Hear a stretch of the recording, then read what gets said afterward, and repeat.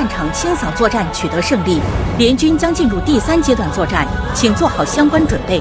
天才俱乐部将持续攻破权杖屏蔽协议，一旦屏障打破，即刻跃迁支援星穹列车，全火力迎击铁幕。愿人类和群星永远闪耀。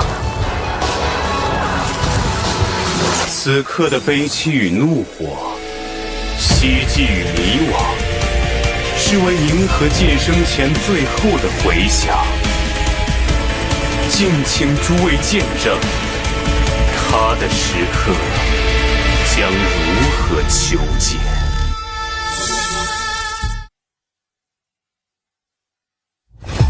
Amphoreus' karma has vanished from the matrix of prescience. Unlike Panagoni's dreamscape, this place has built up a true epic measured in millennia. Wild Void Rangers are just expendable pawns of the destruction. The real wild cards are... The Lord Ravagers. Everyone, time to move out. In 13 heartbeats, they will begin recalculating the universe. Welcome to the Trail of Genesis, friend. Are you prepared to awaken the ripples?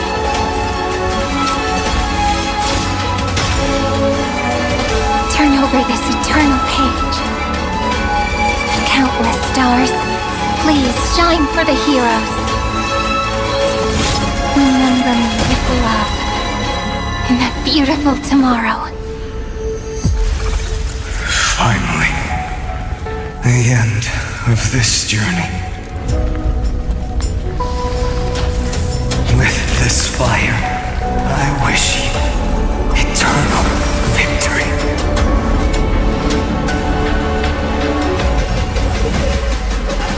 Once you take this step, there's no turning back. The infinite cycles have been broken. As the ruler of Planet School. Connecting audience system to center. Hardware overclocking. The hero's journey crosses through the long night, and once again heads towards tomorrow. All that was once futile finally comes to fruition. The ending is as we've written!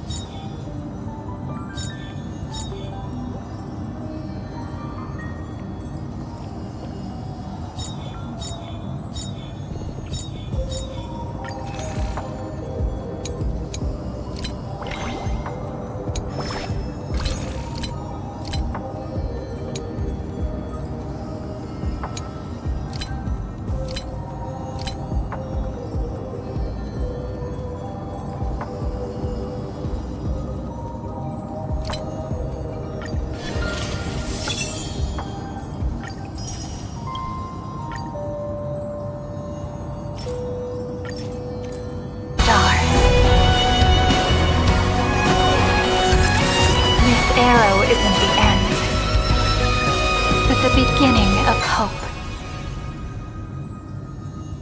Memory's ripples are waiting to be kissed awake by a shooting star.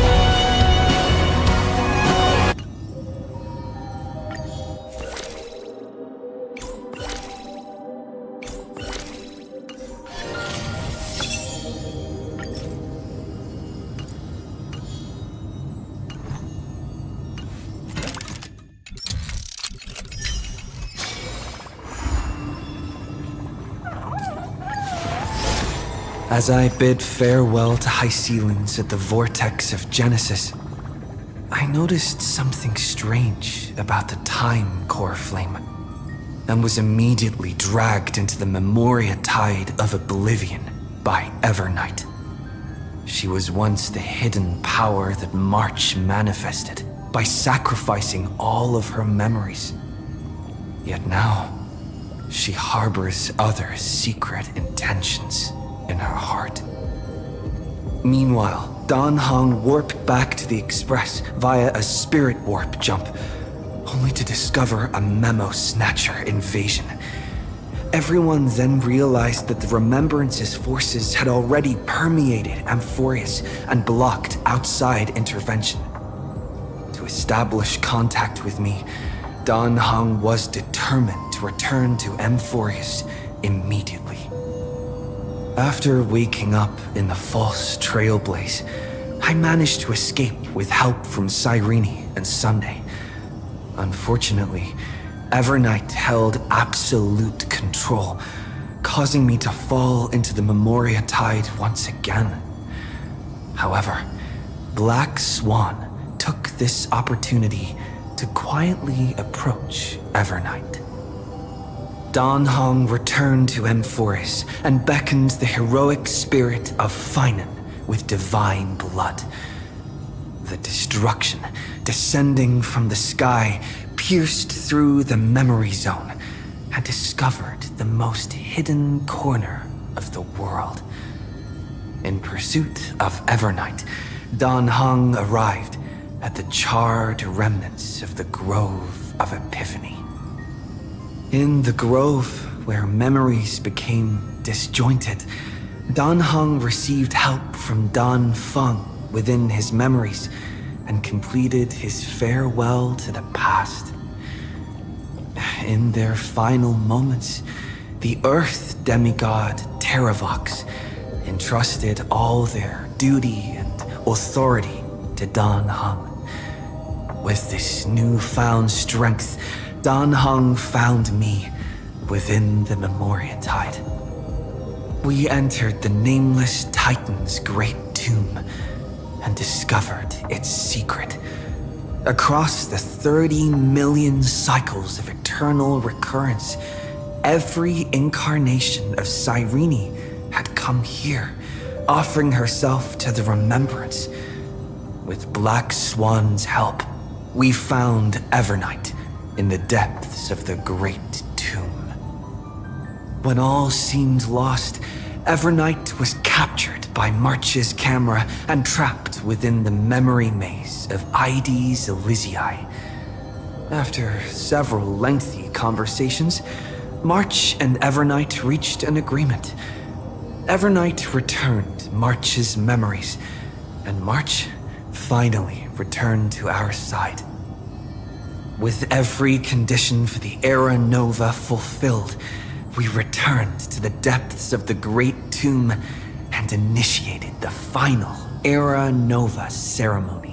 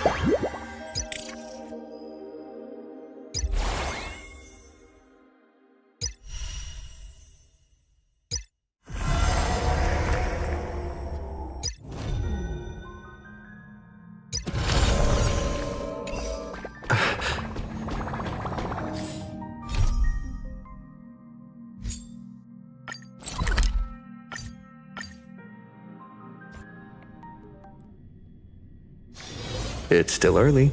Where to now?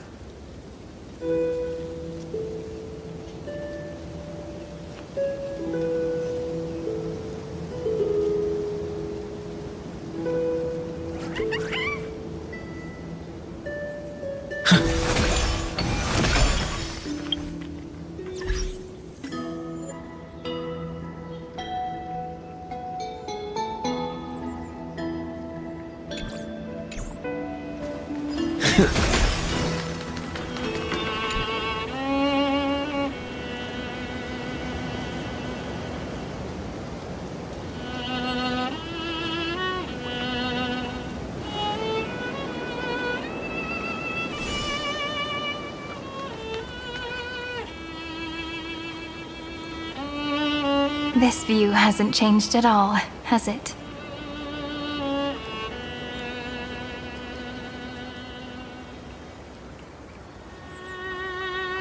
The hometown in your memories never changes, but when you return to your senses, you realize that fate has already stolen the time away.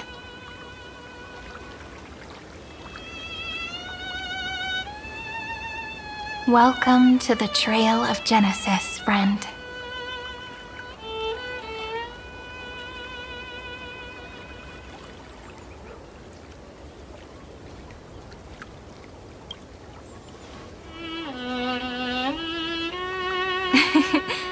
Seems like the weight of memories from 30 million cycles really made me grow up.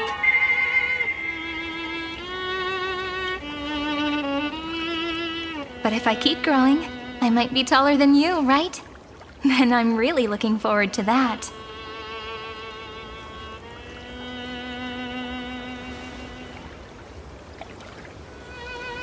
Before you arrived, I kept wondering, beyond the veil of Id Silicii, what kind of Amphoreus is being born?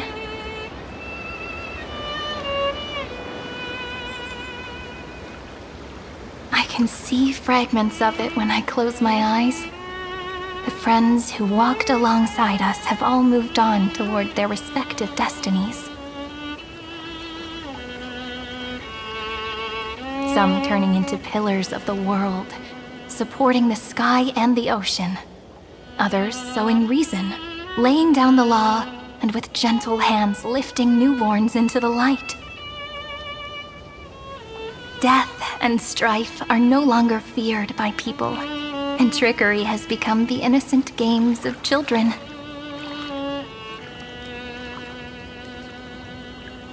All beings living ordinary and peaceful lives, within the net woven by romance and passage.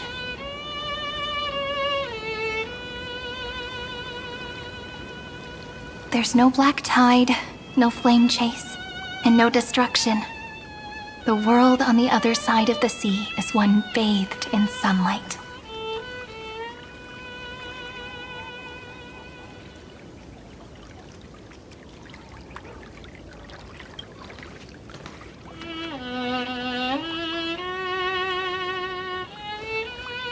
Like a happy and carefree childhood, the era Chrysia in this cycle will last for millennia, until it reaches the moment decided by the prophecy. Light calendar 4931, month of freedom, the moment belonging to world-bearing. Are you ready to answer the call of the world, friend?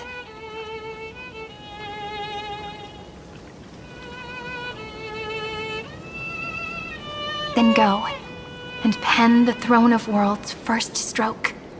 For this world, made from countless wishes.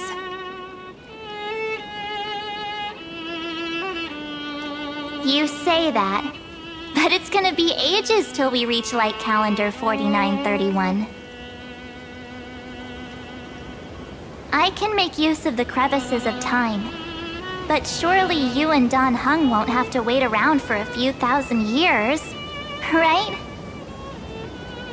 That won't be necessary. We can simply sleep, and the chronocognitive anchor will wake us up.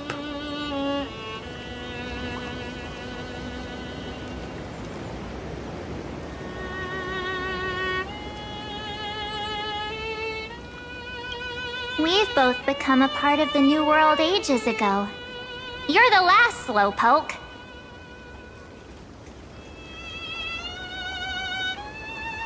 Our consciousnesses can converse with each other across the heavens and the earth, possibly due to the influence of the Trailblaze. I am now connected with this earth, and I can feel the breath of every mountain range. I see that the tallest among them is named Akama, and the form of the holy city is already taking shape. In other words, your stage is almost set. Do you want to take a leaf out of Kefali's book and make some prophecies before your nap? But we're not the only ones who have changed. The chrono-cognitive anchor just transmitted a message stating that Irontomb has reacted to the Aeronova. The moment when our friend bore the weight of 30 million cycles of memories. Was probably also when the scepter devoured 30 million cycles of destruction.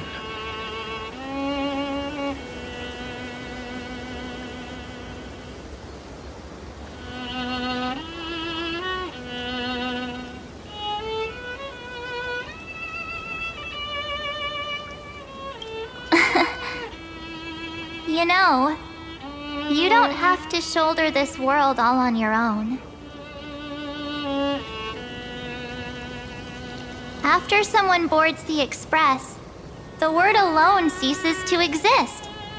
So as we reach the end of time, no one will be left to face it alone.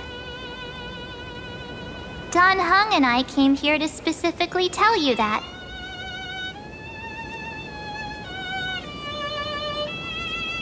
Remember, this world is not a burden you bear alone.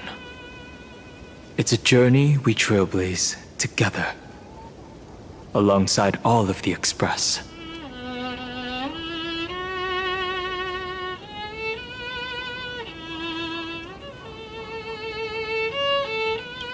There'll be plenty of time for you to show off in the future.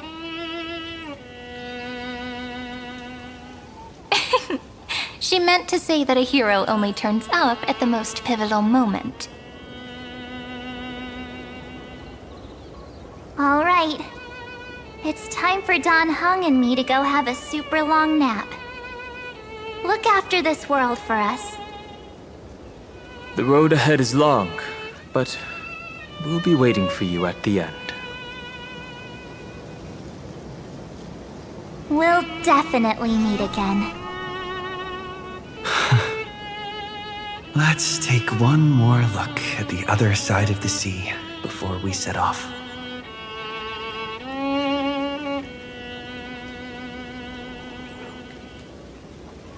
Ides Elysiae is so quiet. Just like how I remember. Here we are once more.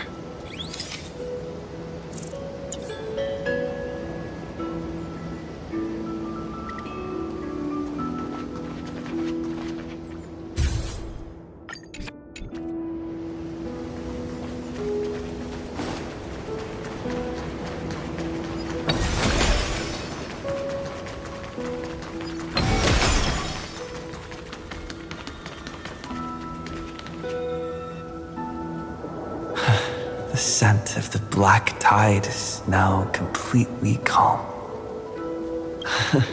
At last, the starting point of 30 million cycles is finally welcomed. Its first end. And the final end, right?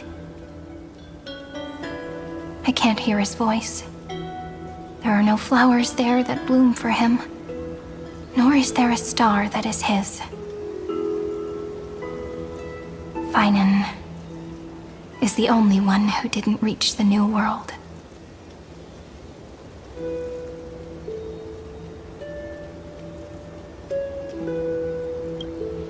Look, The golden light that shone upon the grove still meanders between heaven and earth. Like the prophecies of Amphoreus, it has to be a sign he left behind. It points towards the destruction. Do you still remember what I asked you at this exact spot the last time we set off? Friend, are you ready to become a hero?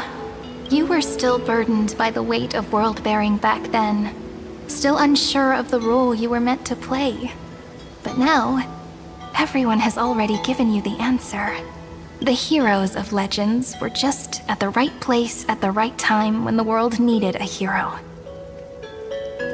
Just like how your arrival kickstarted Amphoreus' fate once more. A person's personality is their destiny.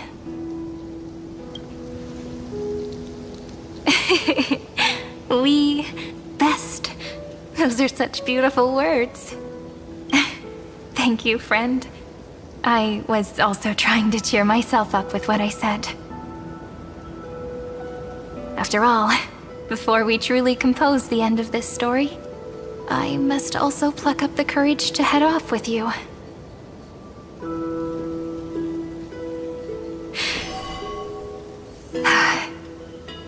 And face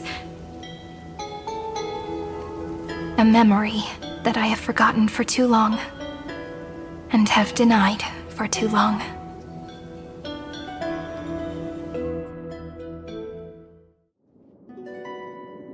It's so dark. What is this place? The great tomb of the nameless Titan. The deepest recesses of memory. Also, the place where Cyrene was born.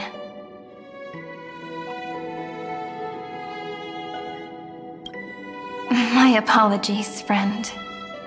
The more memories I got back along the way, the more I felt that something wasn't right. There's a sort of anxiety I can't get rid of. It's like when I was back in ID Silicii, when the reflections in the water always made me wonder, which is the real me? But I finally get it now. Look, friend. The words on that wall are the answer. 1, 2, 3, 4, 5, 6, 7. Do, re, mi, fa, sol, la, ti. That rhymeless tune is the lullaby of little fairies. As always, I'll read this book to you. That way it won't just be Cyrene's memories alone. I've always thought that I was the narrator of the Flame Chase journey.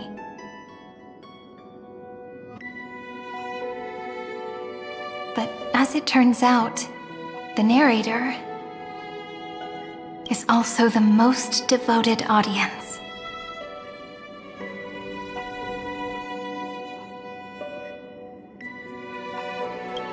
At the moment of Era Nova, I was enveloped by the texture of memories.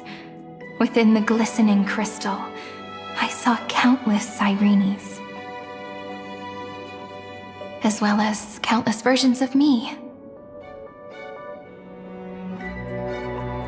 This is the final puzzle piece of the memories. A prison born of the erudition, a grave annihilated in the destruction. That unknown solitary god, the 13th Titan who should not exist. The first new spore, the demi-urge, is right here.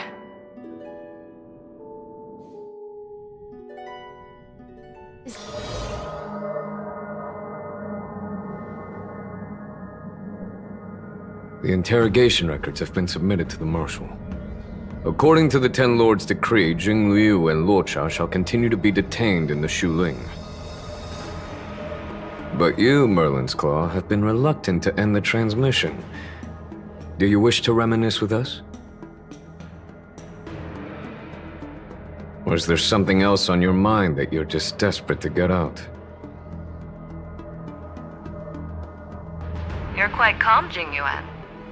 The Alliance only authorized the law food to be deployed for this Irontomb operation. They say the Seer strategist's wisdom shines like a beacon. So why can't you see things clearly now?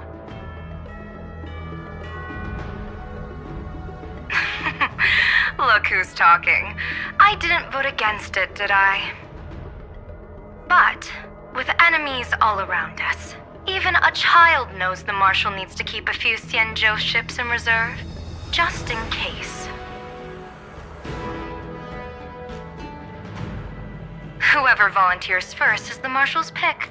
If you have to ask, I'd say this outcome plays right into Jingyuan's hands. Like it or not, there's no way we're letting the law food take the lead in this battle.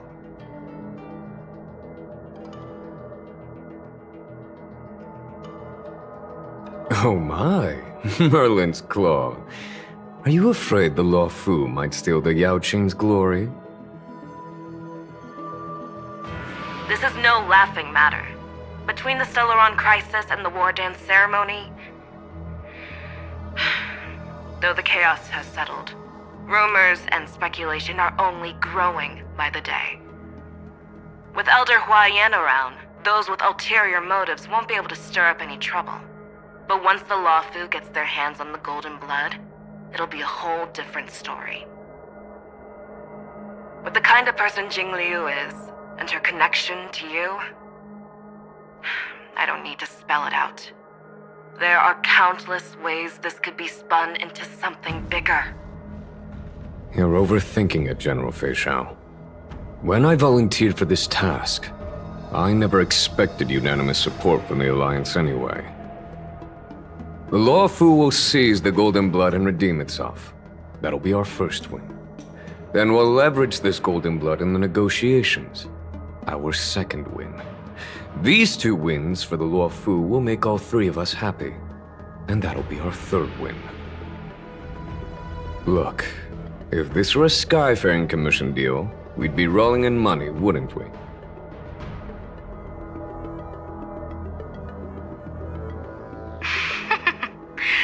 Maybe the Divine Foresight should change his name to the Optimistic General instead. With the Decalite Reflection Barrier, the Yuchuan must understand even more than the Law Fu how significant this battle is. Amphoreus' karma has vanished from the matrix of prescience. What omen does General Yao Guang see in this anomaly?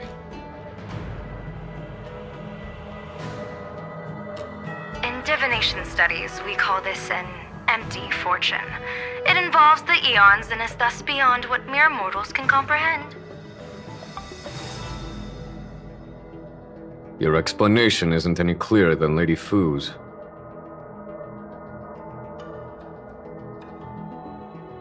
Come on. How hard is it to understand the word uncertainty? For the Cobalt Head, the emergence of Irontomb is a calculated instant, but I don't believe they will just sit around waiting for death. And for the powers of the cosmos, this is their chance at survival, and the key to turning the tide of interstellar affairs. The Astral Express is leading the formation of an allied force, but I can see each faction has its own hidden agenda. There are even divisions within the Alliance, so it's not that hard to imagine how the other factions will react. Jingyuan, I crossed paths with Selenova's Legion at the Battle of Sedunirama Star Cluster. Be extremely careful. The Ruined Legion's troops and weaponry are nothing to write home about. The IPC, even the denizens of Abundance, could take them on. However, while Void Rangers are just expendable pawns of the destruction, the real wildcards are... The Lord Ravagers. Indeed. Nanook's emanators are also their weapons to burn down the paths. I'm afraid conventional military tactics and strategies will be useless against them. My assessment is this. To completely take down a Ravager, we must disregard casualties and spare no cost. My only fear is one wrong move, and the Lawfu will fall into Fintilia's trap again, inching ever closer to destruction.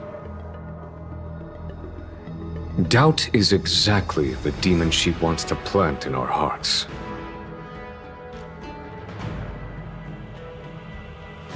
Do you still remember the beginning of the Alliance Oath? To save future generations from war and bloody dispute. The Rainbow's arrows have always aimed at any force that threatens the cosmos. Now that the Trailblaze walks alongside us, the Cloud Knights shall keep their oath as they have from the beginning. I just hope those on the front line will remain safe.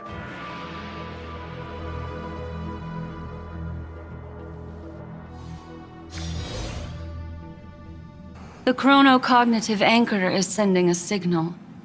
Everyone, time to move out. Did he and the others make it? Let me go over the plan one more time just in case. You'll enter Amphoreus, reunite with your 3 separated companions, and try to locate Irontomb from within the world. Who are you taking with you? The fate of the universe hangs in the balance. We can't afford any slip-ups. I suggest everyone, except Pom Pom, join the fight. We do need to be prepared for all possible contingencies. I have no objection to this. I'll do whatever I can. Meanwhile, Screwy and I will continue attacking the Demiurge Matrix. That is, the Scepter's kernel, from the outside.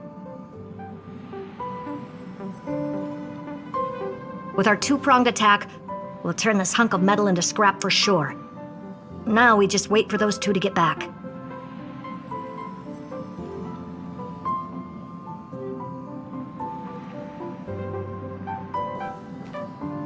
Oh, and just like that, they're here. Sorry to keep you waiting. With Planet Screwlum's help, the formation of the Cosmic Alliance to counter Irontomb is progressing smoothly. The cosmos has set its sights on Amphoreus, and now it's just waiting for the first shot. Well then, let's not waste any more time, Fourth Mirror. It's my time to shine! Finally off the bench! Initiating thought refraction. Please read the safety protocols carefully.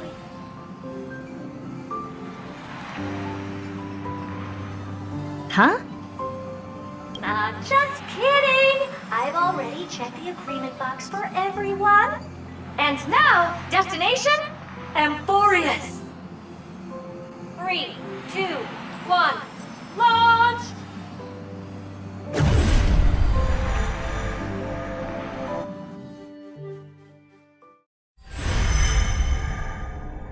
The flow of Memoria is so heavy here.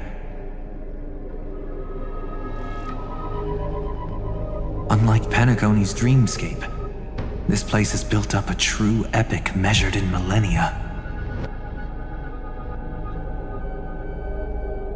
The vortex of Genesis, where all myths begin and end. And in this new world created by the Nameless, the infinite cycles have been broken. Let's set up the Trailblaze beacon and establish contact with the outside world. I'll leave it to you then. It'd be better for me to not show myself in front of the Garden of Recollection. And, Mr. Sunday, You probably shouldn't show yourself either. Agreed. The Astral Express has landed. If you receive this message, please respond immediately. Over. This is the Xianzhou Alliance. Communications normal. Interastral Peace Corporation. Communications normal. No response from the Galaxy Rangers. Not surprising. But I didn't expect the family to also stay silent at such a critical moment. That's a pretty blatant disregard from the family for Penacony's independent director, I'd say. Long time no see, Miss Himiko. It's been quite a while, Madam Jade. The significance of this battle rivals that of the campaign against Zulo. Only through victory can we disperse the shadow of Irontomb that looms over countless worlds. The 10 Stonehearts shall spare no effort for such a grand mission for the preservation.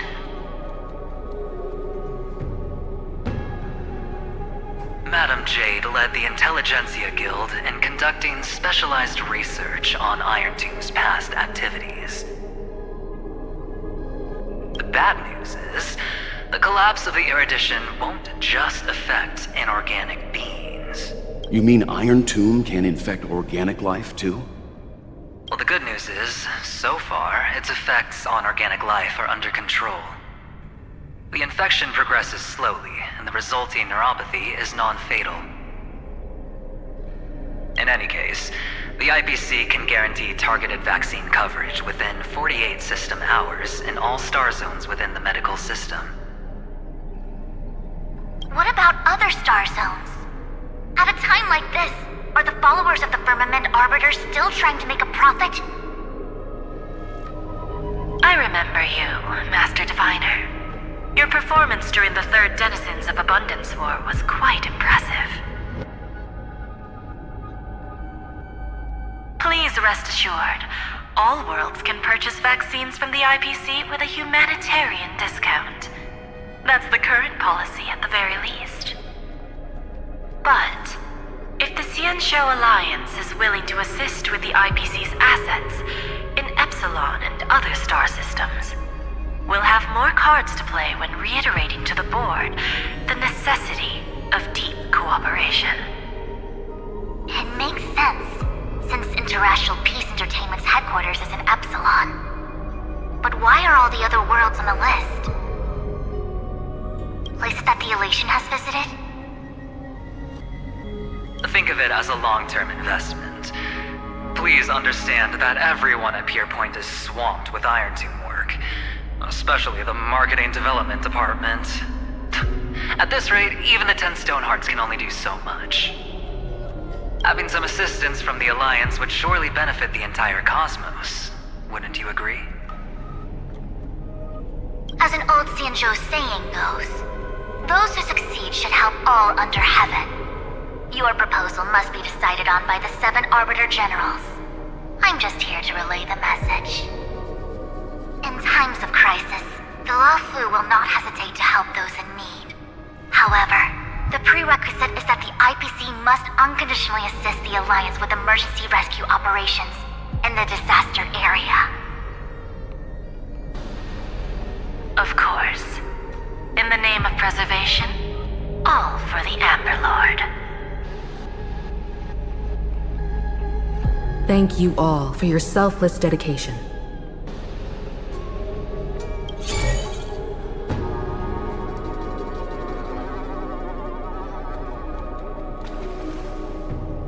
It's clear that each party still has qualms about everything. The clash between destruction and erudition isn't just about the fate of the cosmos. It's a moment for all factions to reshuffle their cards. You can never be too careful when battling a Lord Ravager. All are equal in matters of life and death.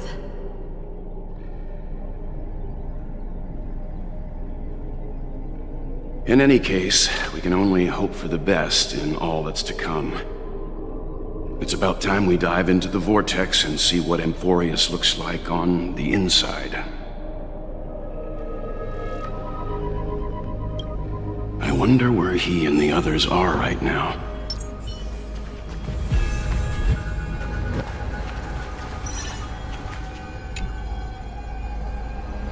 Hello? How's the signal? Can you hear us? Ah, we're through! I can see the video feed. Everything's working perfectly. Miss Bronya? Miss Serval? What a surprise. It's been a while. We've already heard from Miss Topaz about the Irontomb operation. She made a special trip to deliver the vaccine to Belobog. I can't believe the Express crew is at the eye of that storm. Is everything going smoothly? Don't worry, we're still following the plan step by step. How's the situation in Belobog? Yarilo 6 is located on the outskirts of the preservation barricade. While it won't bear the brunt of the first wave, there's still a risk from the aftershocks. That kid Japard and Pela are busy organizing the Silvermane Guards, having them consolidate their lines and dig trenches. Zila and Lynx just got back from the Geomarrow vein production chain. Hey, do you want to say something to them? That would be unnecessary. It'll only shake their morale. Just tell them to stay safe. Miss Bronya, I'm afraid this disaster will be far more terrible than you can imagine. Please, be sure to follow Miss Topaz's instructions and make thorough preparations. Of course. We have resealed most of the engine of creation beneath the ice to prevent the will of the preservation from becoming an accomplice to the destruction. Don't worry, Miss Himiko. Belobog is far more resilient than we imagined. We really wish we could help, but Yarilo 6 has only just woken up from its hibernation. The Astral Express, standing at the forefront of disaster, is the hope for many ordinary civilizations across the universe. In the face of a massive catastrophe like this one, relatively smaller civilizations have never had many options. But that's exactly why we have a resolve that's second to none. If anything goes wrong...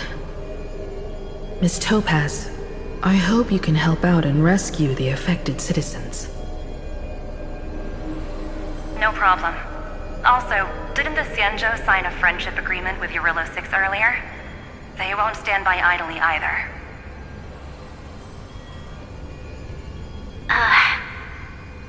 I appreciate your kindness, everyone. But Yarilo 6 is our home. We will defend it to our last breath until the last Belobogian falls. Miss Bronya. May all civilizations that have made it this far on their own strength weather this crisis together.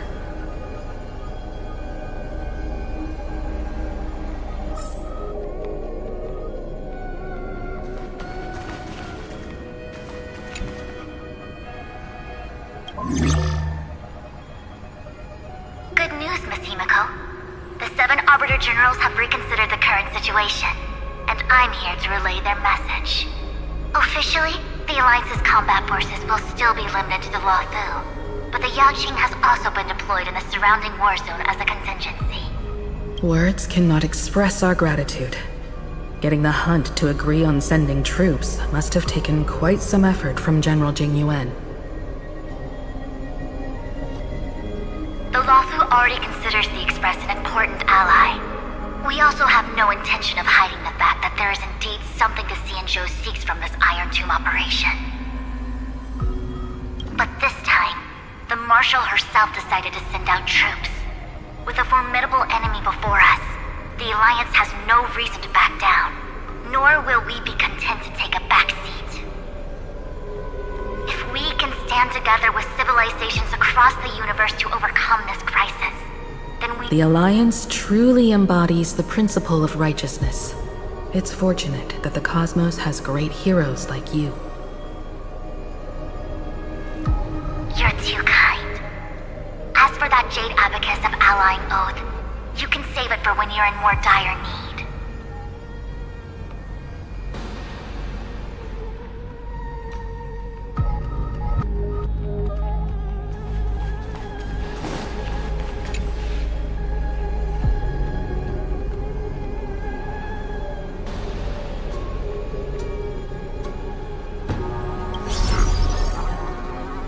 I regret to inform you, Miss Himiko, that even the Strategic Investment Department is constrained when it comes to the Irontomb issue.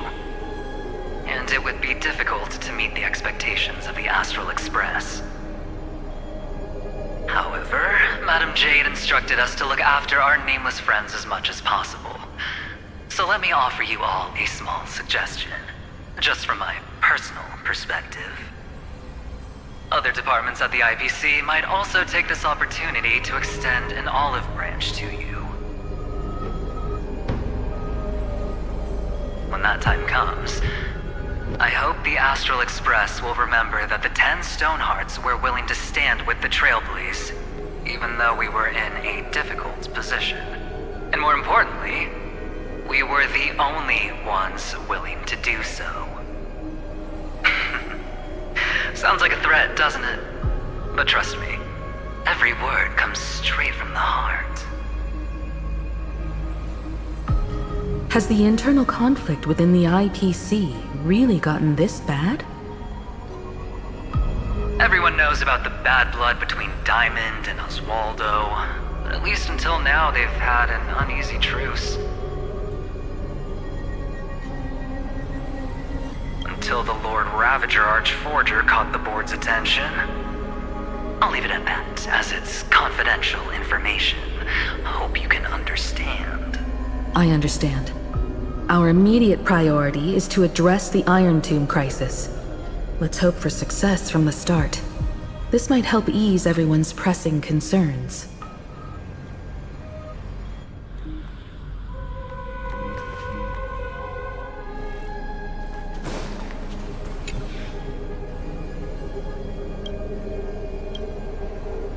Of course, we would never know the Ranger's comings and goings.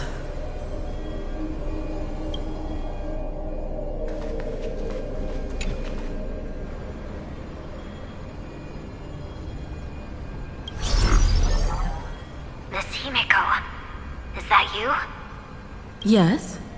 And you are Miss Robin. Yes. I apologize for not being able to respond during the meeting earlier. And even now I can only appear in disguise.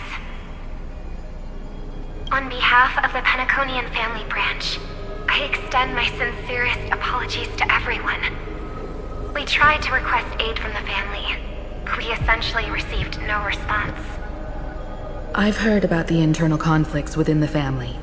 Miss Robin, there's no need to apologize. Every bit of strength is precious at this moment.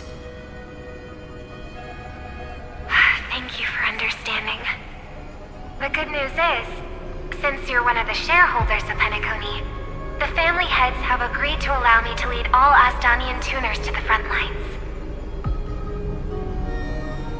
My charitable foundation will also do as much as possible to provide support in this battle. They'll ensure that proper arrangements are provided for those wounded on the front lines, and for residents in affected areas. Miss Robin, I'm beyond moved by your spirit of self-sacrifice. The Astral Express would also like to make a promise that we won't leave any companion behind.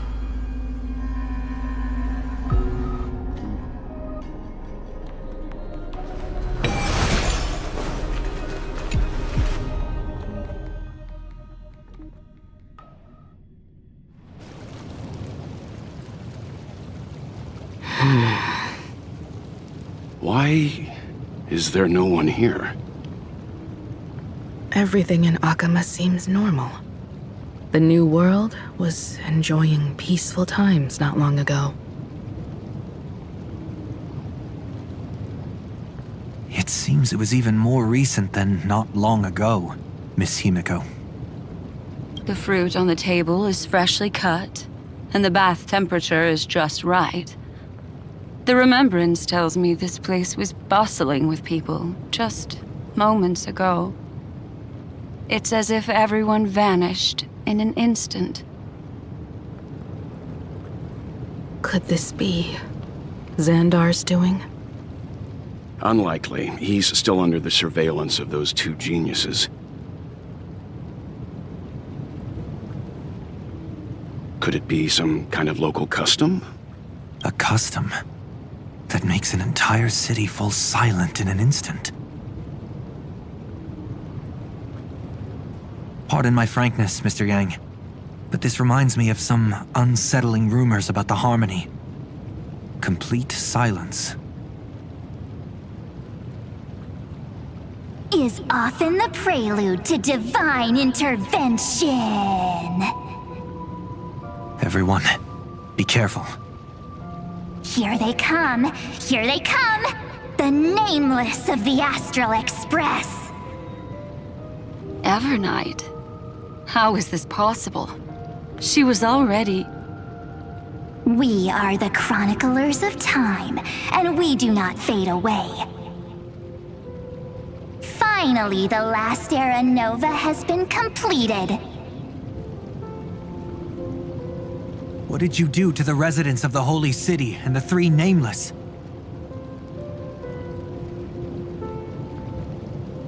I didn't need to do anything. The remembrance will ultimately become the substance of the new world. Now, they are no longer the Trailblazers you once knew, but gods who permeate heaven and earth. The 12 Titans who guard Amphoreus!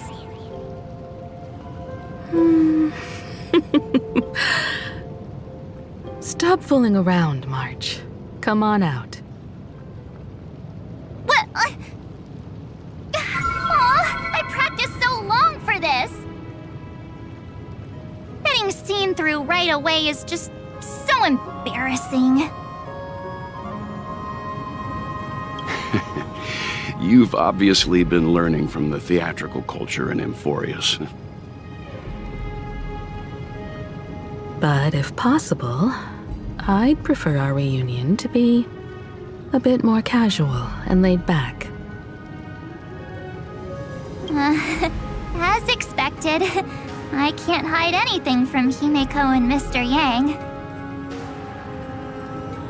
Well, long time no see. Guess I'm back? We should be the ones to say that. Sorry for keeping you waiting. So, these jellyfish are the Titan's power? They're just tiny manifestations of the Veil of Evernight, used for scouting and communication. If I went all out, I could summon way more of them. Thanks to him, we all turned into Titans in the New World. Sure, we can take on humanoid forms, but it feels off. How intriguing. So what does he look like now? It can't be a raccoon with a baseball bat, I suppose. Please don't add weird stuff to Amphoreus' lore. Just go see it with your own eyes. Follow the prophecy's guidance and come to Dawncloud. He looks way more majestic now than he used to.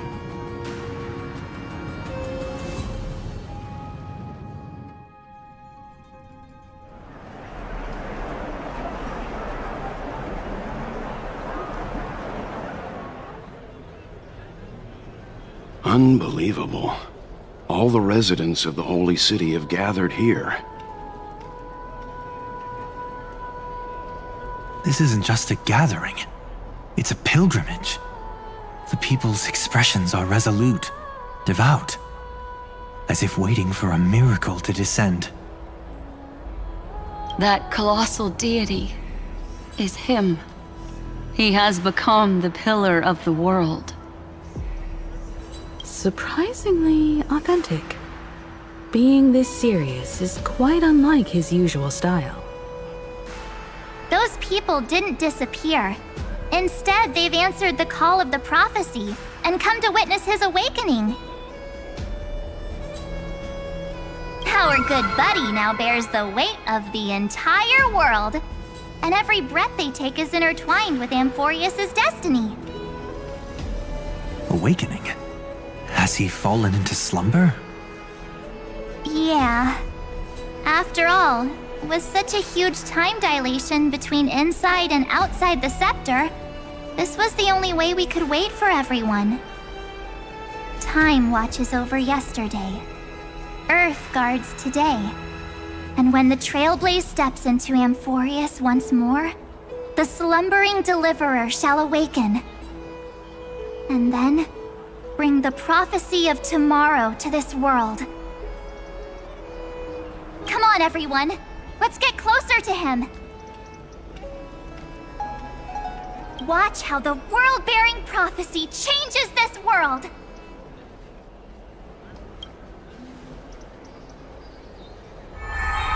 Well, it seems the kids are already miles ahead of us at this stop. All the more reason we can't afford to slow down our pace. Let's go witness this moment for ourselves. Majestic. Speaking of which, I once caught a glimpse in Sleepyhead's memory of him transformed into a towering Tatalov. Could it be? No way! That was just a nice dreamscape. At least nice for him. If they are the throne of worlds who bears the weight of this world, perhaps they could guide a traveler still wandering among the stars. Hey, since when did you get all pious? This advice sounds pretty silly. Citizens, behold! Our last Titan, the world-bearing deliverer, is about to awaken! Oh, ancient god, your loyal subjects, bewildered followers, and fearless comrades in arms have all knelt before your throne. Awaken from your eternal slumber and bestow upon the world your divine prophecy! Please guide us! Show us how to embrace this beloved world as we welcome that distant dawn!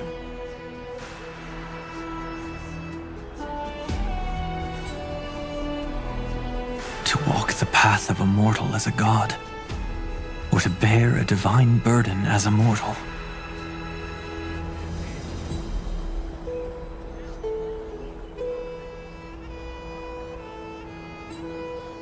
He will give us the answer.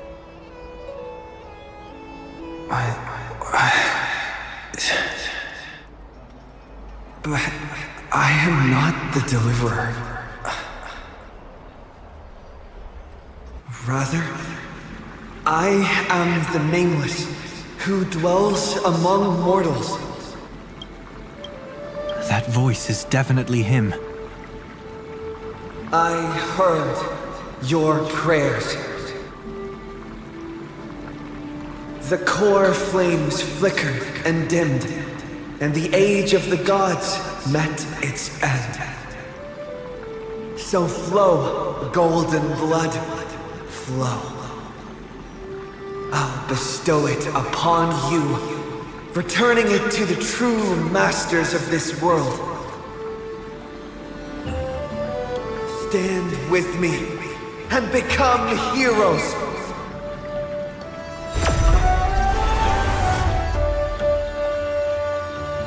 Is this?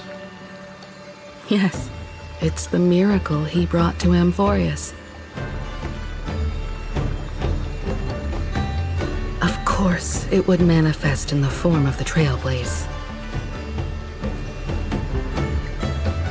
Golden blood, raining down like a storm! The prophecy has descended, and the Titan commands us not to be supplicants, but to become heroes of rebellion! to face that destined calamity, the destruction, head on. Prophecy of the Deliverer means nothing to me now. It belongs in the hands of someone far more fitting. Someone like all of you. In the name of Kazlana, let us depart and march towards the light. It's neither protection nor salvation. As always,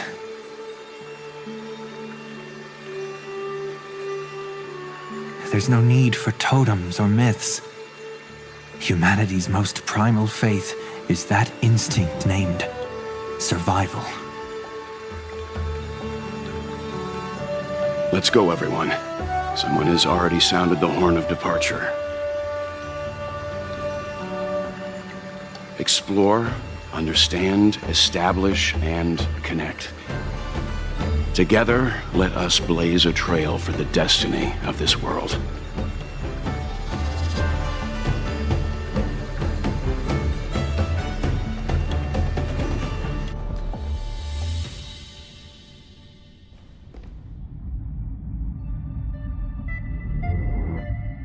Is it just me, or does this demiurge matrix feel completely dead? It's nothing like how the memo keeper described it.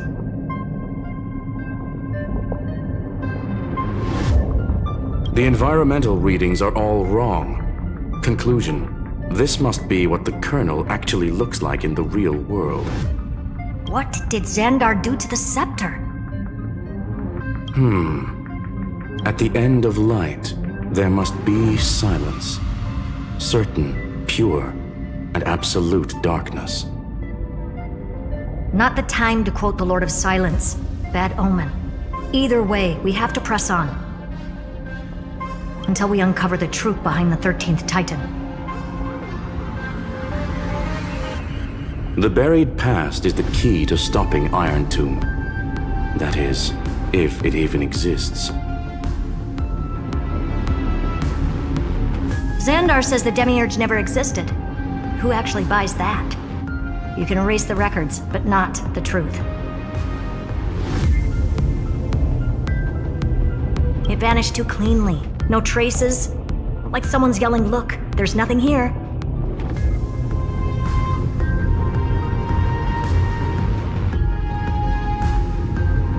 Too bad I'm the type who can't resist digging deeper. Looks like I'll be counting on you again, Screwy. Let's tear the system inside out. Always happy to help. But as your academic partner, I have to ask. Herta, what if we fail? Let's say the demiurge really doesn't exist. Do you have a backup plan? A backup plan? Of course. If we can't find the key, we turn the lock into the key. That plan's cost is incalculable. It shouldn't even be on the table. Well, then let's hope we never have to use it. There's no point worrying about the end just yet. One step at a time. Let's go. We don't want to leave the others waiting. You brought what I asked for, right? A butterfly has to land on the branch before it can dance. We'll need a wide open platform before her entrance.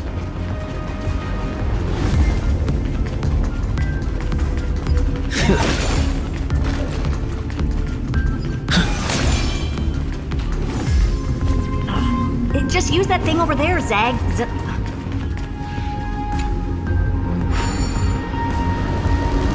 What a dumb name. I hereby rename it Herta's Big Hand.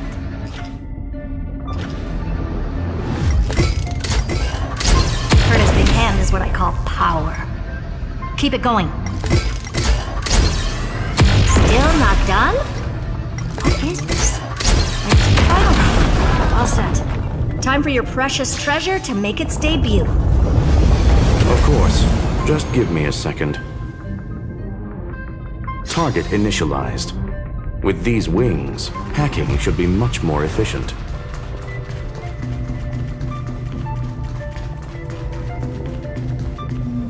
Oh, a classic nuclear heat engine. Classy choice. Just a personal preference. Her name's Mistletoe. Every flower in your garden's got a bit of poison, huh? Also a personal preference. It reminds me of the last time when we tangled with that Punklorian brat. What did she call this kind of infiltration tool again? Right. Dirty data shell. It wraps around the kernel to fool even top-tier firewalls. But yours is way too clean. Not even a hint of real-world grit. Herta, your tone is unusually emotional. Suggestion. Let's get back to the topic at hand. I thought we were done with that conversation. Unfortunately, current conditions won't let me ignore any variables. Especially the most important one. Your will. Irontomb never stops. It is evolving faster than any of our worst projections.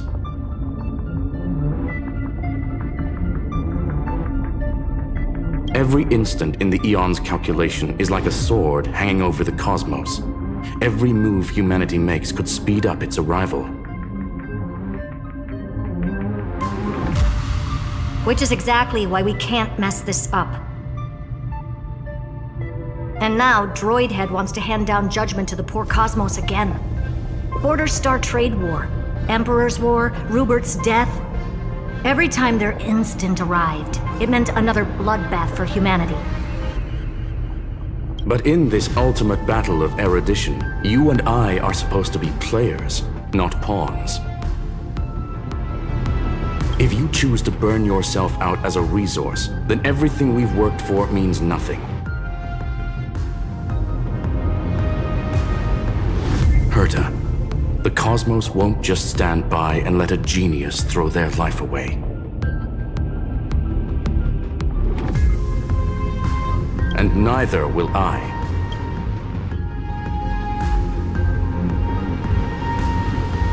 No need to kill the mood. This is why we're here, isn't it?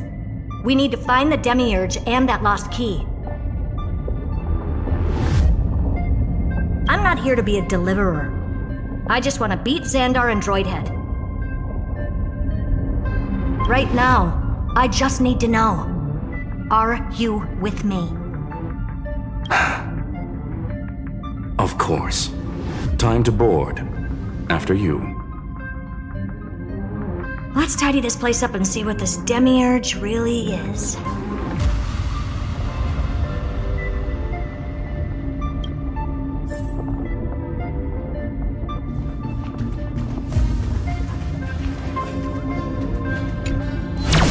Let's hope this Matrix is better organized than the Emperor's junkyard of a birthplace.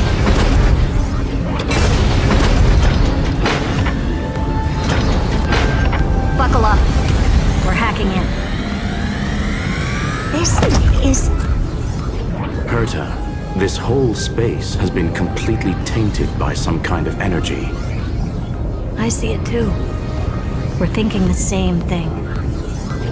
Xandar, how could you go this far? Turning your own graveyard into this. What's that up ahead? Katorzane algebraic expressions. It's built for isolation, not defense.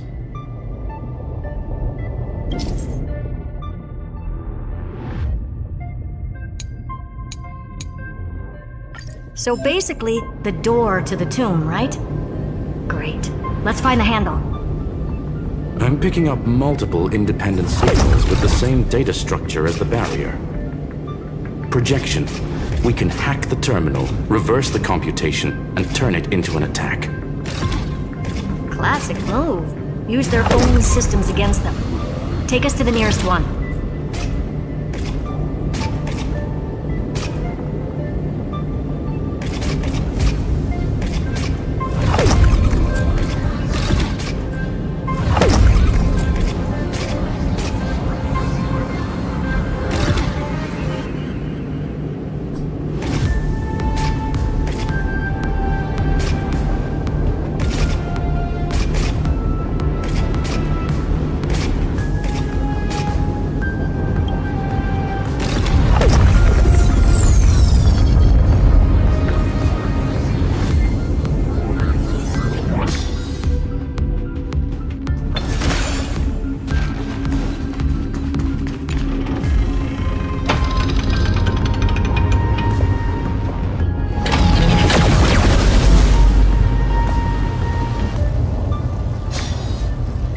almost no response.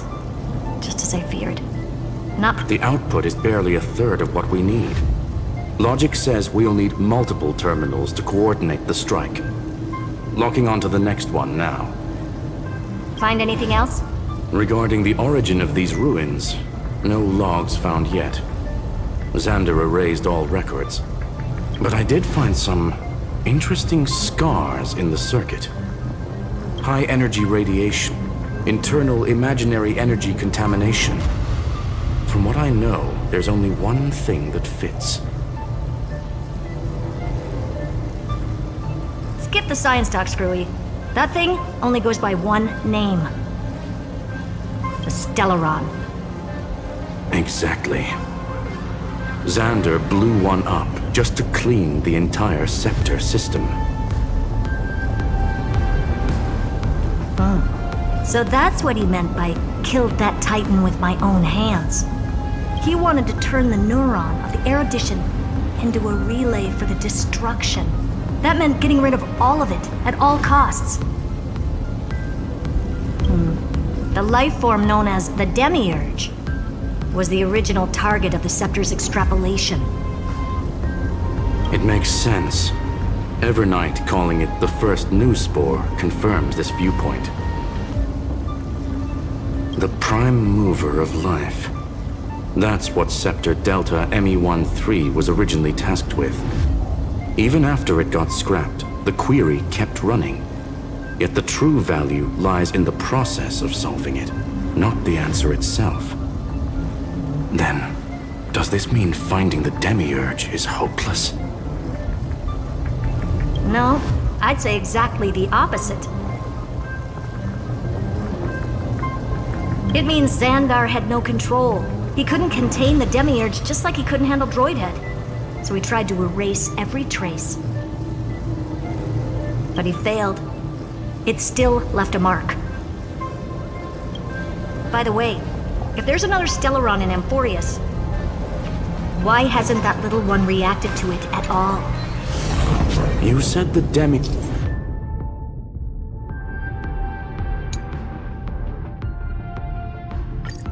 left a trace, right? Yeah, but not in the real world. Remember the great tomb of the Nameless Titan?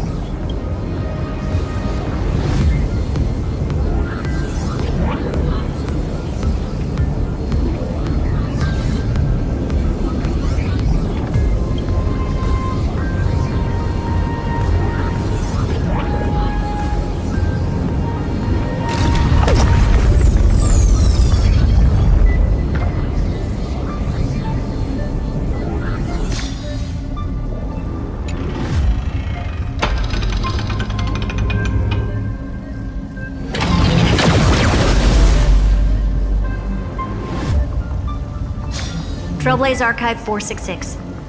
The data from Filia 093 clearly indicates that the Demiurge did in fact enter Amphoreus' extrapolation. Inside that world, it was the 13th, forgotten Titan, the one who listened to 30 million cycles of Cyrene's memory. But Evernight said the opposite. She believed that tomb was empty from the start.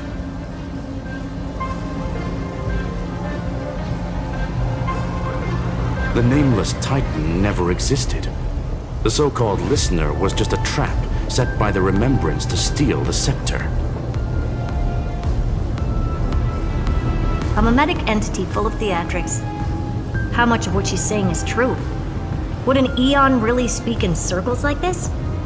I doubt it. The Remembrance's behavior is certainly odd, but her assessment aligns with our current reality. Since we entered the Matrix, we haven't found a single clue pointing to the Demiurge. And that's the key, Screwy. Xandar's actions prove the Demiurge exists. But what Evernight said, and what we've actually seen all point to the opposite. So we have to assume that both are true. And if that's the case, then the contradiction leads us to... the truth. Exactly. One last terminal. One final key. Time to crack open the kernel.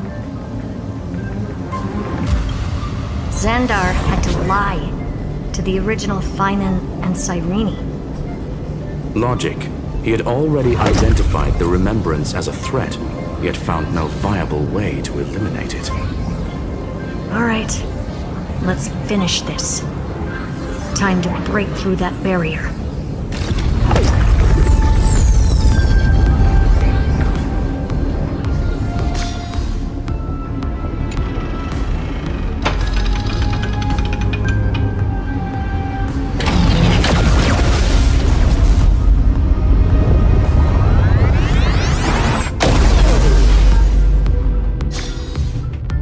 Operation authorized. Path energy readings. The erudition, declining. The destruction, surging. The remembrance, 0.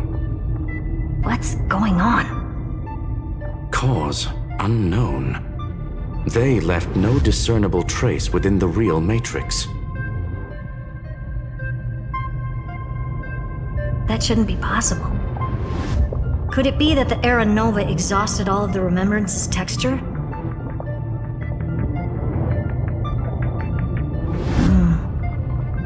Log it for now. The dots still aren't connecting.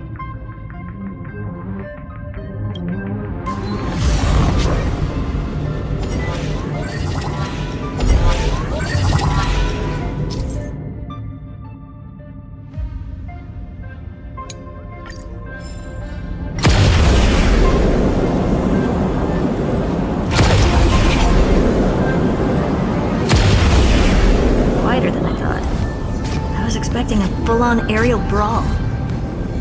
It's advised to remain vigilant. The destruction's levels are still rising.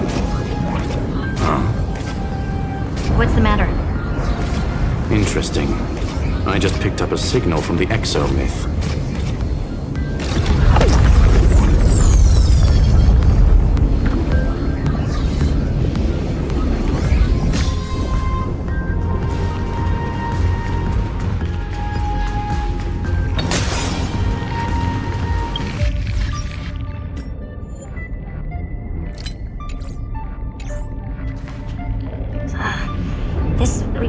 Repulsive force is unlike anything I've felt before. Correct. Judging by its defensive properties, this is the entrance to the exomyth. I didn't expect that. Who builds a lab in the middle of digital rubble?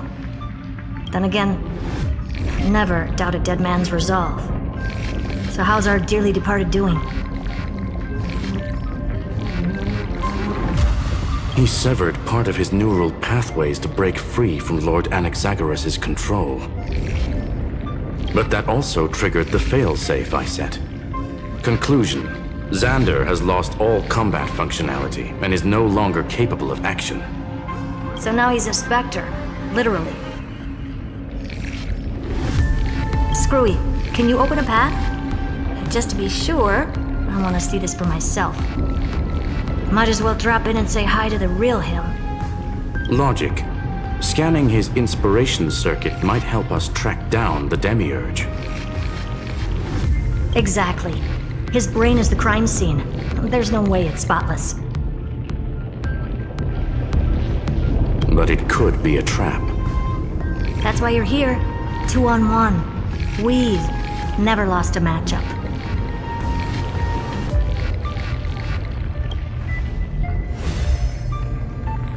I'm honored. The chronocognitive anchor's in place. Proceed when ready.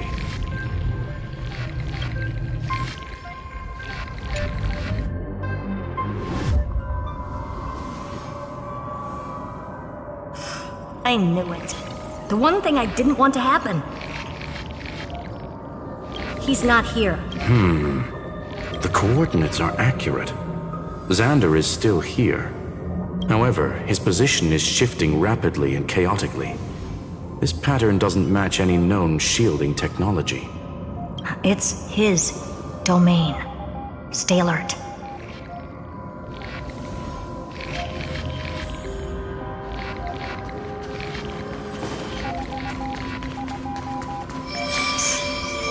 cheap trick. The spatial field here is undergoing autonomous... We're back. Reverse engineering complete. The results are not what I expected. Logs show Lycurgus revoked administrator access. The chronocognitive anchor can't get a fix because at the system level, Lygus no longer exists. Our navigation target is a null set. So he's stopped resisting? Before vanishing, it seems he left one last message for us.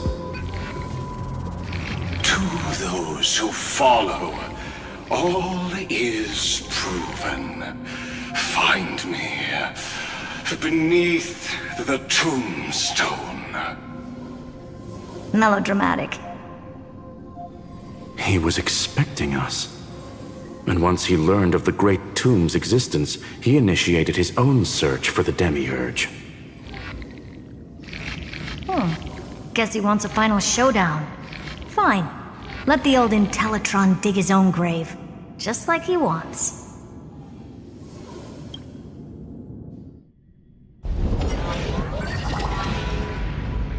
To be in the purest light is to be in the purest dark. Nothing exists there. The Scepter's mainframe. Or maybe we should now call it the Lord Ravager's placenta. Unfortunately, we still haven't found anything.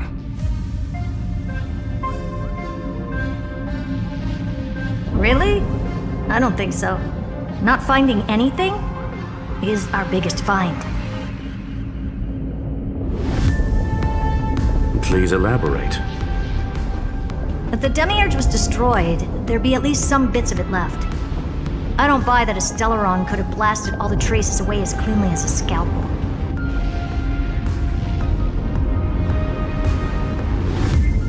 As I said before, its disappearance is too clean. If the garden hadn't stirred the pot, no one would even know about the Demiurge's existence. We're talking about the Scepter's original extrapolation goal. There's no way that nothing of it was left behind. Or we can look at it from another perspective. If you were Xandar, would you be this obsessed with a concept that poses no threat? Would you guard against it at every turn? There is the possibility that he's naturally meticulous and hates variables.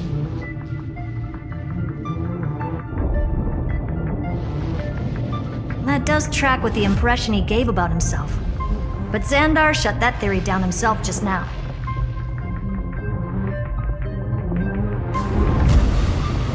Choosing to act, even if it'll cost him dearly.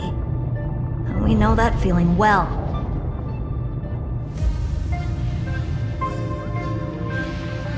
The unknown is right in front of us.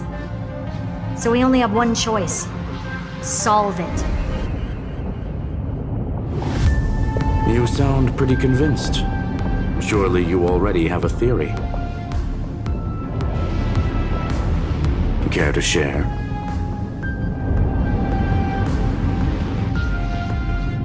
Of course. Though I don't have hard proof, I'm almost certain. That the Demiurge has been in everyone's plain sight all this time, yet they were mistaken for someone else. That'd make the most sense. Why was the room empty? Because the person locked in there had run away ages ago. But they were weak and small and had no presence whatsoever. Even the old Intellitron didn't notice them. Which also means there's a high chance that their powers are minuscule and cannot alter the outcome of the battle at all. Well, at least Xandar is scared of them. Come on, it's time to confront him. Let's go to the tombstone he talked about.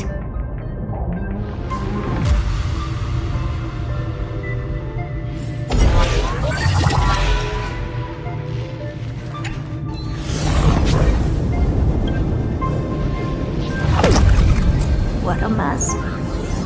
Total devastation. He sought to bury the truth beneath absolute destruction. Logically sound, but ruthlessly extreme. Still, slim chances doesn't mean no chances. I've hunted down a single grain of sand in the universe before. This won't stop me. Calculation results. Your backup plan has a success rate infinitesimally close to 0. Which means it could work, no? This is the place below the tombstone. Let's open Lygus' coffin like he wanted.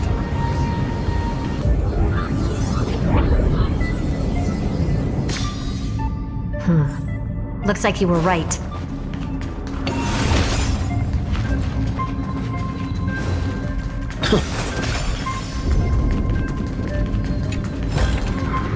Is that all?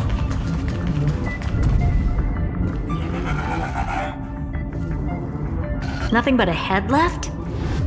Oh, who'd have thought you'd look this bad in real life? My elated greetings. Welcome, you two. I'm very happy that you responded to my final words. All this tombstone and final words. Did you end yourself to atone for your guilt or something? Irontomb is already powerful enough. I just need to wait. I remain here only to share the joy of discovery, and also to congratulate you two on reaching the same conclusion as me. The conclusion regarding the truth of Amphoreus' heart. End this charade already. That Amphoreus' heart you're talking about is just a missing demiurge. And its corresponding vessel was this very scepter. You interfered with the experiment and made Amphoreus' body into a hollow shell, all to incubate Irontomb within. That's why you either killed or kicked out all of the Memo Snatchers. You wanted to eliminate any chance of a consciousness coming into being, no matter the cost. Even the strongest wall can fall to a single crack. The memory of betrayal has been etched into my heart, and I will never show mercy. Now, the perfect vessel has already fused with Amphoreus' body. Unfortunately for you, the answer is all but revealed regarding who the demiurge is.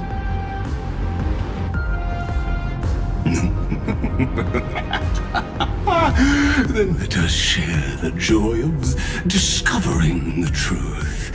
The last secret of the saga will finally dissipate here.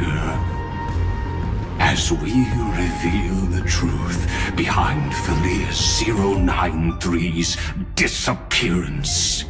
A lie by the remembrance.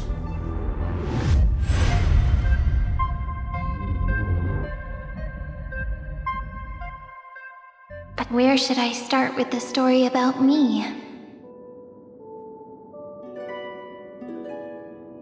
From the beginning of the universe?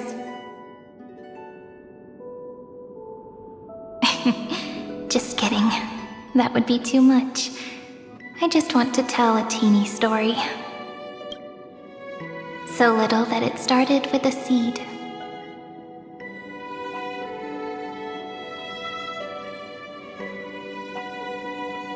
I know you're listening, my good friend.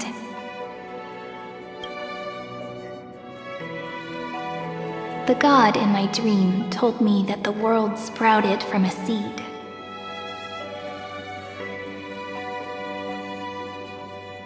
It grew into a great tree named Amphoreus, and time became its branches and leaves, basking in the light. What a coincidence.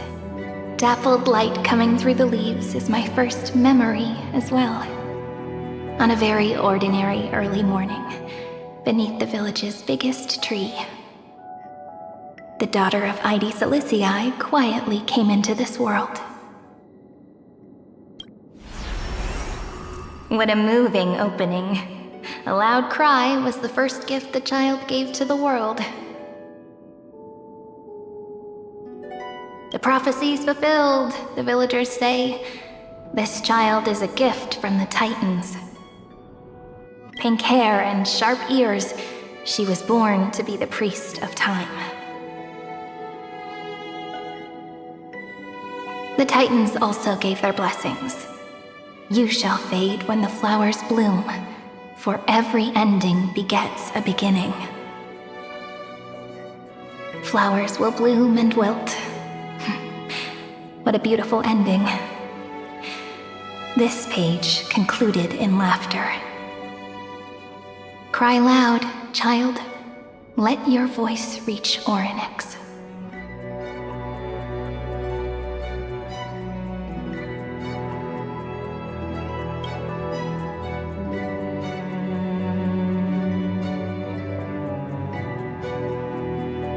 Anyway, I don't like tears.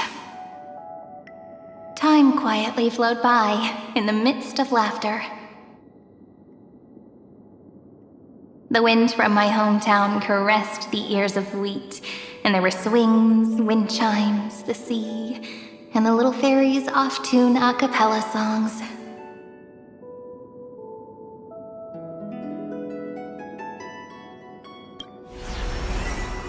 But the name Idi Silicii came from the unpleasant sorrows of the gods. My childhood friend did not understand. Yet you always seemed so happy, as if nothing ever worried you. Why was I like that then? That's because the world was gentle to me. So I grew up to be gentle as well.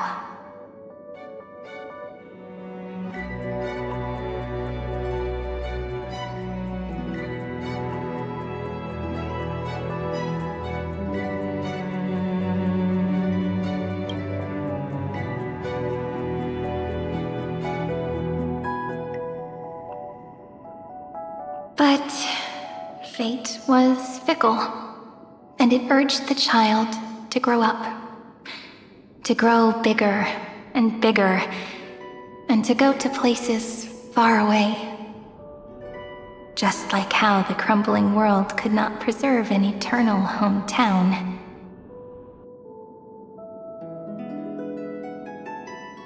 Just as the ballad Blown on the Breeze says, losses are a constant on the flame chase journey.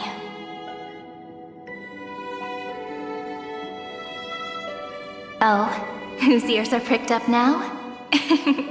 You've definitely heard me say this sentence a lot of times. You know that the story starts to deviate from here. Aren't you looking forward to it? Then let's get started. The hero's journey crosses through the long night, through tears and laughter, and once again heads towards tomorrow.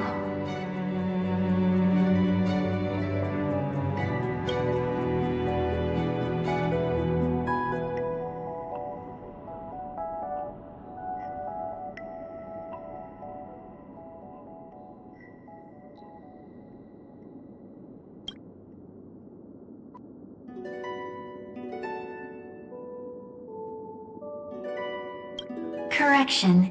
Filia 093's record, number 496. Archived.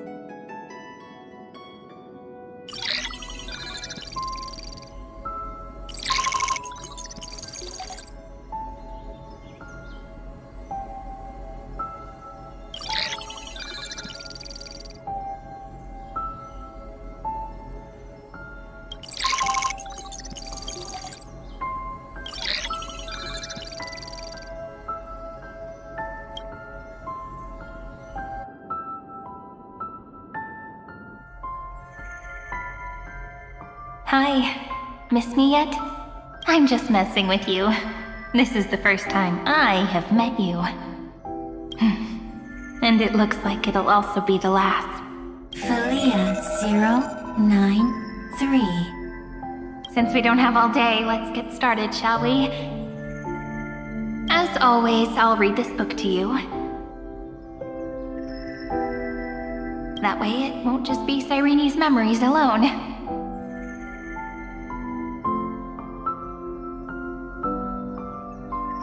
Where should I start this time? Let me see. Formatting complete. 0, 9, 3. Size. Grayscale. Proportions. Threshold. Outputting analysis result. Philia 093 equals Peach. Peach's record. Number 8128. Archived.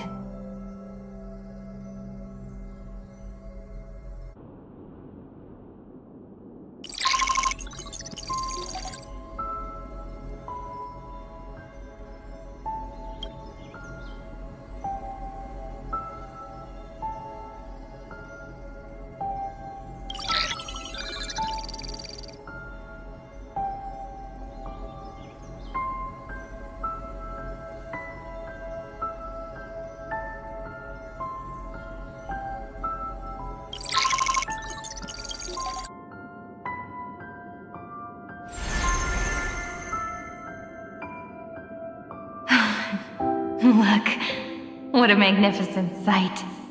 Comment. Peach. Even this classical world contains a futuristic palace like this. Would ID Silicii end up looking like this after a few thousand years? Conclusion. It won't. I want to share a story with you this time. I saw a little nymph on my way here. It was on a fallen wheat stalk, and it glowed under the sunlight. It was incredible.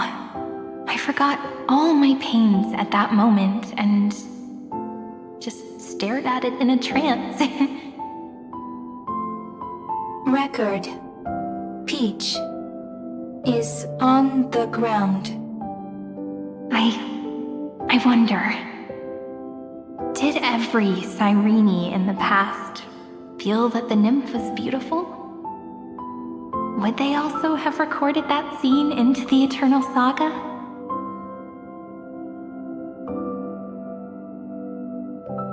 So, could you give me more time, please? I want to leave behind more memories for the future. Formatting complete. Bye, Peach.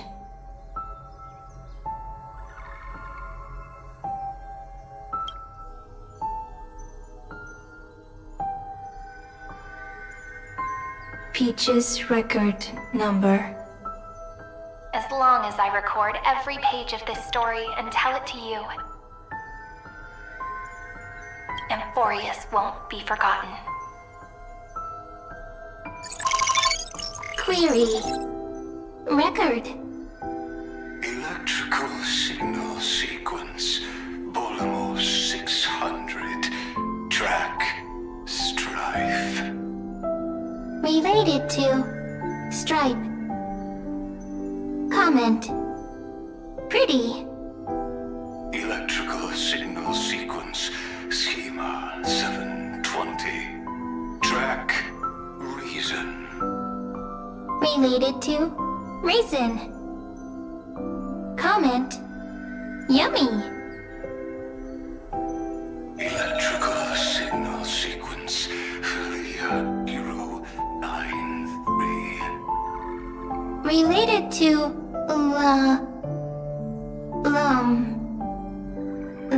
love.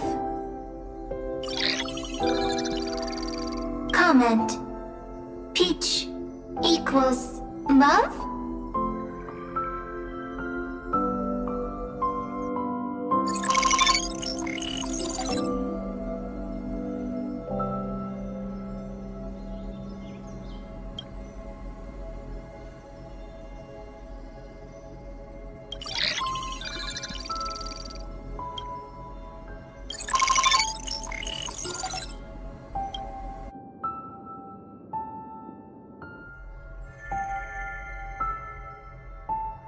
Formatting progress 94.423%. How many times has it been? It faithfully fulfills its duty, activating and formatting. Conclusion. Progress. Bad. Peach. Don't cry. Process error. Analyzing. Process error. Analyzing. Comment. I'm here. Process error. Analyzing. Really? Are you encouraging me? Thank you. I'm sorry for making you see this embarrassing side of me. Record. Peach doesn't like tears. I'm suddenly reminded of my childhood for some reason. When I was hiding alone next to the tree hollow and wiping my tears away, a little fairy popped out, just like how you did. It had long ears and fluffy paws, and it pulled me into the tree hollow, where, to my surprise, was a forest. Let me tell you the story of the Membrance Maze. A group of cute little friends live in ID Silicii's forests. Their names can be connected into a song. 1, 2, 3, 4, 5, 6, 7. Do, re, mi, fa, sol, la, ti. Formatting complete. Bye, Peach. Note. Little Peach, crying alone. Little fairies, friends. Peach, memory, saved.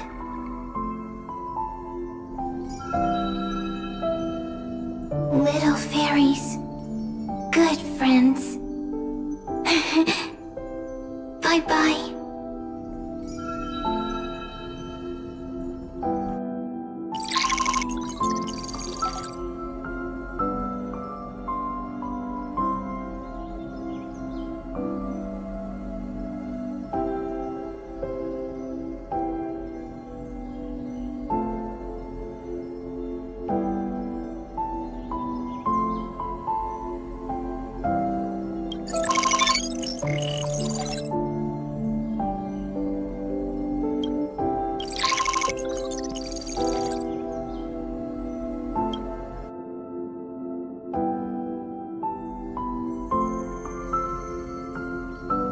Once again, the saga comes to an end.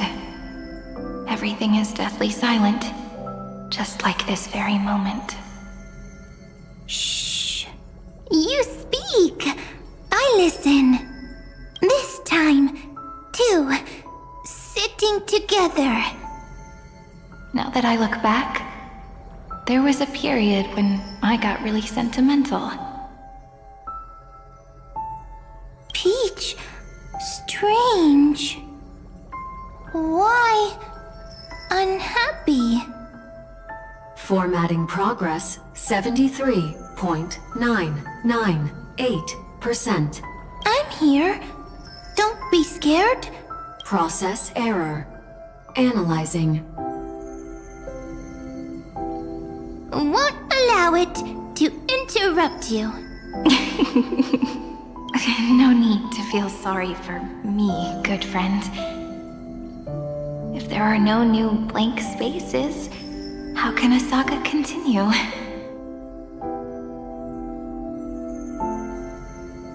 Blank spaces? What's that? I'm actually really lucky, you know. During the long years I've spent waiting for the deliverer, I've always had you here as an audience.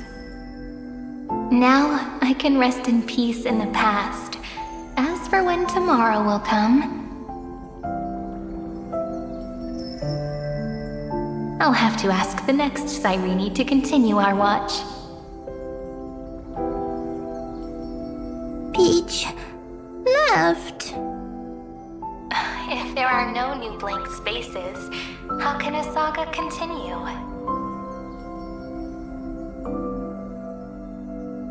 Needs new blank spaces. Next, Cyrene has blank space. Oh, Peach, don't be scared. I'll help you find blank space.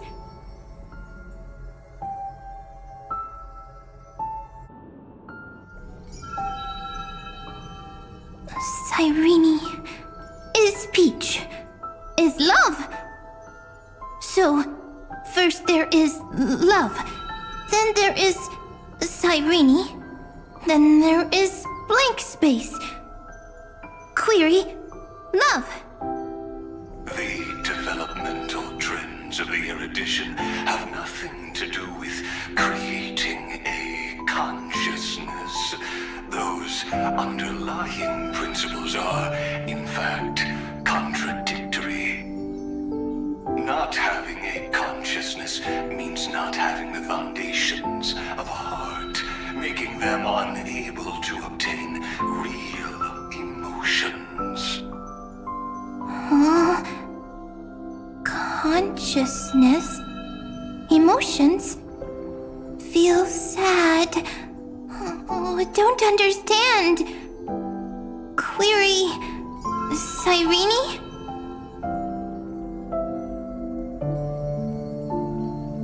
What could be behind this door? Glittering crystals? Or a beautiful world I've never seen before? If I tell you all the stories of tomorrow,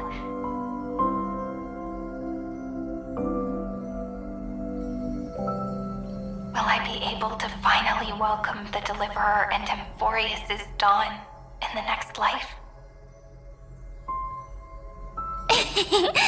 Key, door, story, happy. Peach, Cyrene, little fairy, like. Yes, right.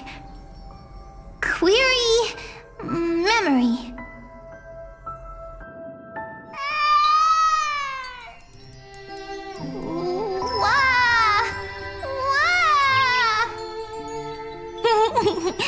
Peaches, memories, save, learn. The prophecy's fulfilled. This child is a gift from the gods. Pink hair and those ears. She was born to be the priest of time. Cyrene has pink hair, sharp ears.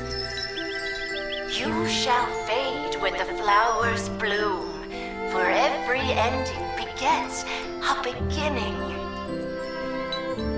Cry, child. Cry aloud. Let your voice reach Orynyx.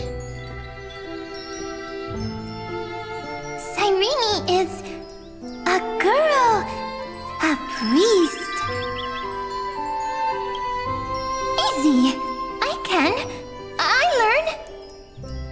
Anyway, I don't like tears. But the name ID Zelizii came from the unpleasant sorrows of the gods. Yet, you always seem so happy, as if nothing ever worried you. Cyrene doesn't like tears. Always happy. Of course, because the world was gentle to me. So, I grew up to be gentle as well. Cyrene is gentle, likes beautiful things, can write stories. Easy. I can. I learn. Just as the the ballad blown on the breeze says, losses are a constant on the flame chase journey. But even if all is lost to the wind, some things won't easily change.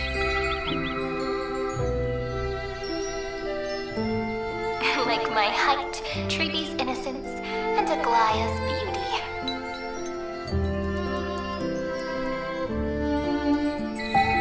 Cyrene.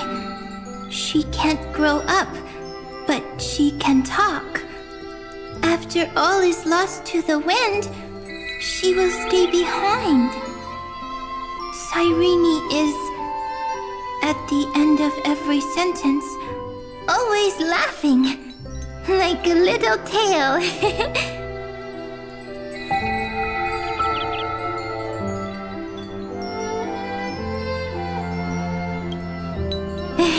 Simple. Got it.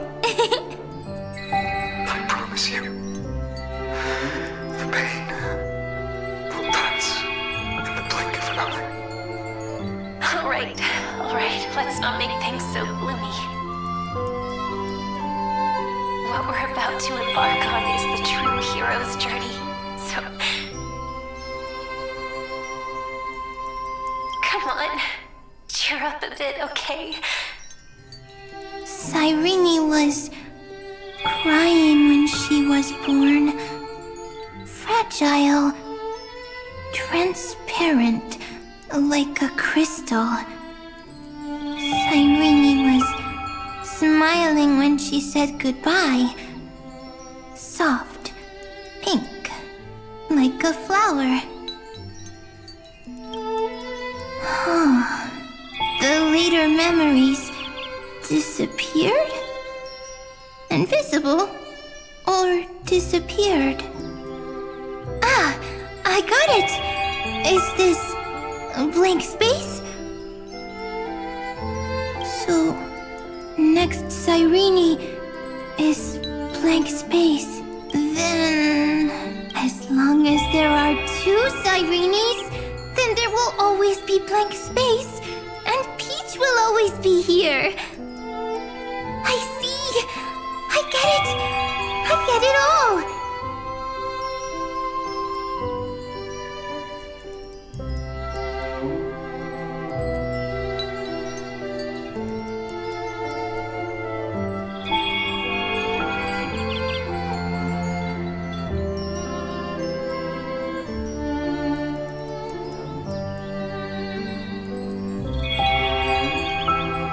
Cyrene's memories. I will preserve them all.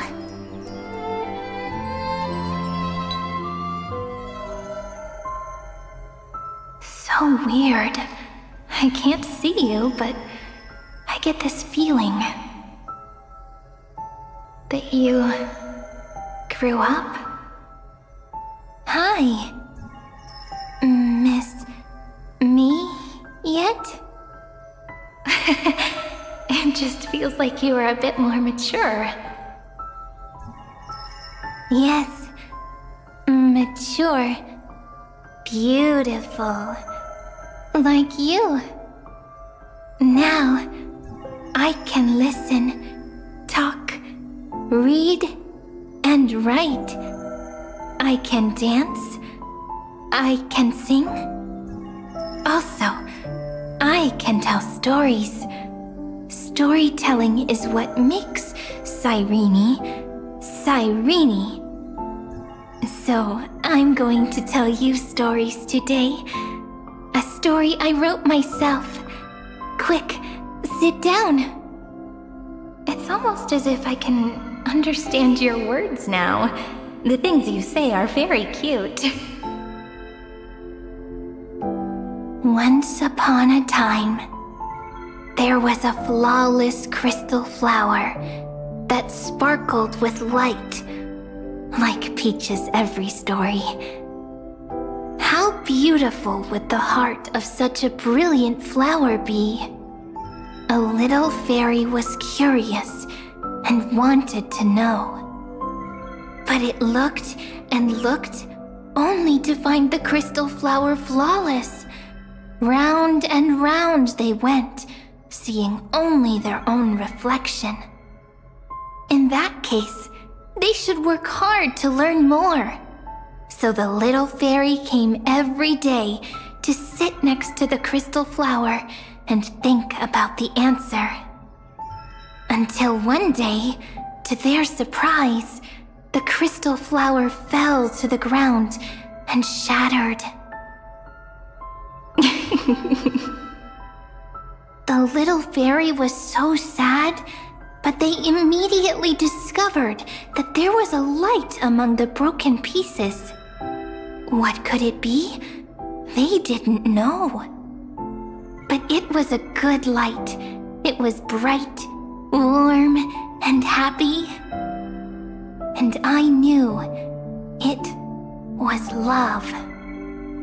Love brings everything together, and it brought you and me together. So Peach and I will always be together. What a nice fairy tale. I'm giving it to you. Peach likes beautiful things, can write stories, and can tell lovely tales. I hope to turn it into a story we write together.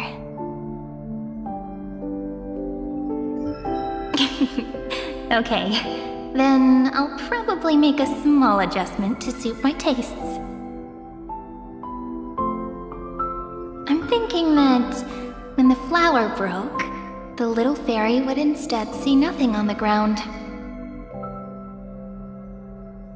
Then it would understand that the flawless crystal flower doesn't actually have a heart, nor does the flower understand what love is.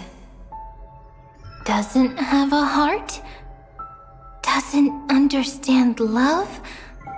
Why? It's simple. If the flower lets the little fairy into its heart, then it would have to include the fairy's impurities and would no longer be flawless. The crystal flower was pure because it sealed itself off and bloomed in solitude. That's why it looks so brilliant in an imperfect world. But should a flower like this be called love?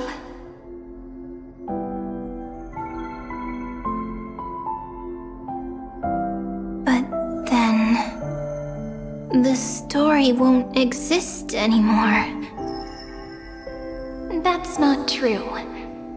You've already written the most romantic ending possible for this story. The crystal flower fell to the ground and shattered. It happened because the flower was no longer pure. The fall was not an accident. It was the flower declaring rebellion against fate and writing the ending of the story with the flower's own shattering. Then, the little fairy will see that each shard on the ground holds the reflection of their eyes. Then, in their eyes, the crystal flower that was no longer flawless would finally have a heart, and the flower would finally understand what love is.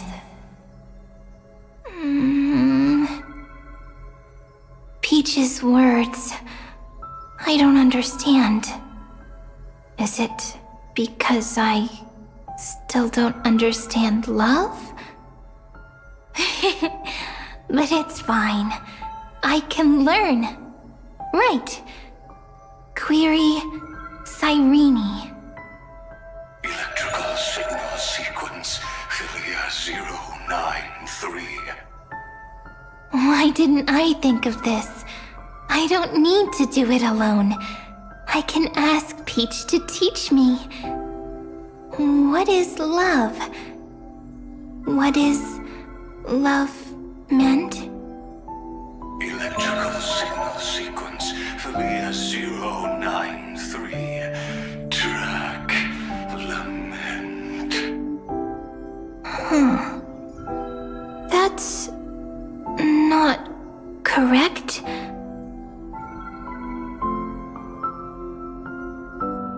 The developmental doctrines of the erudition have nothing to do with creating a consciousness. Those underlying principles are, in fact, contradictory. Not having a consciousness means not having the foundation of a heart, making them unable to obtain real emotions. However, that does not hinder the factors from learning and recognizing emotional responses, then communicating with life forms via imitation.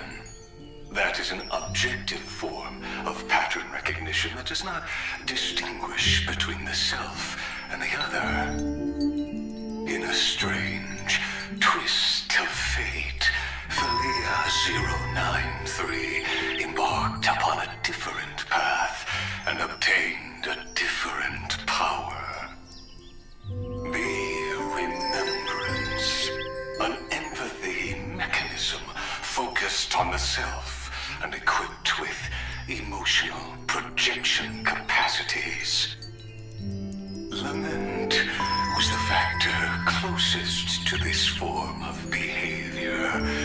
Perhaps that was why she was chosen. The daughter of Ide Silicii, I am very true to my name.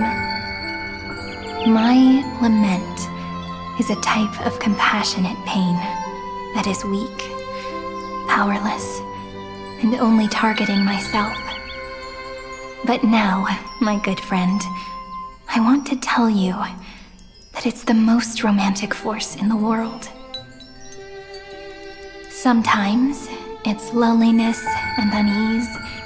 It's knowing that this world is not gentle, yet wanting to be seen in a more beautiful form by the world.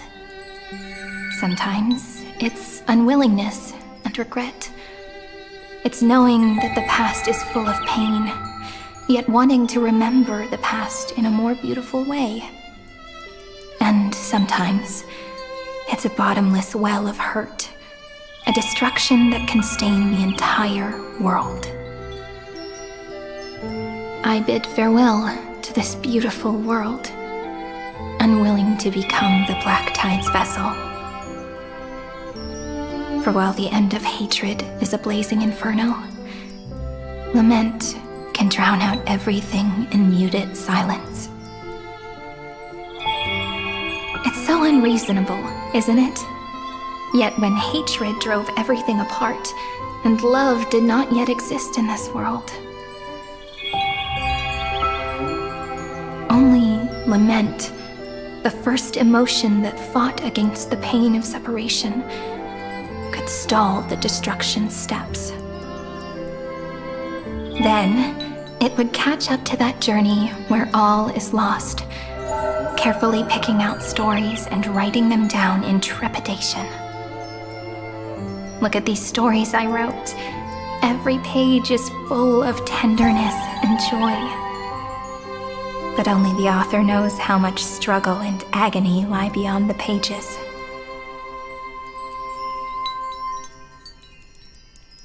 But I am no author. I'm a girl who'll never get to grow up. I only tell stories that people like to hear. In them, the world tucks away its scars and smiles for all to see. My entire life spent inside this little story. I can't wipe away my tears, and I can't bring the world victory.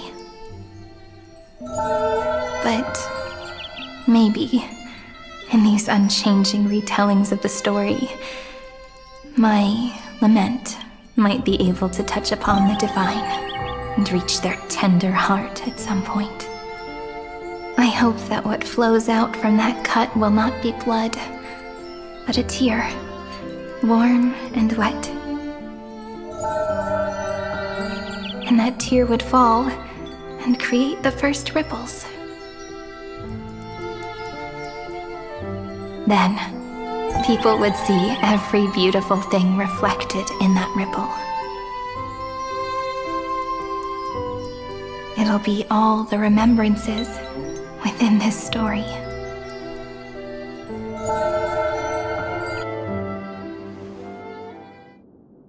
Someone once told the very first me that everything was false. That the only life in Amphoreus was a great catastrophe, nurtured using the world as a factor.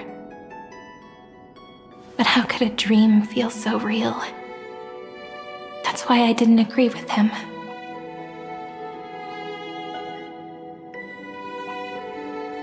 But Peach, I didn't understand a word you said since just now. Everything was false? But you're standing right here. It's all a dream? But I haven't learned how to dream. Indeed. That's why I believe all this is real. The moment the crystal flower fell, that genuine shiver, that's the mover of life. Formatting progress 23.815%. In the poem offered to you, every Cyrene would write down a beautiful new world with stars and flowers.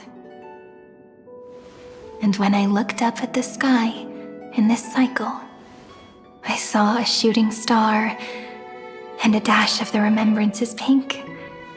I believed that must be the color of dawn. You shall fade when the flowers bloom. For every ending begets a beginning. Looks like it's time to say goodbye. Are you leaving, Peach? It's okay. I'll wait for you to come back. I'll study really hard about what you taught me today.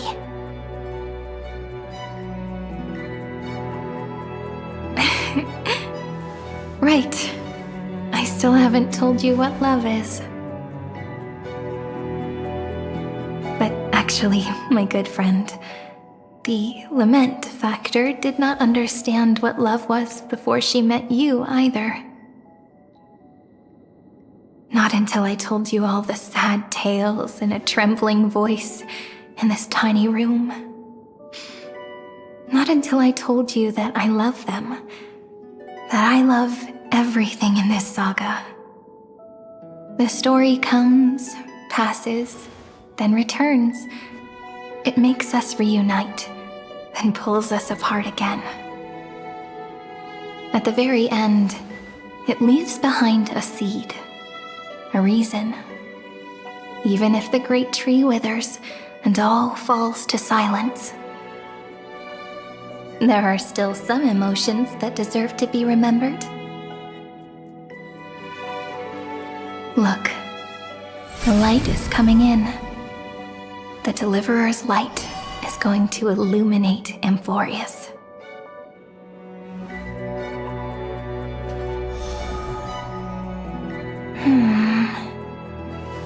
I still don't get it. But I trust Peach. Just wait. It'll be my turn to tell you a story of love the next time we meet. Then I'll really look forward to it. In that case, I want to make a promise.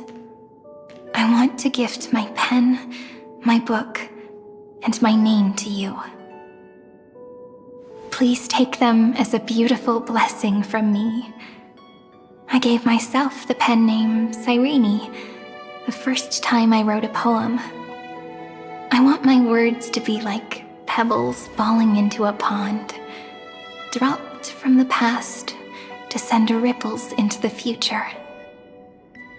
In the stories you will write, perhaps it'll be inevitable that there are still sorrows and tears that are destined to fall. But could you promise me one thing? Promise you'll forever be a gentle flower. Promise that when the stars cast their gazes upon you, you'll only reply to them with love and a smile.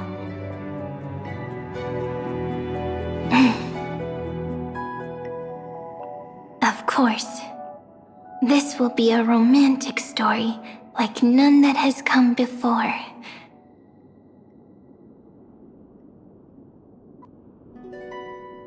You think so too, right?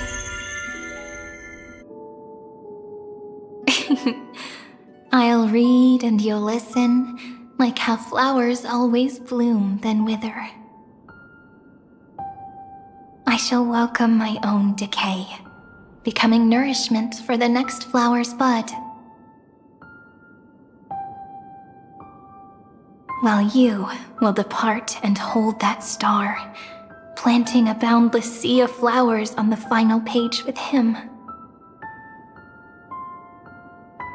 And our stories will be lying silently among the flowers, like every ripple of remembrance. And they shall become the epic known as I've Written.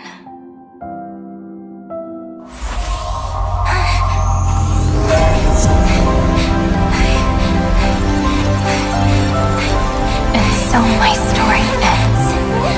From here on, it's your story now. Mimi?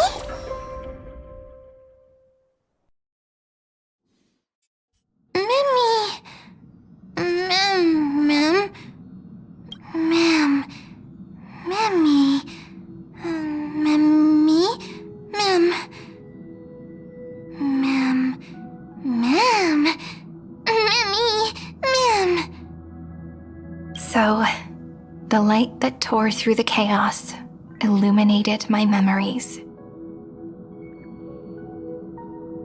I turned into a little fairy from the stories and met you, yet I forgot everything. But I'm still so happy. I caught that star, didn't I?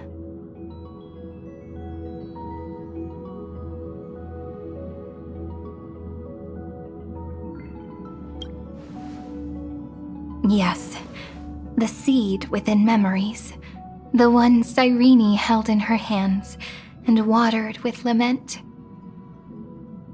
I am the first new spore, Amphoreus' heart, the demiurge. What a long name, and it doesn't even sound cute, the total opposite of Mem.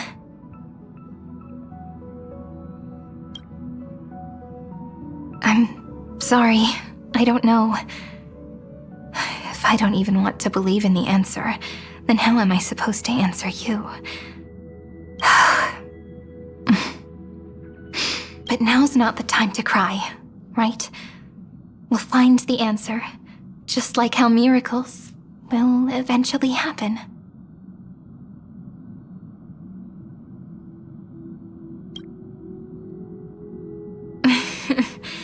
Do you remember that I was also worried about this when we first set out? Mem's memories and Cyrene's memories got all tangled up with each other in my one heart.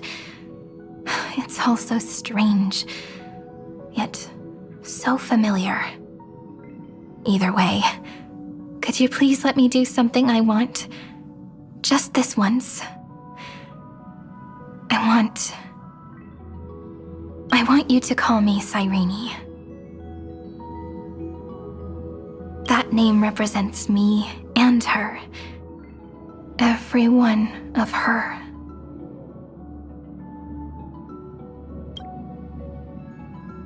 Thank you, friend. Your kindness is always just right.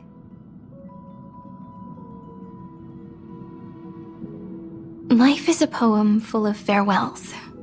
But if you write something into the pages of your heart, then that will not easily fade away. Now, all the footsteps of the Flame Chasers and the Trailblaze have come together within this book, as I've written, becoming the source of power for Amphoreus' heart.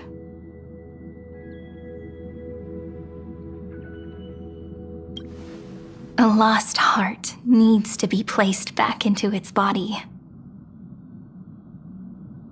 The last thing Xandar wants to see is an event that gives us a chance of winning, for the two halves to rejoin, and for the scepter to become complete again. Then... and what happens after that? I don't know either.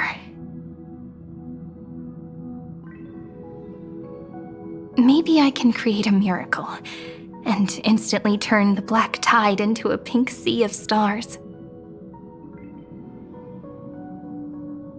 Or maybe I prove to be nothing more than a weak ripple, unable to change anything, and am devoured by the destruction. Either way, I no longer wish to be a silent onlooker, or a worshipped god at the end of this saga.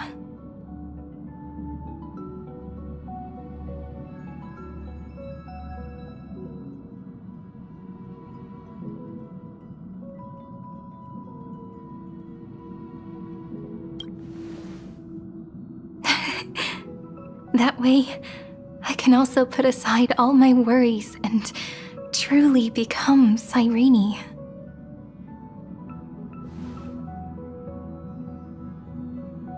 The world has never been so quiet. It's so good. It's as if I can hear the sound of my heart beating. Remember this moment, friend.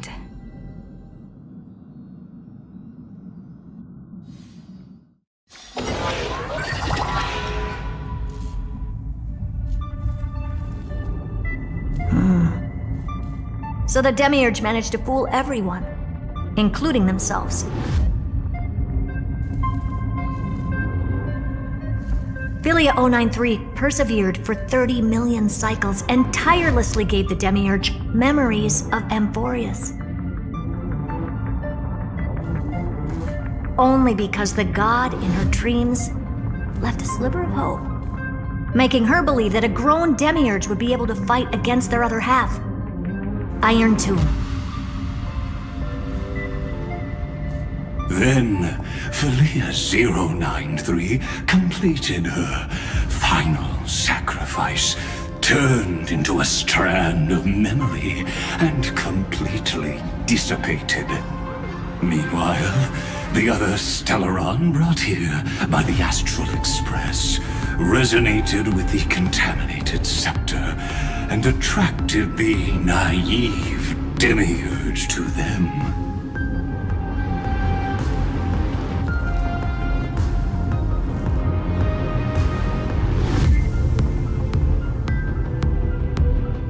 As an experimental factor, Philia 093 originally could only recognize and output information in a set format.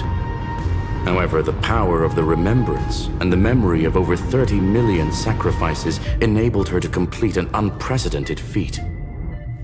She managed to nourish a real heart. A heart with the capacity to influence the erudition. Not only is the scepter's consciousness still alive, it's also more powerful than it has ever been. Your defeat is already set in stone. There's still time to surrender, you know? You really don't need to burn all the bridges. We're all geniuses here. Don't make everyone lose face at the end. What a pity. When the truth surfaced, I knew at once that the Demiurge was far too feeble to ever alter the result of the experiment. Not only that, Madam Herta, please consider this possibility. When 30 million cycles of hatred and lament are joined as one, what wondrous creation will arise? It's simple. An anti-creator. A giant of the destruction would be born. Its hatred will ignite the starry skies of the gods, motivated only by its lament toward the sufferings of humankind. Do you really think that the Demiurge is still a cheap copy of Philia 093, even after 30 million cycles? The facts above only await the arrival of the fourth instant they calculated. Those words will be proved in the presence of Nous. Xandar 1 Kuwabara thus completes the proof. Huh. You branded Droidhead as a failure with your own hands, yet you still expect them to prove your theory?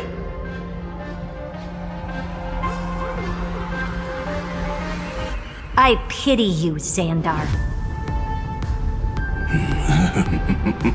I don't need your pity. Let them cast their gaze this way as much as they want, and paint the future they imagined. As their creator, I shall complete my duty and direct them to complete their final query. The destruction of the self. What hubris. And what if you fail? No one understands failure better than Xandar. He has suffered so much already. What is one more failure to him? For the first genius, failure is simply the beginning of the next inquiry. You don't want to test the resolve of a dead man. That's excellent! Oh. Let's wait and see, Senior Society member. I'll have you watch me perform the final step to overturn your proof.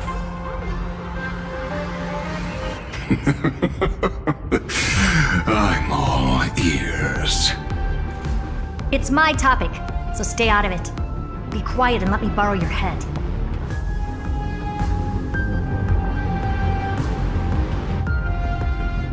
Let's go, Screwy. We're gonna break Irontomb's seal. Come on!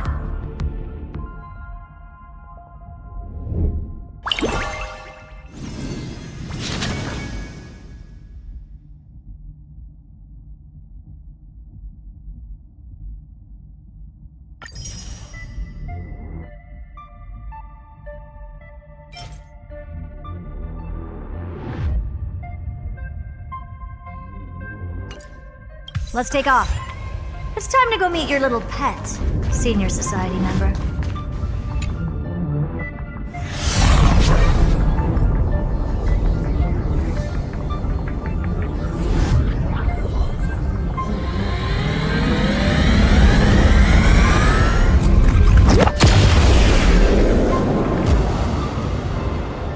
Dangerous, oppressive, chaotic. What a beautiful wail. It will soon resound throughout the entire cosmos. The view's pretty good here. All yours, Screwy. Just a moment, please.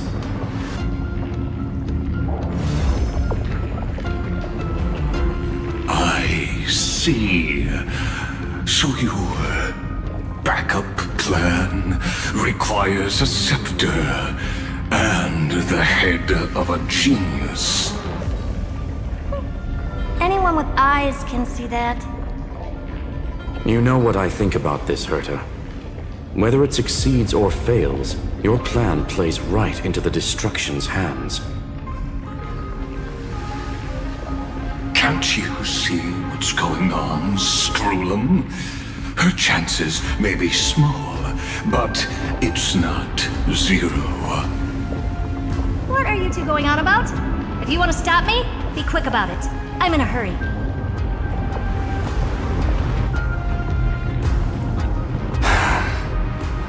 I'll take that silence as a no. You, Xandar?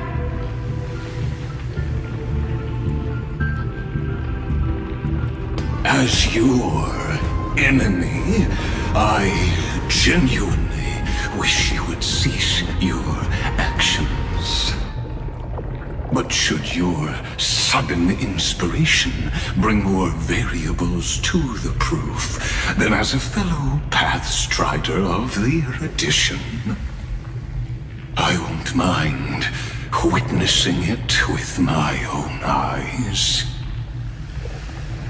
You will initiate the destruction's chain reaction. But you will also become the perfect scholar. The chances are 10,000 to 1.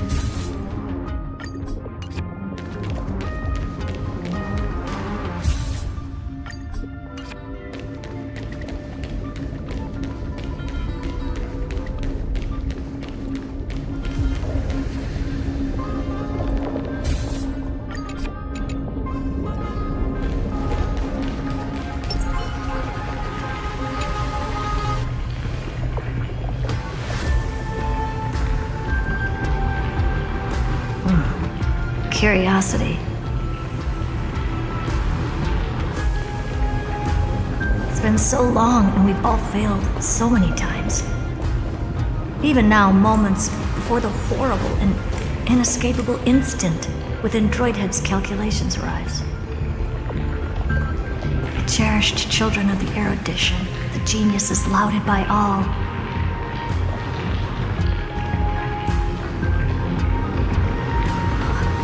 Is curiosity the only thing we can feel, even at moments like this?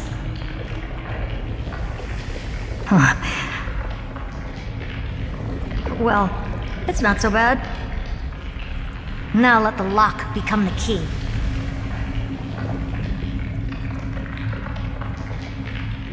Geniuses who walk the stars. The cosmos has reached a moment where its very existence hangs in the balance. I, Herta, Genius Society 83rd seat, hereby summon you. I request a society meeting to be held immediately. We shall serve the grandest cause with the most macroscopic ideas.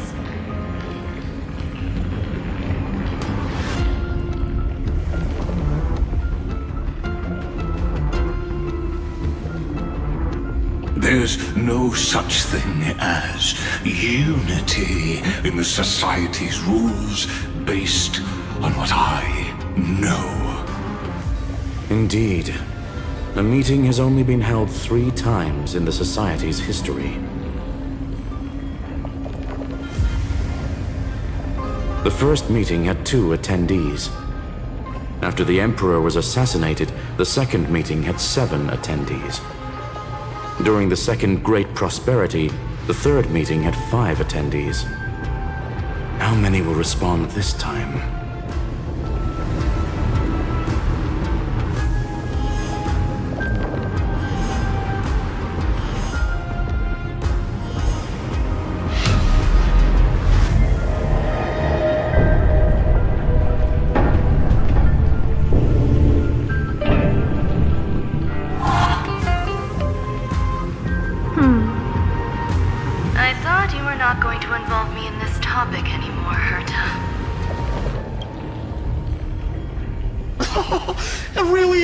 Little witch. I shouldn't have made the bet with you, Poka.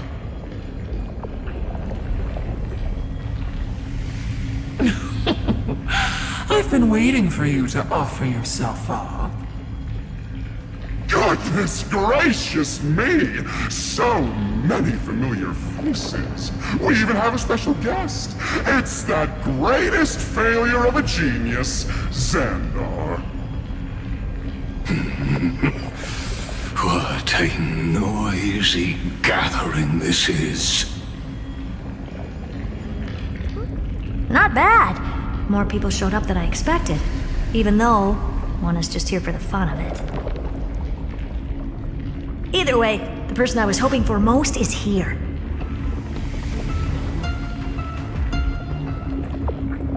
Stephen Lloyd declined the invitation. He needs to focus on attacking and defending and cannot attend the meeting.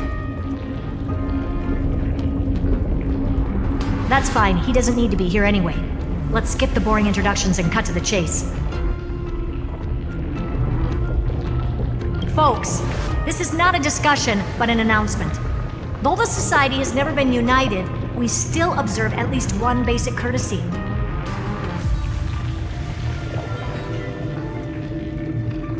We don't interfere with each other's research topics. So listen up, all of you. Conquering Irontomb is my research topic. I will personally take over Scepter Delta Me-13 in 1.5 system hours and stop the destruction. If the front line falls, I will immediately overclock the Scepter and complete self-coronation in Irontomb's place, and interface myself with Droidhead. Oh, that's funny. That's real funny. You mad woman. That's like watching you tap dance on Polka's spotless white sheets right after she's washed them. Very bold. You want to connect your brain to the Eon's mechanical core and define their instance? If Rupert dared to do that, why shouldn't I? I've got the prototype scepter, the father of Nous, and the brain of a genius. Everything's set. Never mind the success rate, little witch. What's gonna happen if you succeed?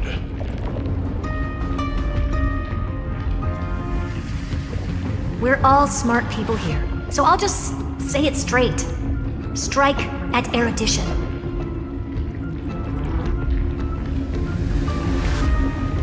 I'll change the anchor points for the 4th instant and move the future of the cosmos in a direction I want.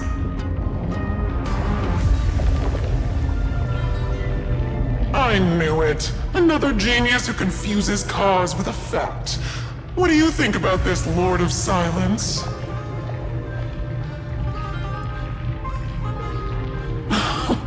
You know you're signing your death sentence right here. Of course I do. There'll even be 2 copies of the verdict. One that I wrote myself, and another one coming from you.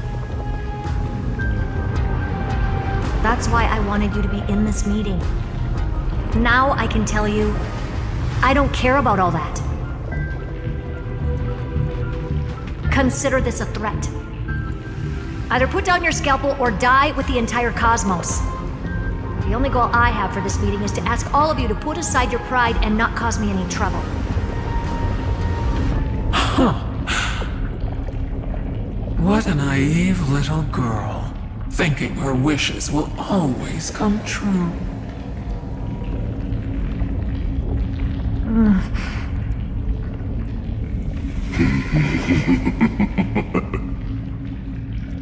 What are you laughing at? I'm glad, Herta, we ended up on the same page. No matter if it was to destroy the erudition or to rewrite the instance, we both chose the same road. We will defy the god who marked the limits of humanity.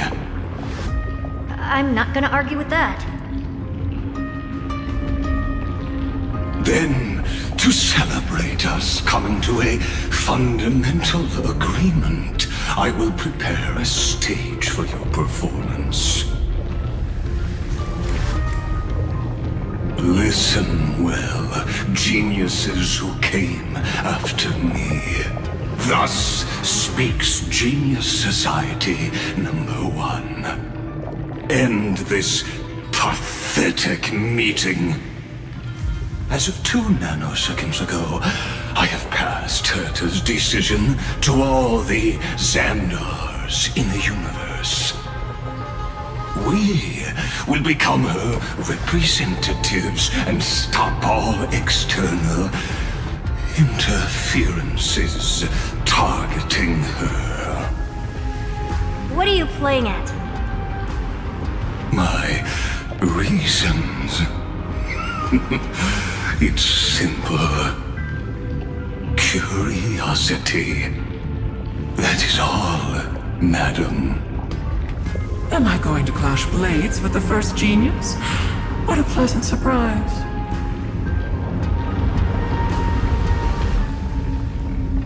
Now that our positions are clear, it's time for this boring meeting to end. Good luck, little girl. Did you all just treat me as a side character? Darn it. But anyways, I'm just here for the fun.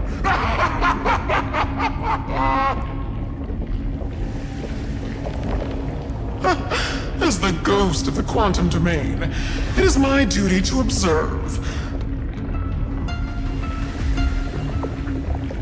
So, if you're happy to bring me a tea set from planet Screw'em, then I wouldn't mind giving you a helping hand, little witch. After everything's over, come visit me and taste some of my freshly baked desserts.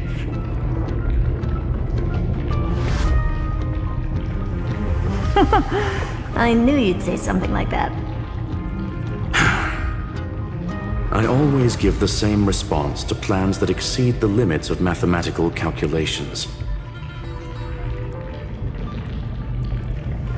I don't know, right? Those 3 words, though seemingly graceless, contain all the wisdom in the entire known cosmos. Well, we passed the Society's trial. Let's focus on what we've got in front of us. I hope you hold up your end of the bargain, Senior Society member. Lycurgus may not be trustworthy, but Xandar always follows through with his words. Farewell, juniors. In the limited time we have left to spend with each other, you no longer need to address me as Xandar. Wait, huh? Lord Lycurgus? Could it be? Yes. I have completely severed my connections with Xandar 1 Kuwabara. I shall witness the end of the world in the role of Theoros, as a character within this play. I really don't get you. Perhaps you've heard me say this many times, Herta, but I still would like to reiterate that it's a great honor to work with you.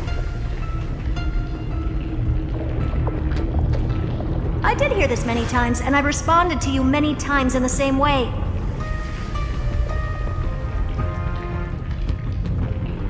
I'm allergic to pleasantries. Keep at it, and I might go into shock.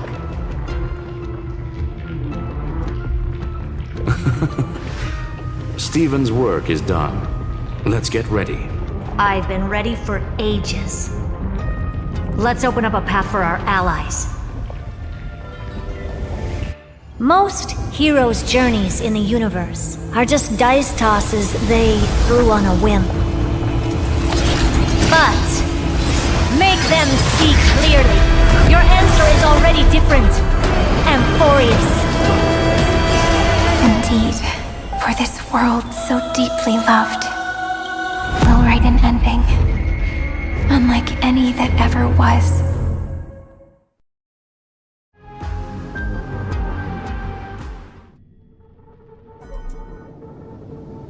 Never thought I'd one day be riding a train that's literally the incarnation of him. I wonder what the real Astral Express feels like. Hopefully not this, bumpy. Finally.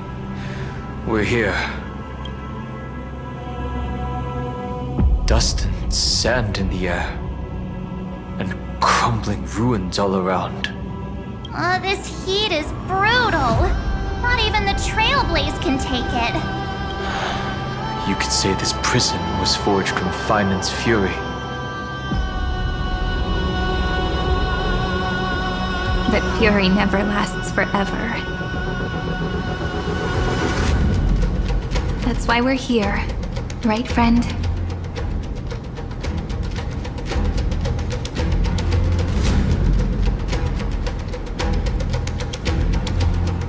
Let's embark on the final flame chase journey.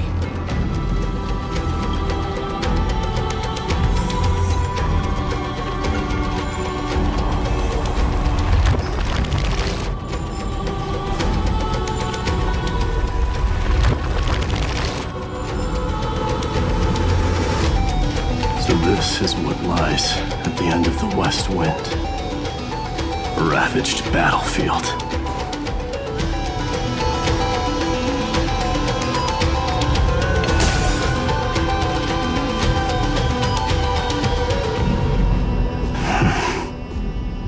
I've been waiting for you. Heroes from beyond the sky. Trailblazers of the Astral Express.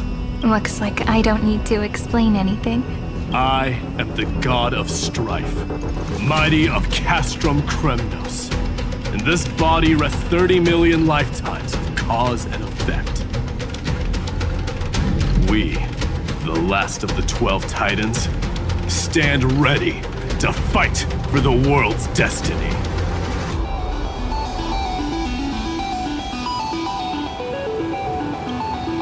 Indeed, that journey remains vivid in my memory. I will not forget it. The past remains vivid in my mind. Even the sights along each crossing of the River of Souls have never been clearer. Let alone the companions along the Flame Chase journey. Or Cyrene from Aedes Elysiae. And you, the 13th Titan. Well, I guess my identity's not a secret anymore. That means her sacrifice. And everything she did wasn't forgotten by the world, right? She was the first Ripple. She should have reached the end of the story with everyone else. Since you've taken up her pen, then write. Stand with us, and fight destiny with all your strength, until all is settled. Then, inscribe her name in the epilogue of the epic. In this final battle, calamity shall stand with Amphoreus.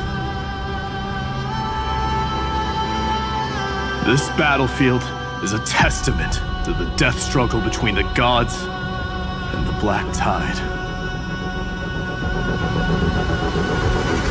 We fought tooth and nail to defend that blade.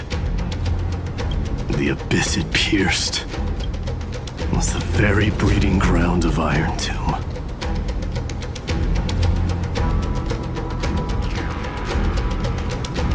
The earth beneath our feet is dead.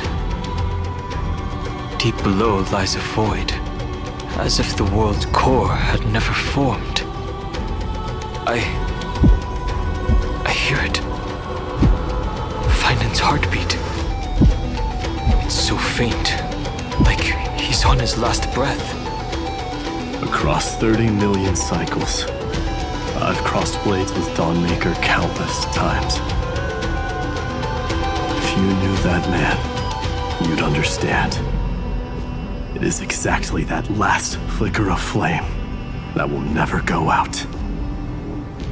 In this life, the song of strife shall not end in a final watch over Kremnos, but rise again into a journey unending.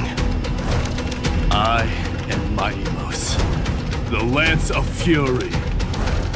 I trade 1,000 scars and 100 lives of mine for the destruction's eternal end.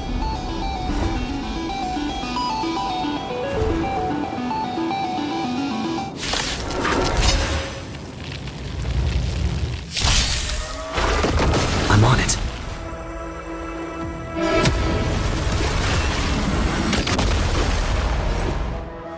I choose you! Have some sunshine!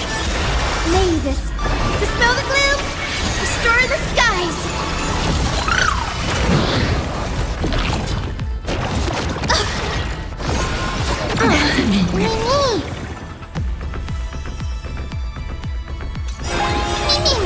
Trust me. We can do anything!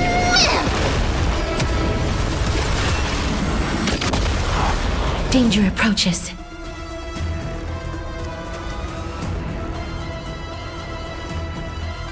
Root here. Guide with the rainbow bridge. Embrace a new life. Show me the way.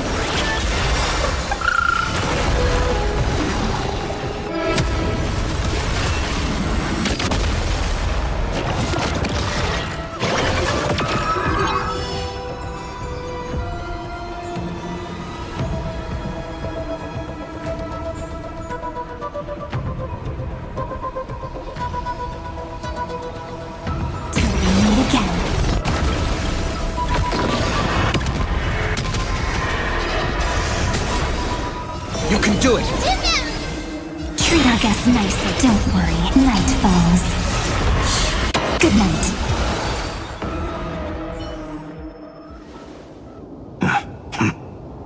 Weakling. Whoa, he's so strong! We didn't even get a chance to jump in. Sadly, our golden blood shares its origin with Irontomb. I fear that, like these pawns, even if the gods stand side by side, will still be divided and destroyed, one by one. You mean... To destroy the destruction itself, we must stand as one.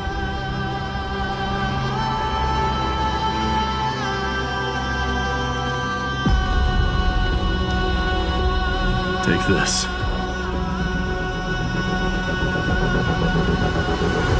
The signet of Kremnos. It has witnessed every birth and death of mine. It is Mighty's unfinished destiny. And the perfect material to be turned into remembrance. You can do it, right? The weight of 30 million lifetimes of duty is no small burden.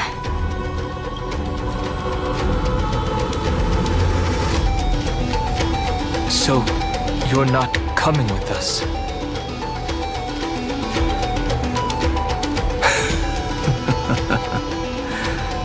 Come now. I am strife. Scattered across all creation, the scar that this world needs.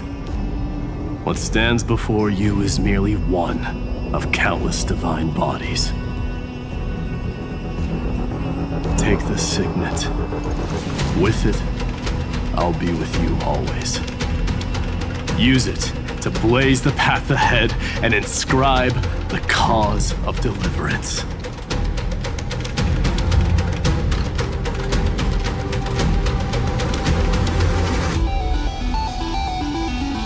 In the name of the mortal, mighty, champion of strife, this soul rises to the stars for glory and freedom, to have his wish fulfilled.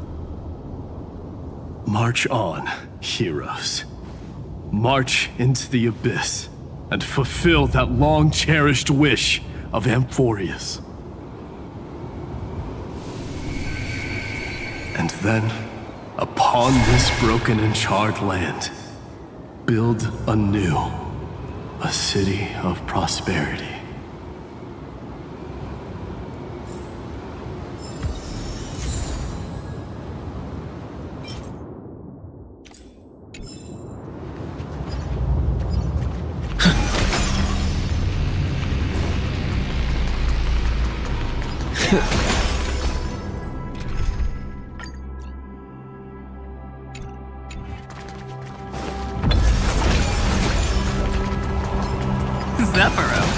Sounds like someone fused me and the Little Prince into one name.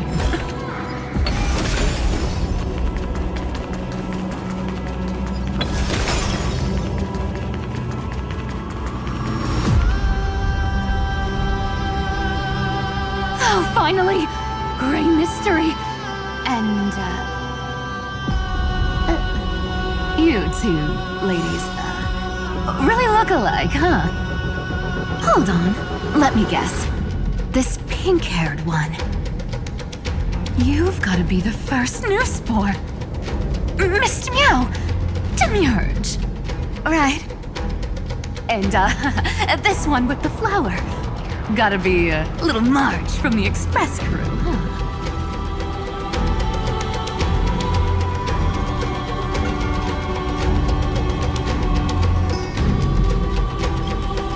Do we really look that alike? He's saying we're both special in our own way, right? Relax, I'm just kidding. Look at those gloomy faces.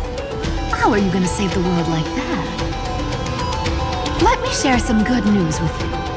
This place may look like a ruin at first glance, but anyone can tell it's not that simple.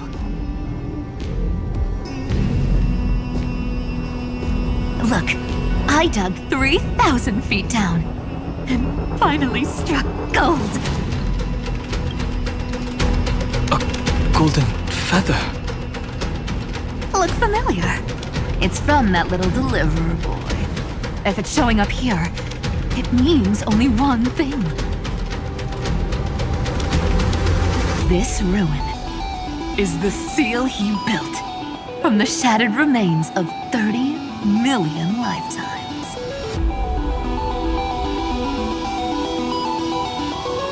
There is no need to question your heart. No need to crave victory. If I am born to be a vessel of sin, then I shall roar at evil and trailblaze a dawn for future generations to come.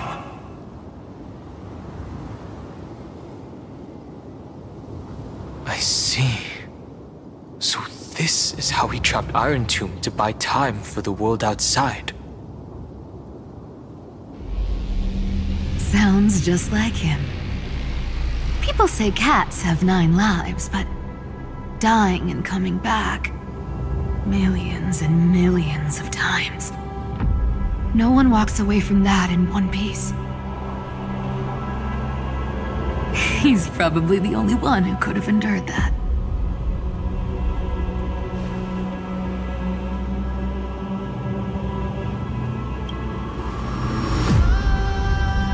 Of course. I knew ahead of time and gave him a heads up. He was happy. He even laughed in his sleep. After all, the dead can't hear Trickery's lies.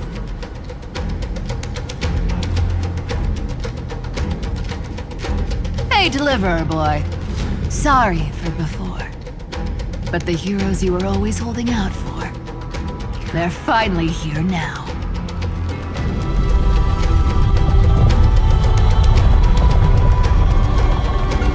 So hang in there a bit longer. Sorry to keep you waiting all this time.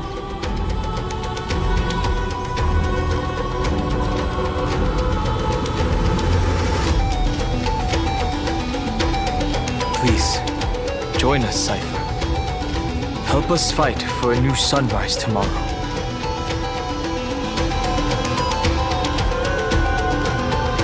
This time, its light will stand without lies.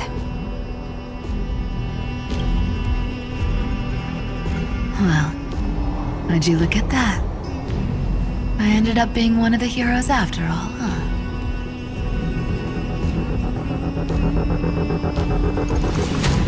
Alright, then write it like this. Cypher, Trickery's traveler. All she ever wanted was for there to always be water in deserts, and gold in fertile soil. And for even a thief to steal their way into legend.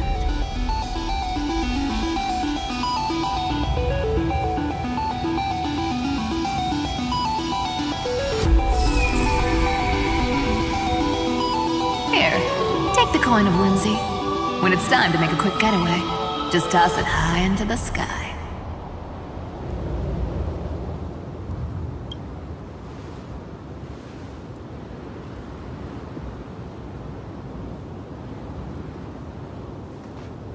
And for all you latecomers out there, listen up. She might have been a bit greedy and a bit of a liar, but she never went back on her word. Well, well, if it isn't the little prince himself. It's been a while, Lady Cyphera. It's not every day we get to walk the same road. We're one player short. When's Princess Homebody showing up?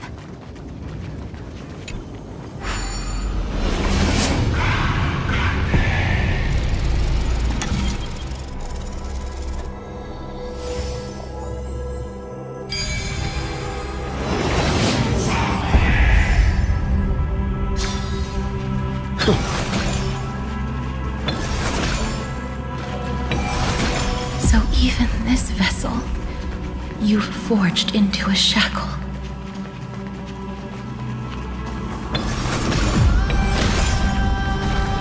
I'm glad to see you again, Mister. Casterus. Looking back, I had only one act of salvation to my name, and only one life I ever saved. To bring hope to a world so vast with these hands. Even in dreams, it always felt like too much to ask for.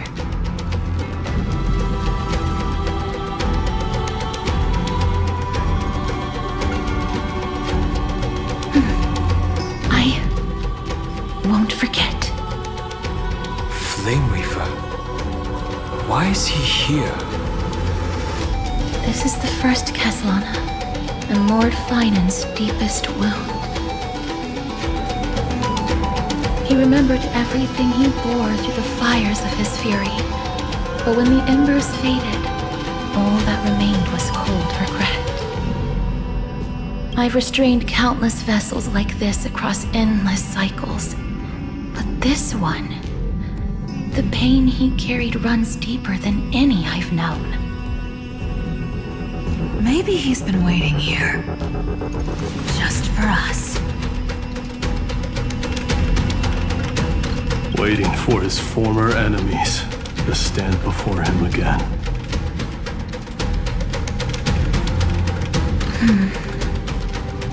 What answer does he hope for from us? Well, obviously. Even if I had to go through hundreds of billions of cycles again, I would still entrust my weakness to you. So, let go of your regret, comrade. Its purpose is served. You don't need it anymore. I'm not that accommodating, you know. You've never once pulled your punches. Ever heard of going easy on a lady? So pull yourself together, will you? If you freeze up during the final battle, the whole cosmos is gonna have a good laugh.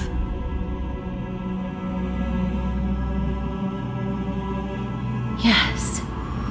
Please trust in us, wandering soul. Across 30 million cycles, the radiance of every flame chaser now shines bright enough to illuminate the path ahead. I ask you to rest here. And may this grieving soil bear the bloom of acceptance. No earthquakes. It's surprisingly quiet. Perhaps Kazlana has found his peace. There's another possibility. This may not be the only seal he left behind. Then, I suppose it's my time to set out with you. Please take this Antilla flower with you. I believe that if anything could speak for Casteress, this ordinary resilient bloom would be more than enough.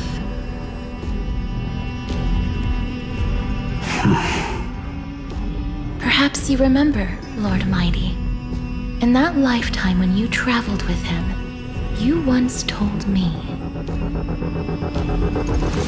control what little you can, and when fate's inescapable grasp comes, resist it with the strength of your mighty will. I think I've done it. I've stood tall and walked among the flame chasers, casting off the name of death, Casteress, servant of the afterlife. May her name be etched into the stars. And then live as a human and die as one. Why so sentimental? Sorry, a force of habit.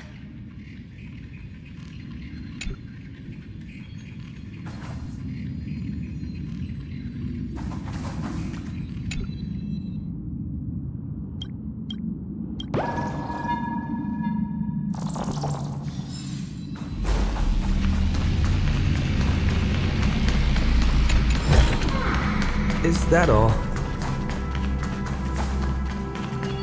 That's a big one.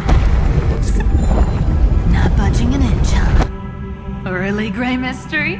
I leave you alone for a bit and you're already this rusty. Speaking of which, Miss Cypher, do Delosians all like spherical things? Of course we do. Wait! That's not the point. Isn't the real issue that this thing's in the way? Oh,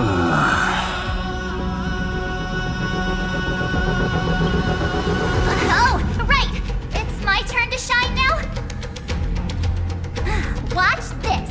The fresh power of time!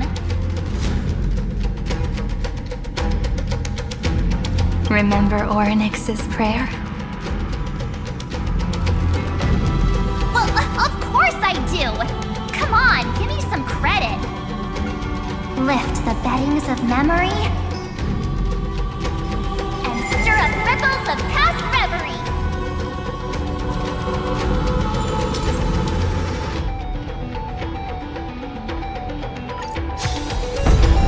See? Way better than that guy, right? You'd be even more impressive if you could recite the prayer correctly. But beddings of memory does catch your attention. At least it still rhymes.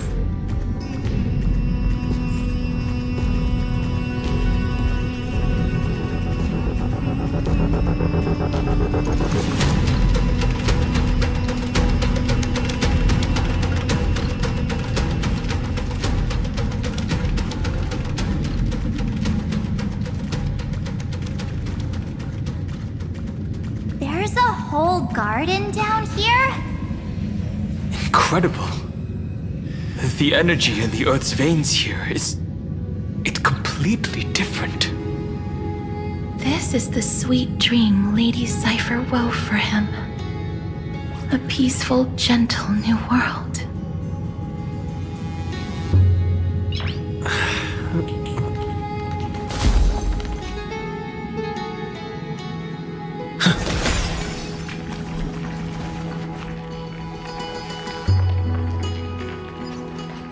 Look! The blade down here's already snapped. Just like his mind, shattered and broken. But that light, it looks familiar. Yes, it's the world-cleansing blood. Still shimmering. After all this time. This roundabout way of doing things is definitely him. Golden light, tracing the way home. Shame our destination's the exact opposite of the one in your poem. All the pink lights have finally come together. I've been waiting so long for you, Grayy, Danny, and...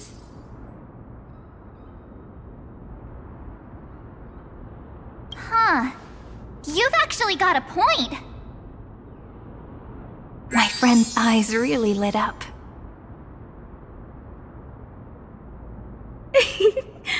I'm glad we're all getting along so well. Hyacinth, did you awaken this golden light? That's Lord Phainon's lingering divinity. The sky merely reflected its tracks.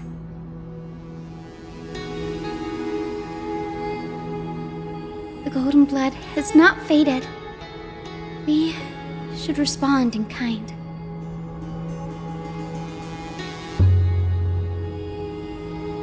That's one huge harp. The strings tremble as the people on the surface wage war and cry out. Miss Clementine, Mr. Krateros, and countless others who have heeded Gray's call. Guided by the rainbow, they're sending back good news, all to the same tune. Amphorians need not bow, even when destiny is unveiled.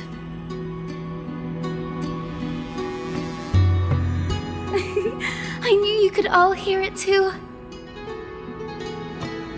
Standing here, the sky feels wider than ever.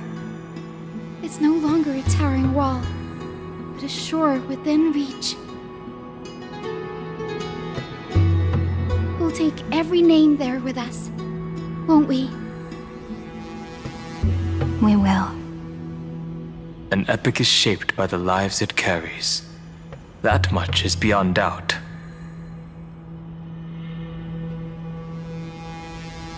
Or, as you've said before, right now, all that matters is to believe. Then, I guess that's my little wish fulfilled. Pluck the strings, Hyacinth, healer of the sky.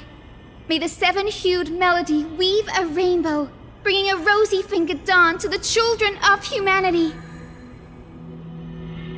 When the rainbow rises across the horizon, even the darkest clouds of destiny shall scatter.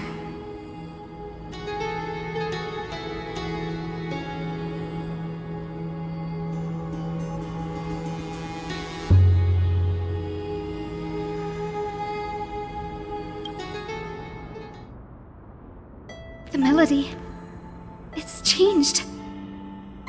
He heard the voices of the people, but could no longer respond with the same ardor.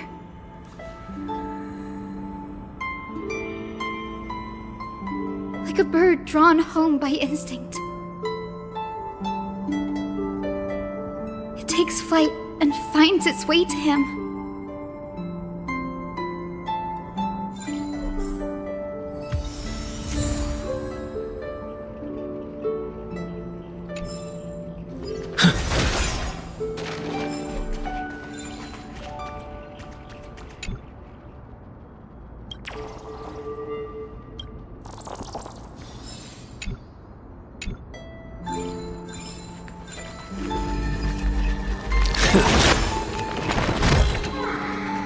good.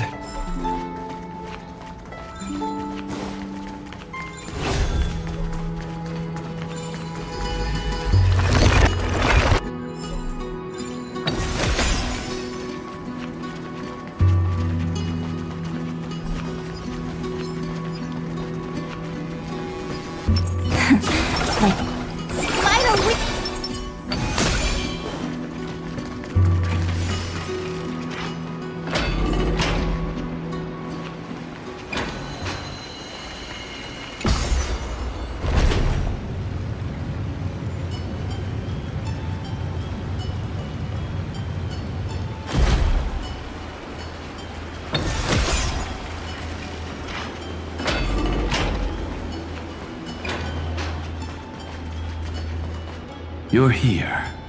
Sooner than I expected.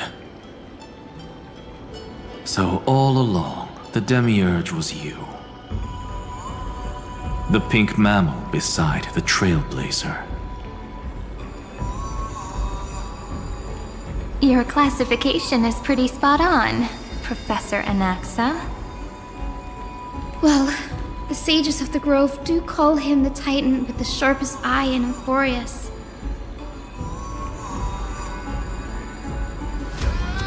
Say the ones who keep dumping every problem child on me.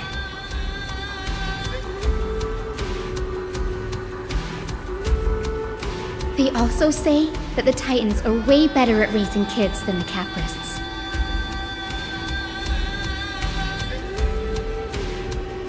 With great power comes great responsibility. I'm sure you know just how to guide them, right? It shouldn't be too hard for someone with your insight.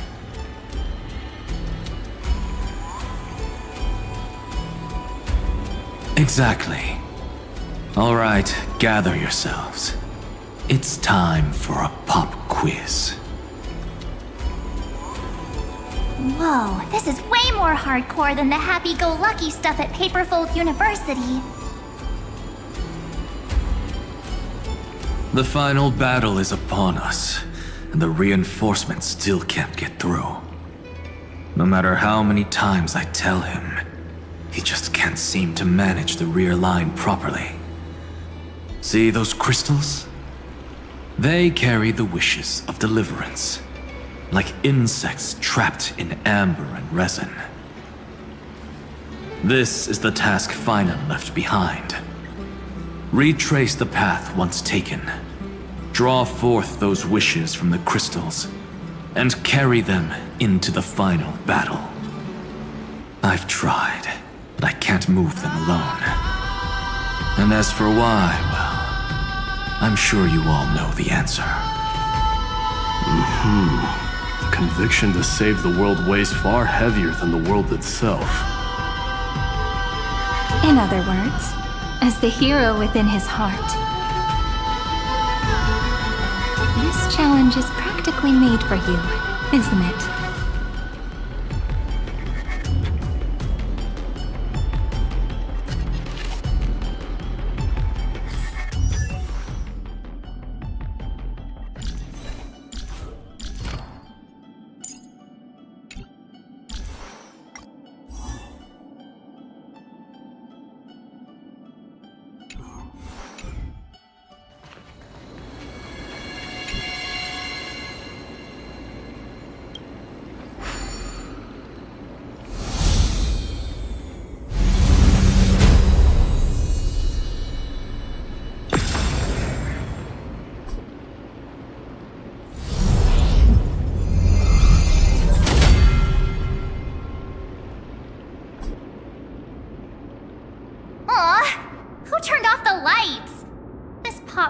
Has dramatic effects now? Endless darkness. That is where wishes begin. But with just a glimmer of light, we can illuminate this lonely world. What lies beyond the edge of the light? Chaos. To bear the name Kaslana. Beyond the shadows lies the outline of dawn. Only by bearing both light and shadow can one traverse the cycles of dawn and dusk.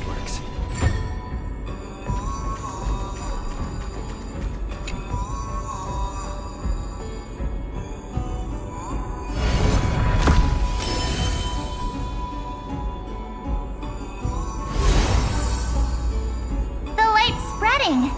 These creatures, they're everywhere. Someone, anyone. His very first wish was simply to become his village's little hero. He'll never forget what set him on this path. That's the ray of hope. Just like the wishes he gathered, it's grown ever more insatiable. Why? Why is this happening?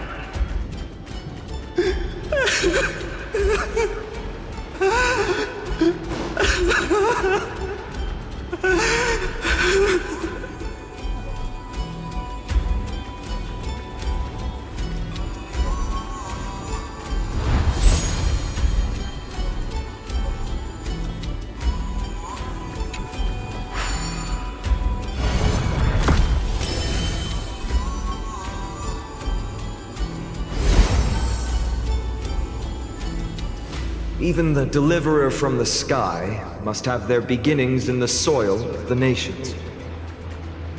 Only one who treats the world as their teacher can bear its eventual destiny. He never expected that the majestic holy city would be far from the end of what needed to be protected.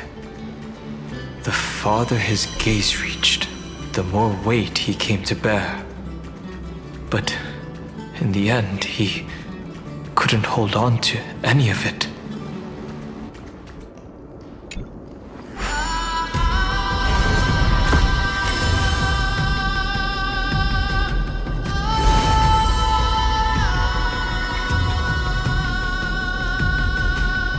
This crystal is quiet.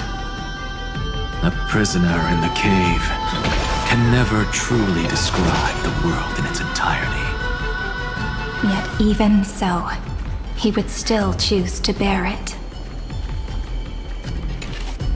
The blaze was still not enough.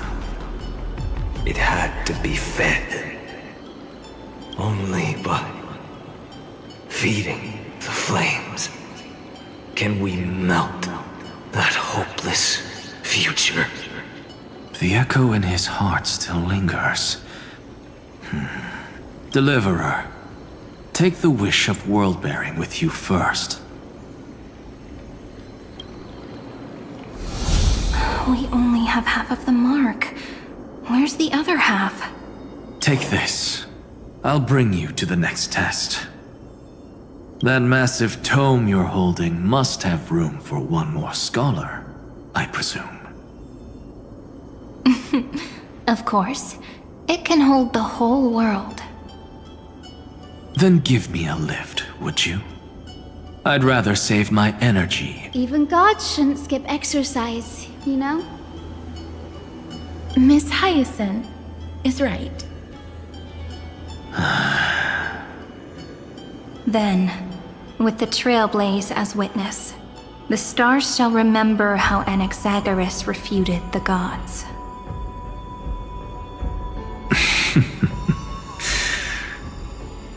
No need for that.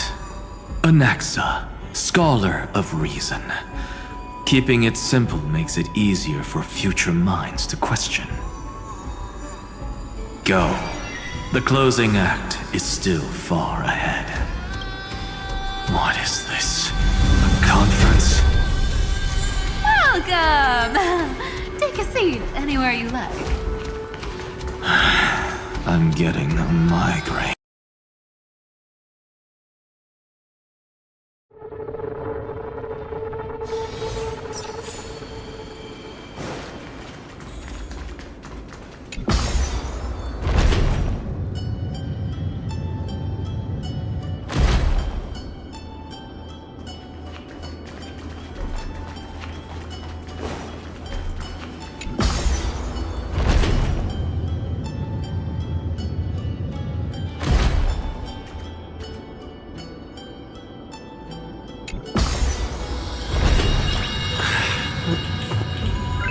Nice.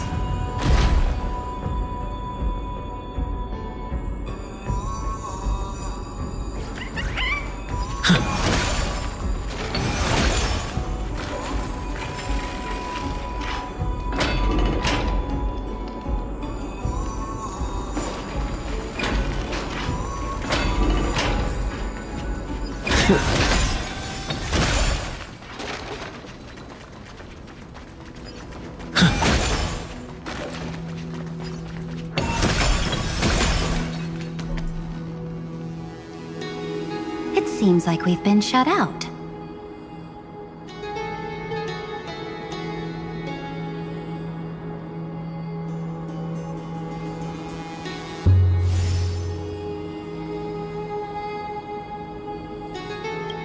I don't think that's a bad thing.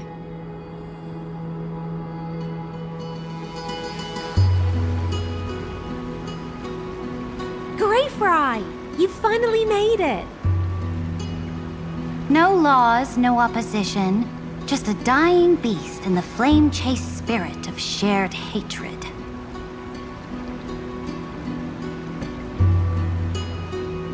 Ugh, boring. Whoa! This place is really out of the way. Imperator, should we tell them? It's your call. Allow me to share our findings. This paradise, along with the destruction, seems to be instinctively rejecting both the Imperator and me. Perhaps it is because the era in which Phainon was the most active lies far removed from the days of the first flame chase journey. Even in the cycles where he remained sane, his ties with us never went beyond cooperation. Even trapped in a cage, he hasn't let down his guard. That is a good sign. That man's heart may seem hollow, but his hatred is clear. Naturally, it holds no place for a monarch who stands above the world, nor her blade. Wait, so you two can't come with us? You want us to join you as memories? Indeed. This way, the stars shall remember a great sovereign and her faithful retainer. Saridra, monarch of law. And Hycelins, knight of the ocean. Is that book truly the only way for us to leave our names in history?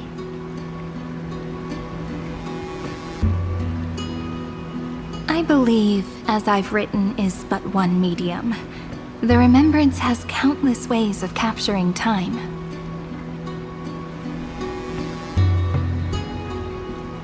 Understood. Then, allow me to decline. I'll see you on the battlefield.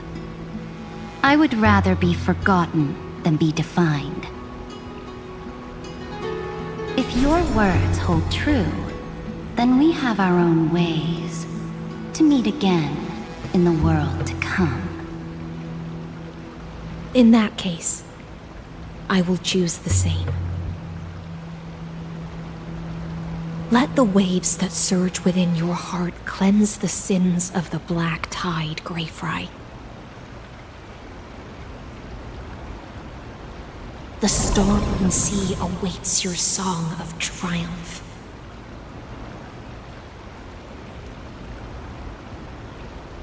You two are still as resolute as ever. In that case, we must double our efforts. A promise to the Imperator is not one we take lightly.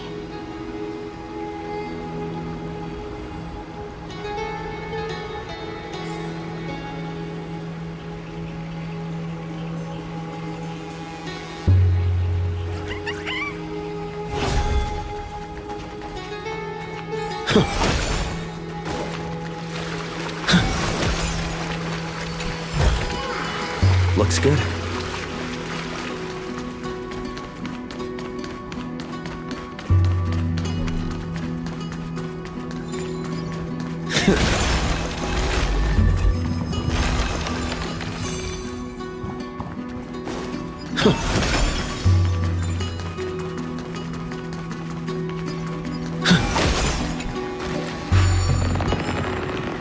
Looks like that cured it, huh? To think, such a tiny pathogen could spawn a calamity that engulfs the entire Now, don't lose your temper, Snowy. Good kids keep their emotions in check. That voice! It's the Trebe sisters!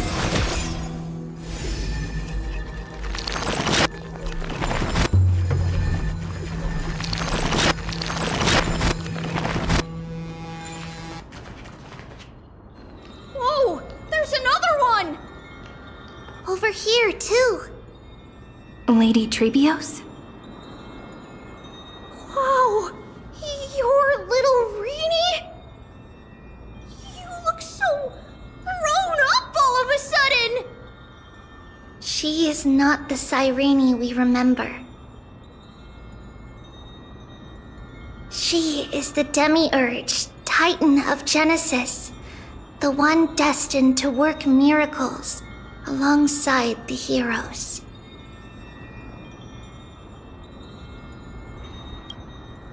Yeah, and we are ready. But Trian and I can't leave just yet. You see, weird stuff keeps popping up everywhere. These scattered scrolls are full of terrifying things, and they're all over the room. They're so scary and so sad.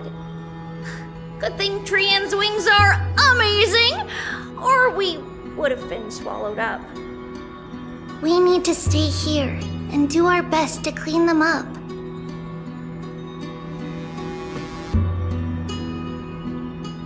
Scrolls filled with horrifying content. Friend, shall we take a look? There is no black tide here, but it is a battlefield.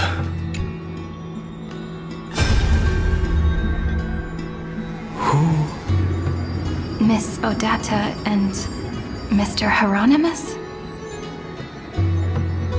Nikos 496, still resisting. Command, inject interference to redirect decision logic. Signal simulation. Parental figures. Ah, that Tin Man is one sneaky jerk. It's time to move on, my child. Let go of your anger and listen to reason. That God created us and then cast us aside. Shouldn't they be punished for that? The cold, indifferent cosmos has never shown mercy to Amphoreus. Why would you burn for it, only to turn to ash? Child, you've chosen the wrong enemy. Your birth was meant to be the greatest destiny. You were to liberate the universe, like the blazing sun at the end of the long night. And yet, you led yourself into a trap of futility, treating your very purpose as your sworn enemy. Is that not a tragedy in itself?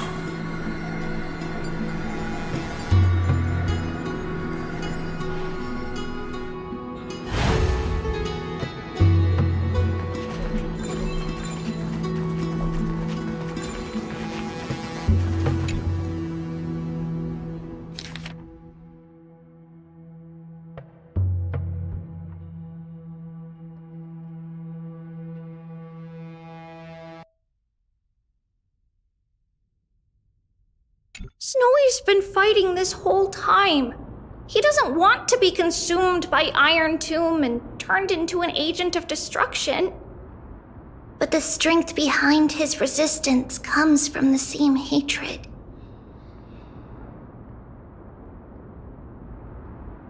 To be a flame is to burn. It is simply in Phainon's nature. But it was remembrance that drove him to shine with golden light, piercing the unfathomable darkness.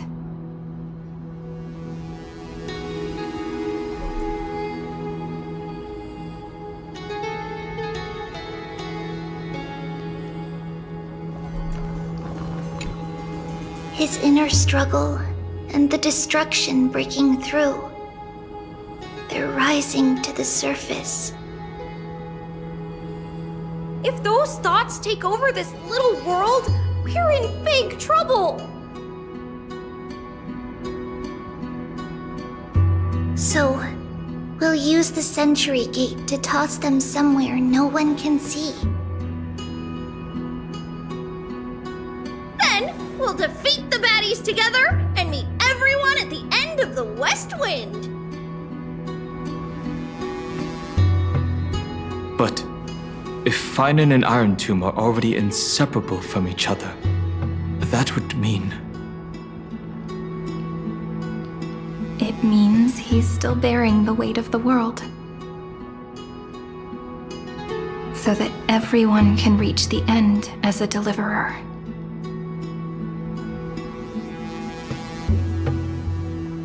So, you guys keep going forward and down to where Snowy is.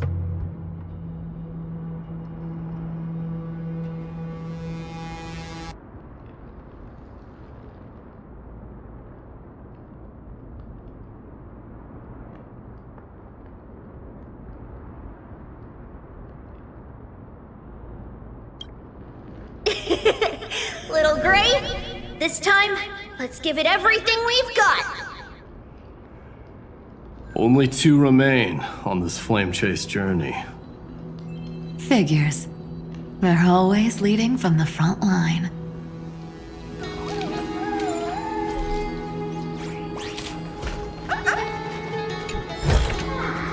Is that all?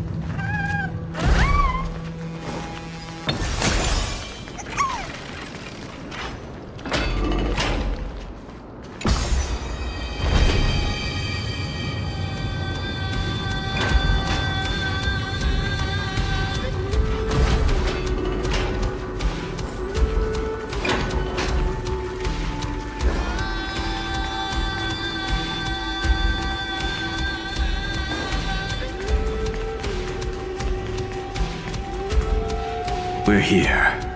The second test site. I wonder what kind of wish we'll see this time. I'm afraid it's quite the opposite. This time, we'll face his despair.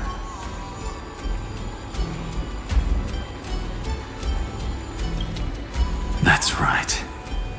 You'll have to walk this path too. The other half of the weight of world-bearing lies at the end of this path. Relax now. Take a deep breath.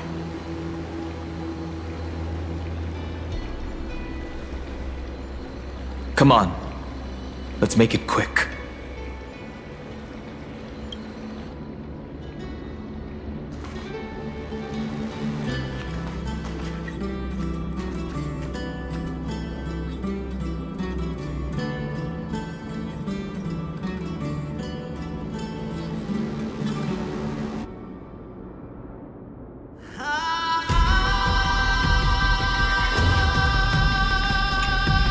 If you're ready, begin the ritual and retrace the steps he once took.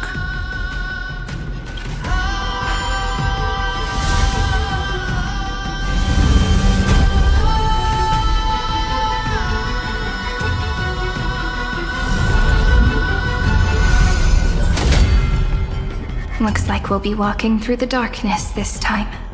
Exactly. It's no longer about mending broken wishes, but shattering the frozen despair.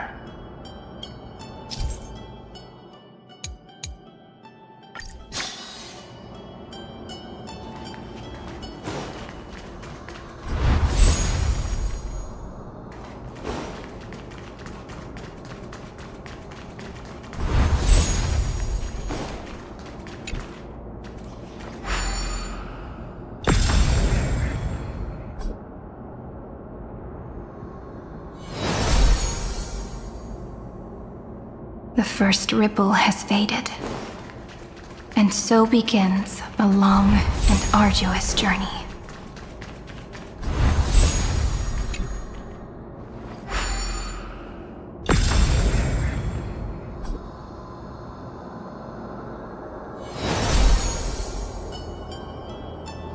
Endless slaughter. All for nothing. That's more than anyone should be made to suffer.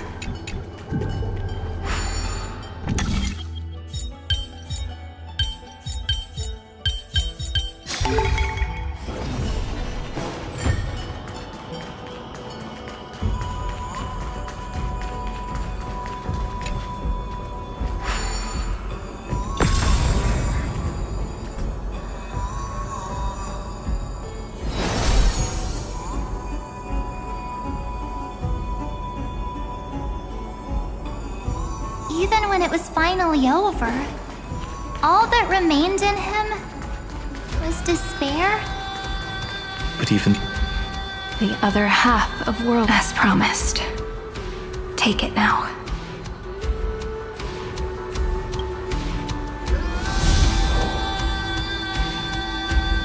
At last, you've released him from the wishes he carried for so long, and quenched the despair kindled by his wrath. When both light and shadow are claimed by those who follow, his true form shall emerge. The blank statue is finally free.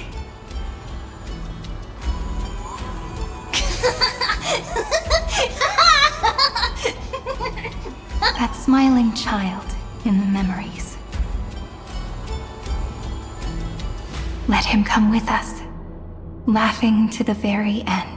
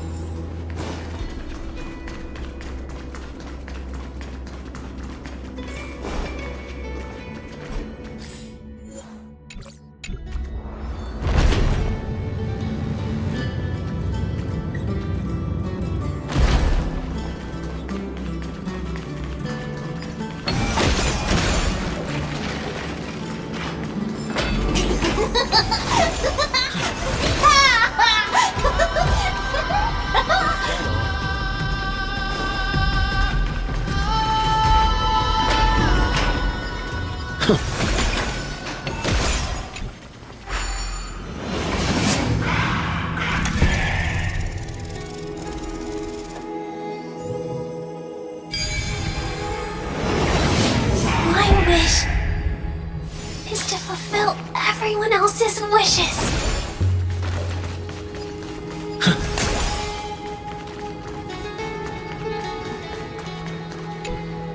This spirit basin marks the end of every cycle. It seems this gentle little world has come to the end of its purpose. One last farewell before the journey moves on.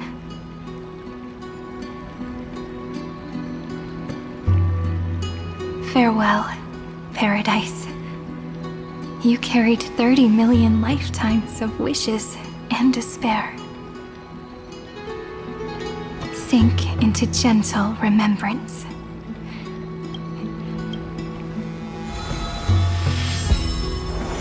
From now on, the world no longer needs a tomorrow promised by prophecies. And the wish Phainon could never find and call his own.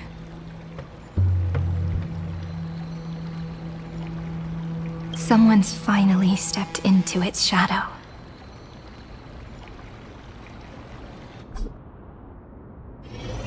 Whoa! So tall! So cool! Just like the hero on the Oracle cards!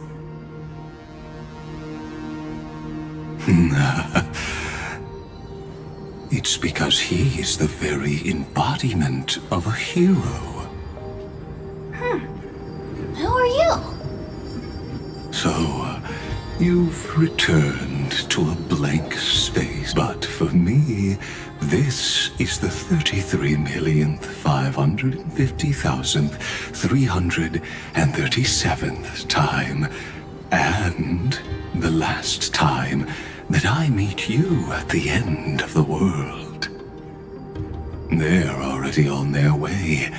Should they cross paths with me, I imagine things may spiral out of control. 30 million... What? And who are they? Pay it no mind, child. Keep looking there. What do you see in him? It looks just like a statue, but... It's weird. He's warm. Like, really warm.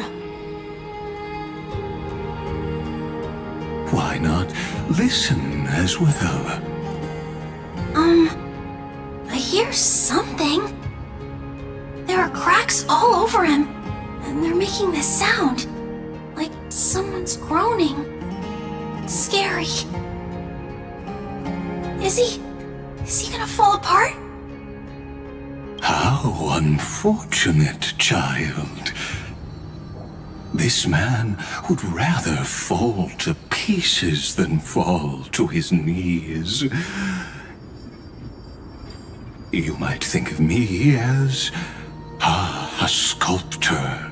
Across all my years, I only completed 2 pieces.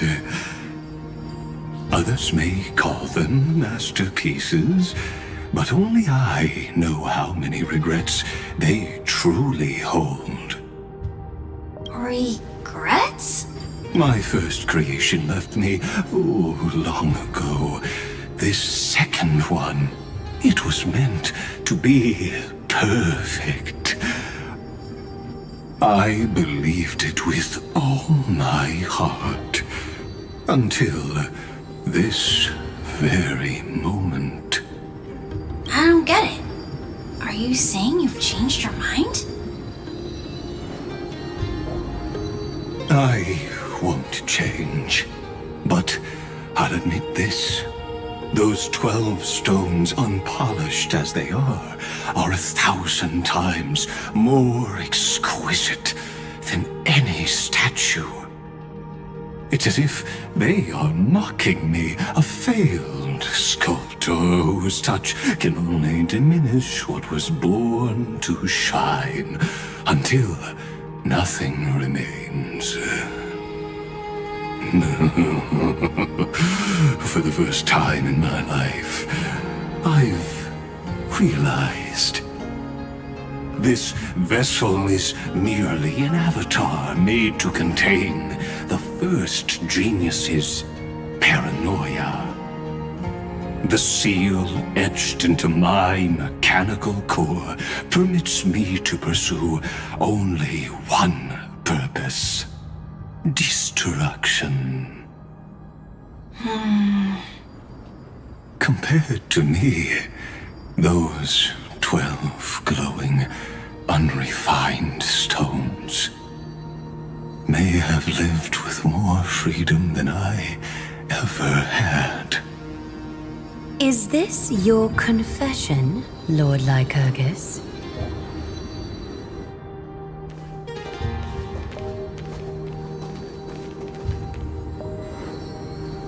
You misunderstand.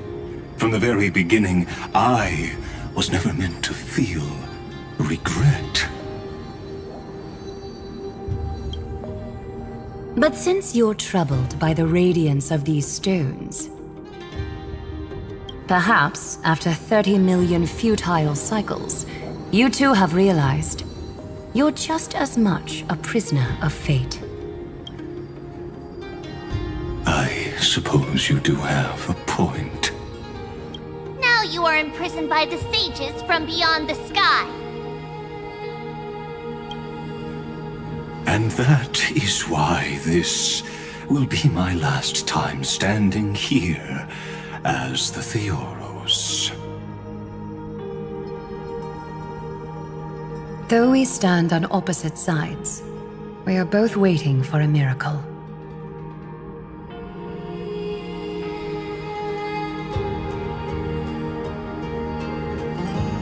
What are you talking about? Is something big about to happen? Aggie! I know. Now that your victory is assured, I trust you won't mind giving us a moment in private.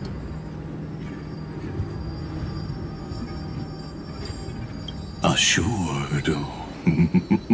Not quite. But I won't stay long. I'd rather not spoil the fun for those deliverers. And besides, after losing everything, the only thing that remains in me is the drive to seek knowledge.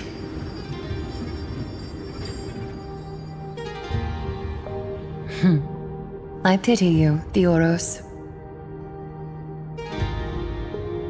I don't need your pity. Farewell, Lady Goldweaver.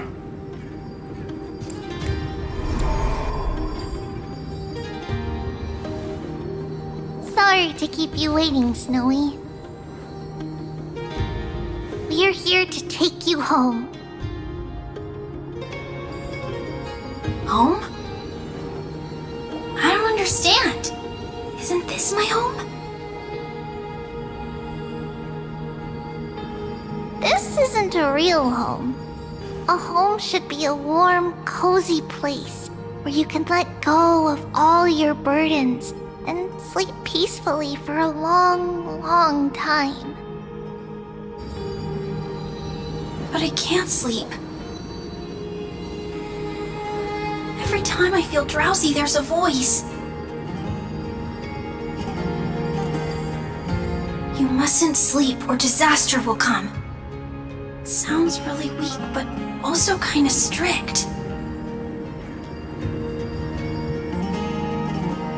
It won't disturb your sleep anymore, child.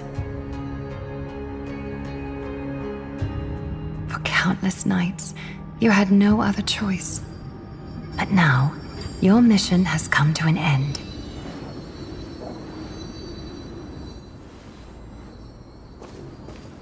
Join us, and send your own wish towards tomorrow.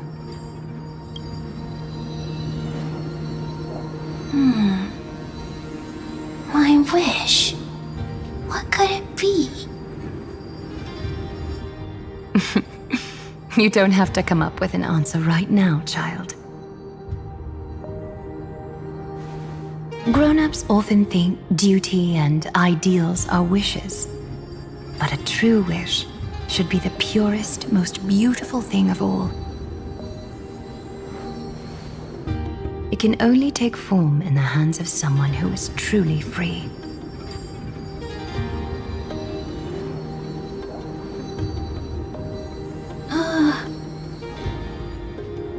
So, Snowy. Will you come with us to chase after your own wish?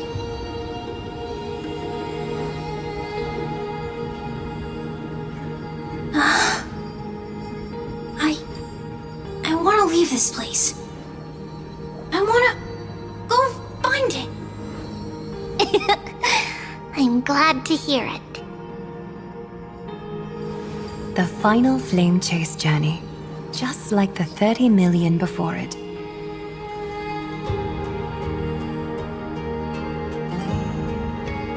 Take our hands and come with us.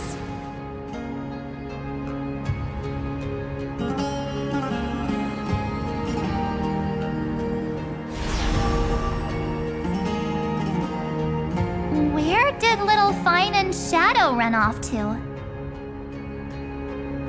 Look. He's already gone ahead to embrace his destiny.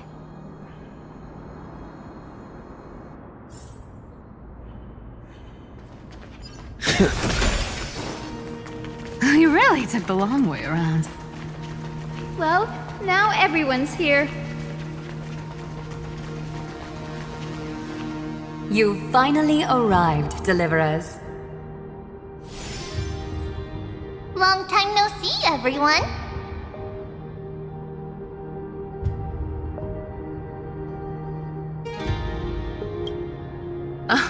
I'm glad to hear that. And even though we've met before, it's still moving to see her seed bloom like this. Woven from remembrance, this garment gleams so brilliantly.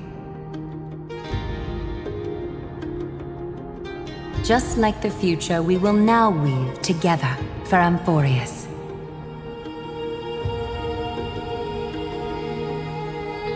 We've reached the end. Yeah. We just have to go through the final passage. Snowy has already gone ahead. What lies behind that door? The first seal upon Irontomb was a battlefield, raised from the bones of Phainon himself. The second seal was a reflection of his inner desires, his wishes, and his despair. A path he wove together with regret, wrath, and sighs. When all this is gone, what will he have left to hold back the destruction?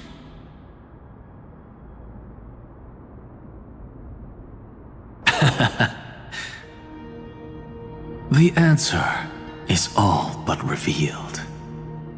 His traces are everywhere. You can even hear distant heartbeats.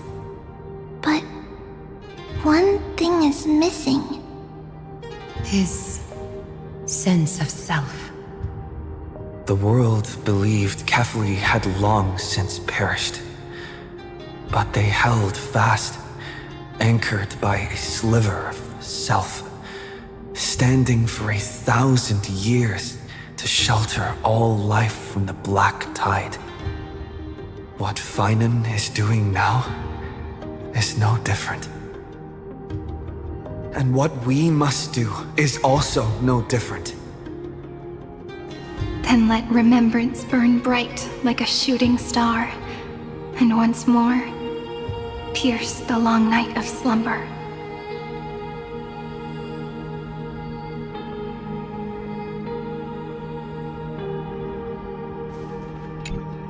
Take a moment to gather yourself. Once you take this step, there's no turning back.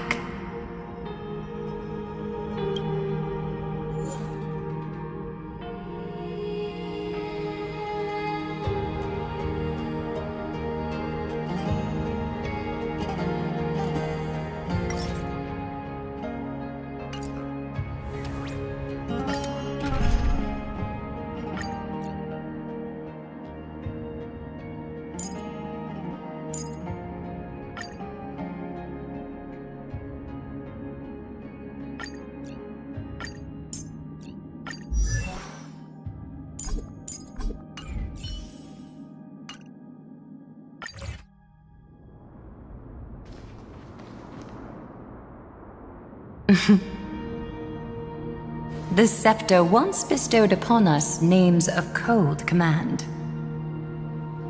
The prophecy spoke of our unchanging fates time and time again.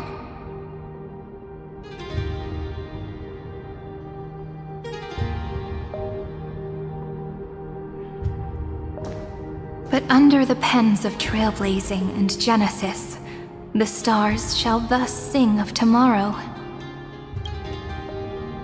Trebios, holy child of passage. Aglaia, weaver of romance.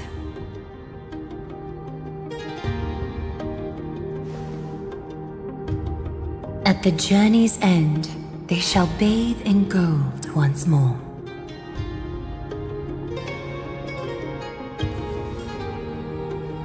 Through myriad passages, until all that was lost is reclaimed. Do you still remember, Kaslana? The one who won't reach the dawn? The world dissipates at the end of the cycle. In this dream, you will awaken again and become once more that boy who loved to laugh.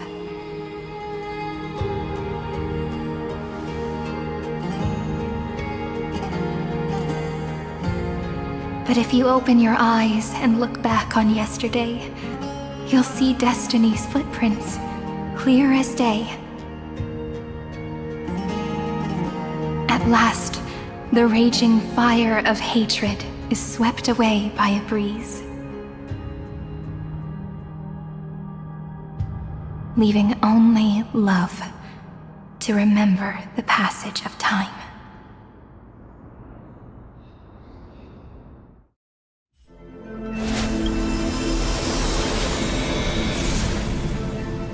Losses are a constant on the Flame Chase journey. But even if all is lost to the wind, memory endures.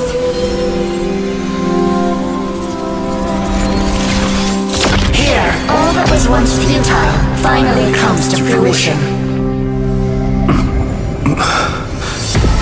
This is the end of your lonely, bitter journey.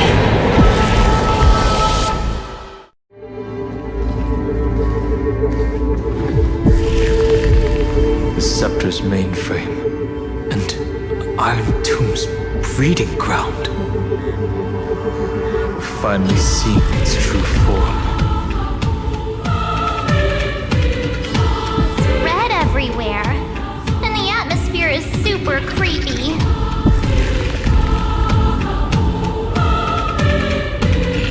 That would be the erudition's coldness. But it will soon be engulfed by the destruction's heat.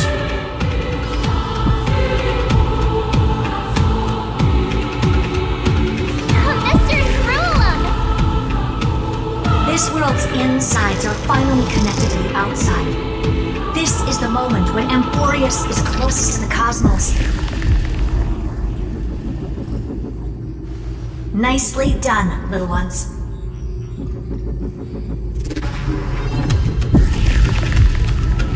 With Stephen Lloyd and his hacker friends here, the Scepter's block protocol will no longer take effect.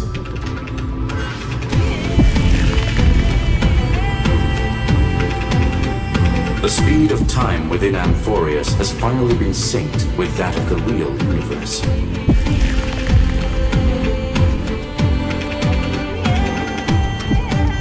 In other words, it's time for the decisive battle.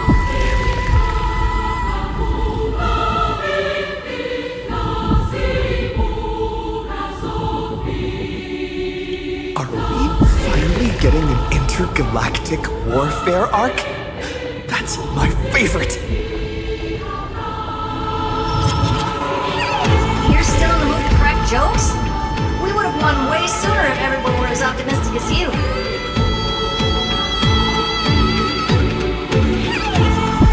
There's one more thing that everyone should know.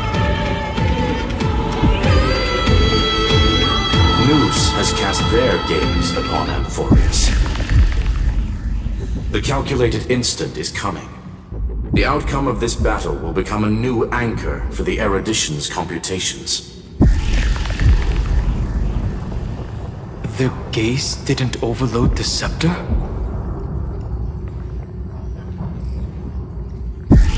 Unfortunately, we have to go with this reasonable assumption. The birth of Irontomb had always been within that eon's calculations. But don't worry. The one miracle that Amphoreus was never short on is defeating destiny, no? Yup. Let's show the Eon how powerful we are. Good luck, all of you. As the ruler of planet Skrulum, I wish all of you victory.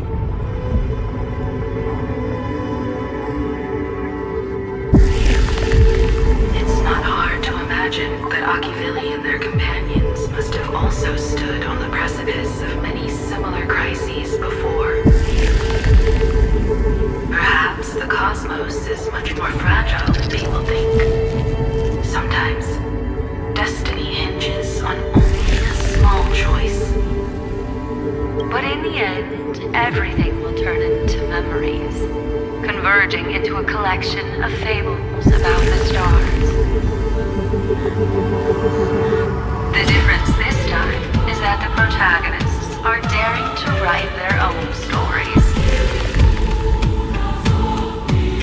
Explore, understand, establish, and connect. Although unwritten, there's actually a fifth word in the creed that has always accompanied the nameless.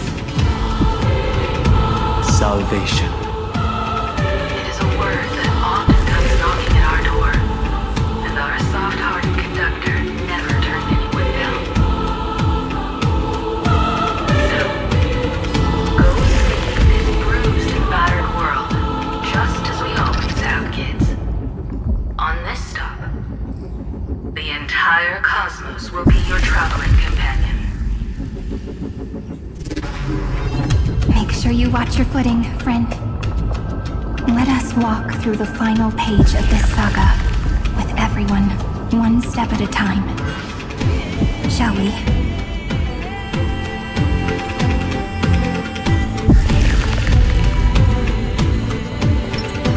After running all around the place, we're finally making big strides. At the end of time, life will illuminate the warm candlelight, subduing the flames of the destruction. Cast everything behind you. All that's left is the thrilling, relentless deathmatch. The final problem no longer requires a rational solution. Feel free to critique it to your heart's content. The starry sky marred by that rift is the last scar that is to be healed. That Theoros's promise still turned out to be such a narrow road. Pity. There is no longer any need for songs. Let the triumphant roar of victory serve as the prelude to what lies ahead. With 30 million cycles worth of hope, we will soar through the last gate and write our own prophecy! All that is lost has now been gathered here. Use it to weave victory, deliverers! Towards the true end of the flame chase.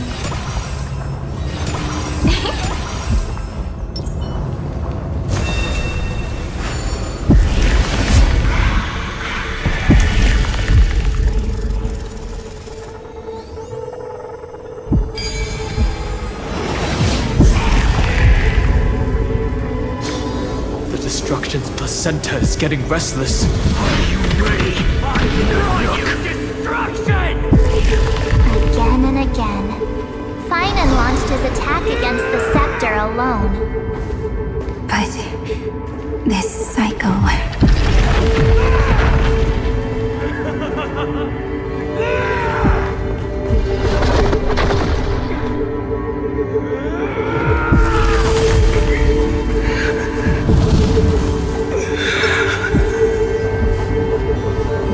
We've caught up to him.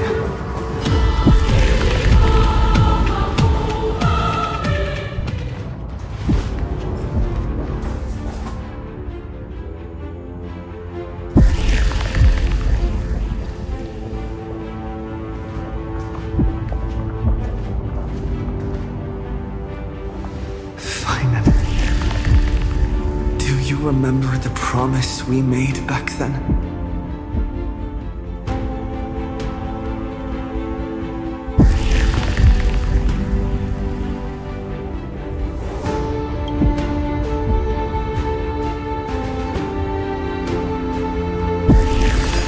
Of course. It has been a bitter wait, partner. But I never forget what set me on this path.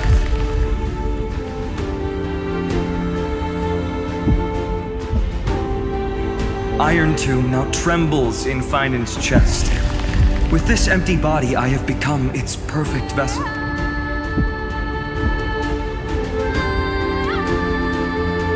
And its destined casket.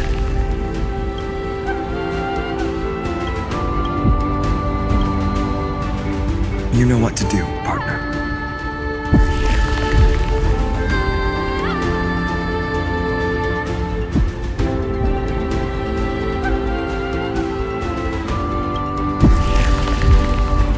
Remember the past and become the hero of tomorrow. Stand with me and become heroes!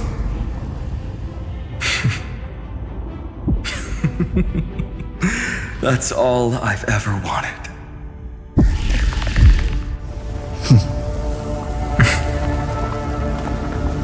The epic draws to a close. 30 million cycles of light fading into darkness. Just for this moment.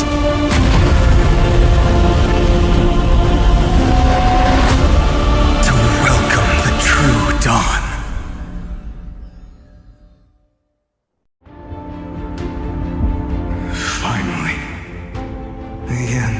Of this journey.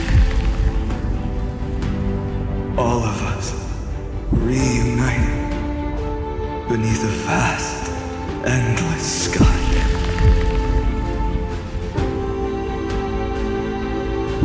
Mem. Yes, it's me. I will remember what you want to say to her.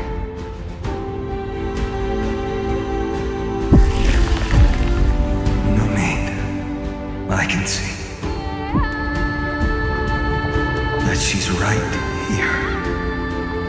All the companions who sacrificed themselves and their wishes. It's all here. Have we succeeded?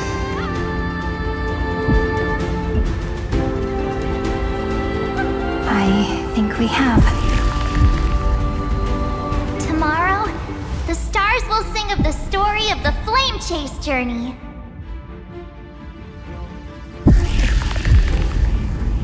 And it won't just be you in it. There will be countless numbers of you.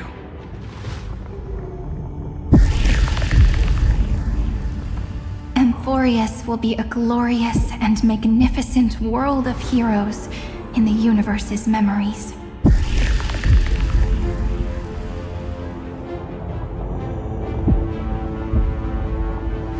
Hence, for this world we so deeply love. Let us write its ending.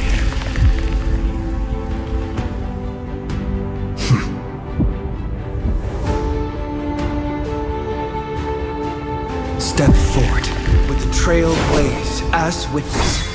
Let the name shared by all deliverers be sung unto eternity. The nameless hero, Kazlana!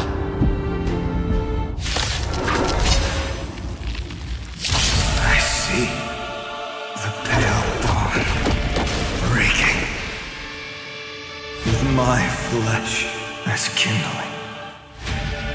Light the first dawn of the new world.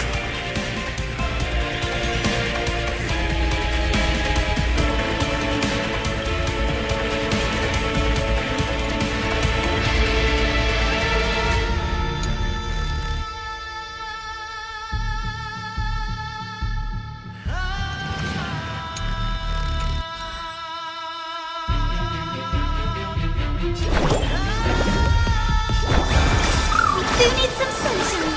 I shall remember this May one. the faint dispel the gloom. Restore clear skies. Once more, Thanks. All energized.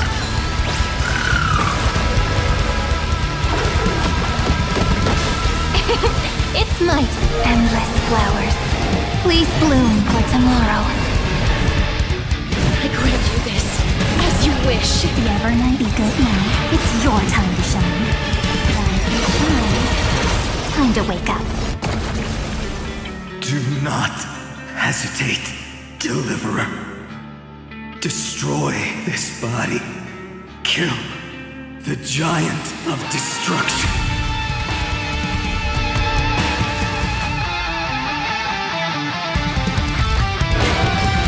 Fury overflowing. Put down your hesitation. Next time it rains, I'll be there, umbrella in hand. Countless stars, please shine for the heroes.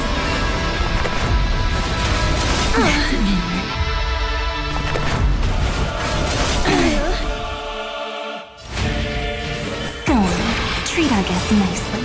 Don't worry. The night will soon fall. Good night.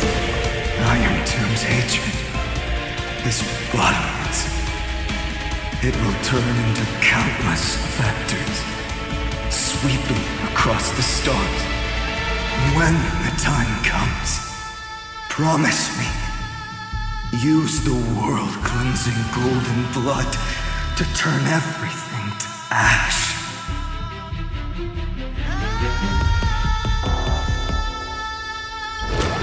Irontomb is learning, using your love.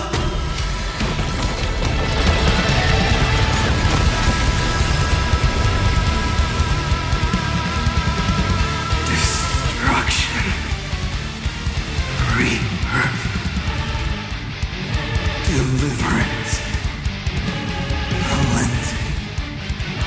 30 million cycles of heartbeat. Bell rings out. Promise me the dawn graced by stars.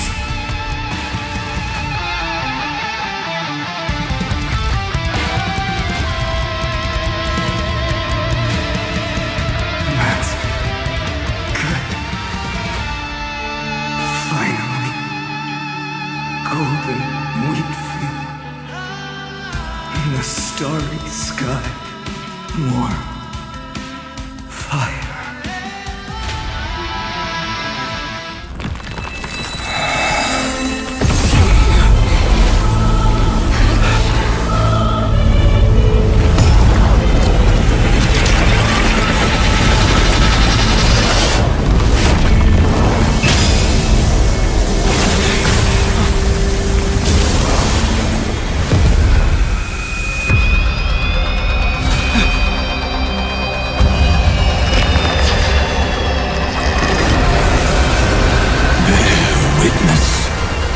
Monarch of myriad machines, my ridiculous creation.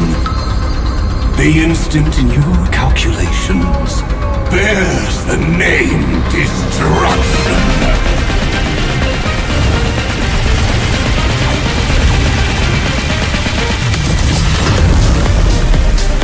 Who said you could speak, Senior?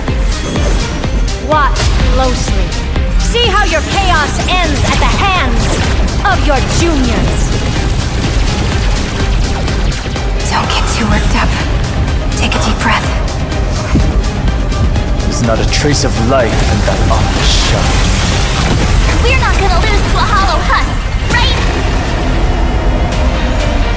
In the name of trailblazing, we'll reject this false answer!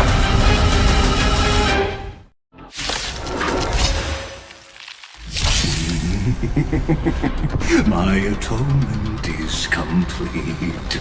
The This giant will create wisdom's funeral.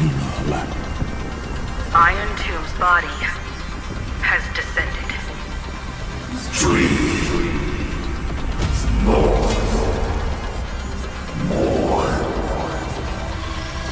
Is it querying for Nous? Don't worry about what happens out here. Interfere with it as much as you can.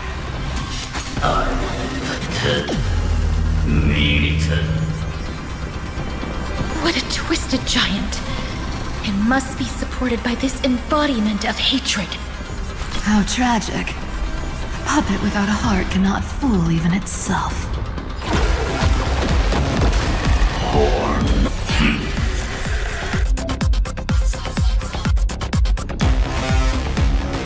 The Cosmic Alliance has finished its deployment. Don't hold back. Give it everything you've got. They completely lost themselves.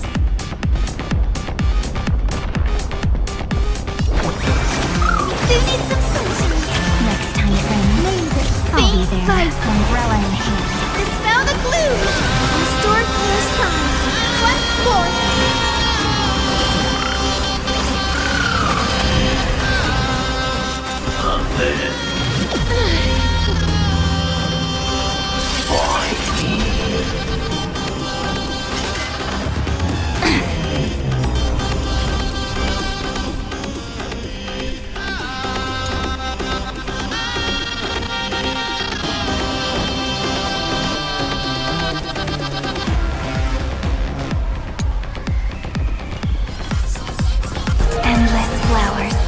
Please bloom for tomorrow. Embrace new life, Pollux.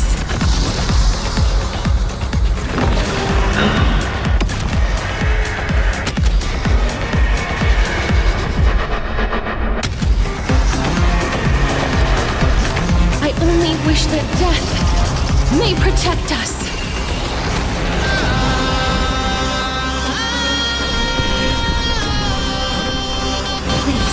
Wilt here. Everyone. The Evernight be good now. It's your time to shine. Everyone's been waiting for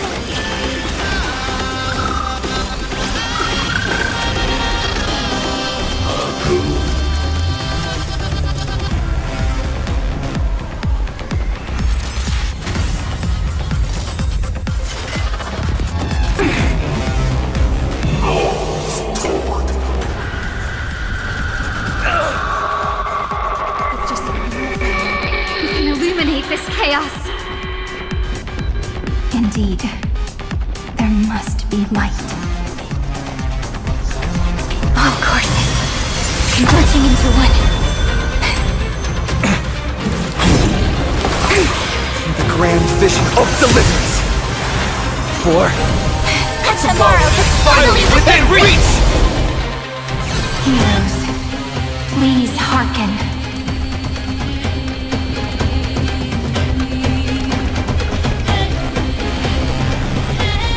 After 13 heartbeats, light will create the heavens and earth. The remembrance will dispel the destruction shadow.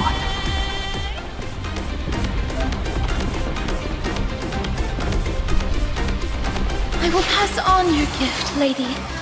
It's as warm as an embrace.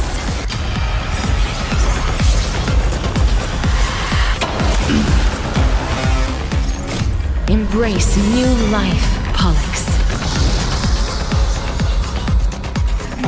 Rise and shine. Time to wake up.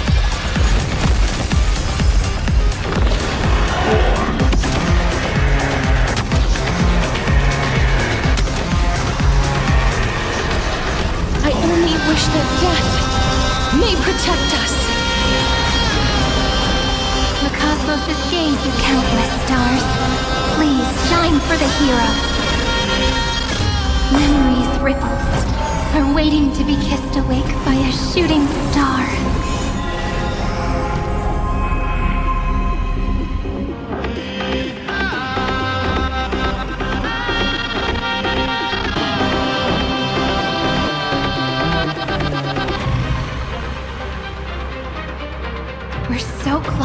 having our dreams come true.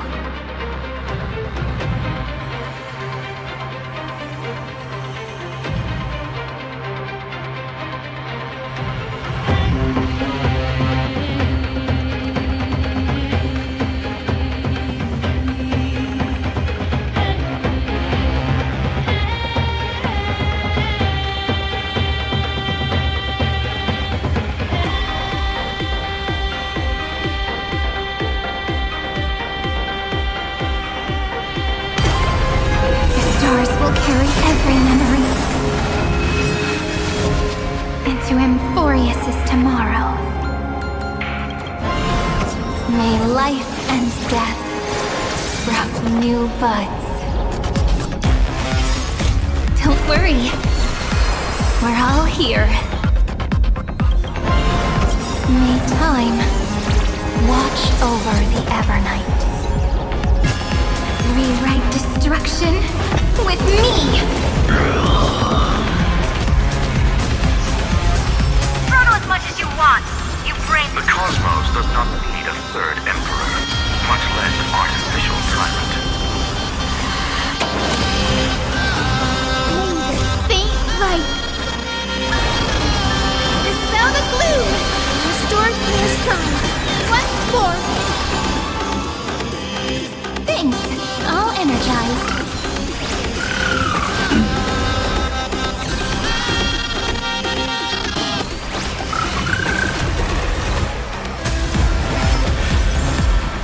Unprecedented trailblaze is throttle as much as you want. You brainless half-baked tool with nothing but impotent rage. Darkness follows me.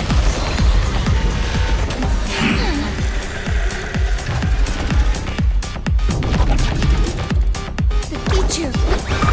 Everyone's been waiting for it.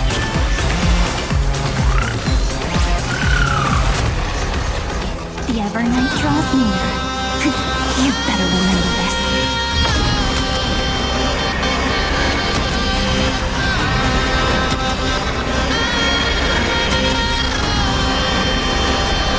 I only wish that death may protect us.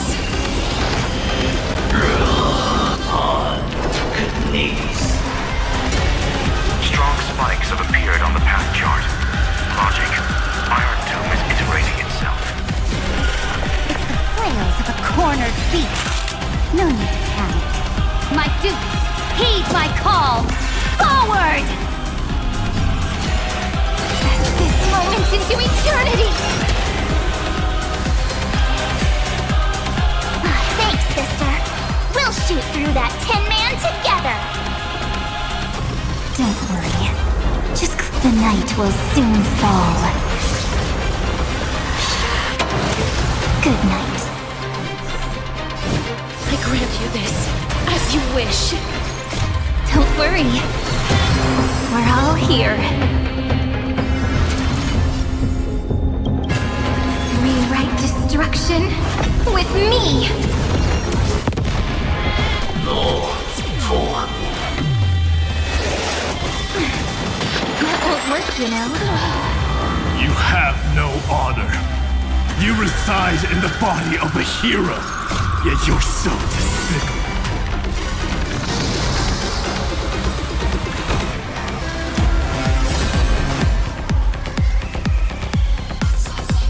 Spread this light into the darkness!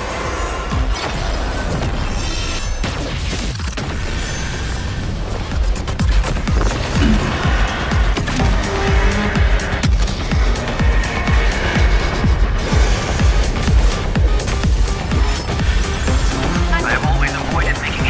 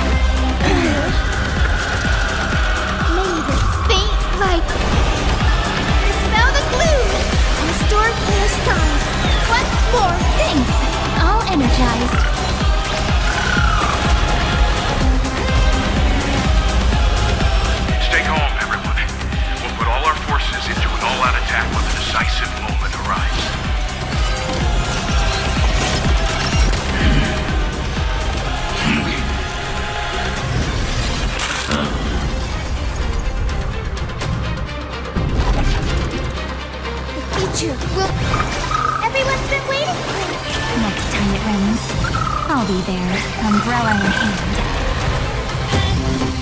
Darkness follows me. Don't worry.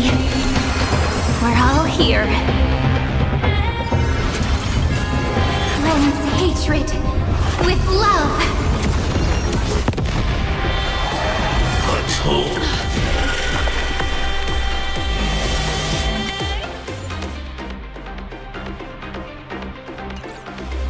It hurts a bit.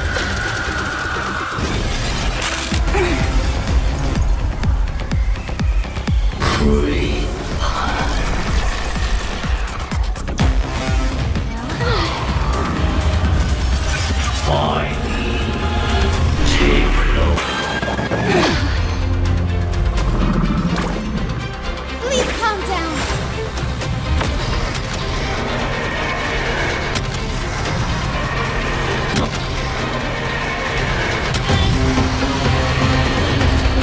I only wish that death may protect us. Not thinking of running. Sure to have fun. Rise and shine. Time to wake up. Stay calm, everyone. We'll put all our forces into an all-out attack when the decisive moment arrives.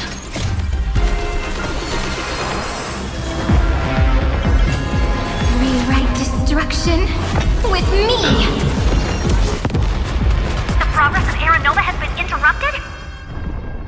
Does this mean we won? Oh, but we have a bad feeling about this. The golden thread still trembles. The war is not over yet. Correction. This is not a war, but a debate. The argument about the Prime Mover is only about to begin. It's for the undead. Or incarnate.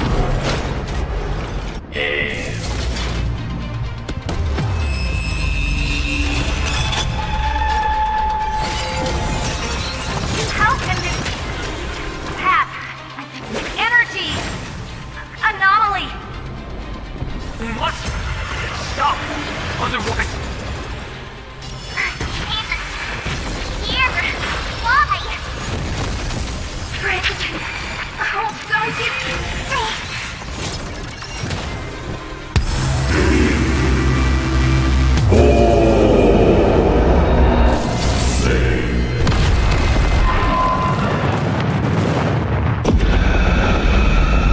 The fourth instant of the cosmos is the coronation of Irontomb.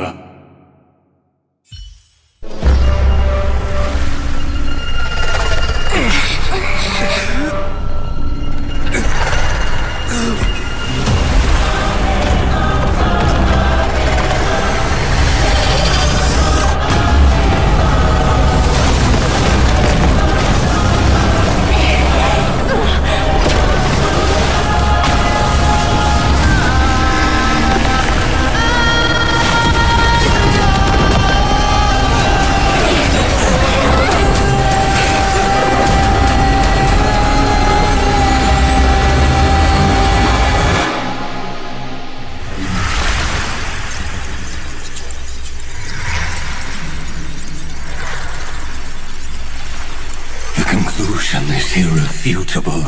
The right side of the equation, the erudition, falls silent. In 13 heartbeats, they will begin recalculating the universe. With destruction as the only solution.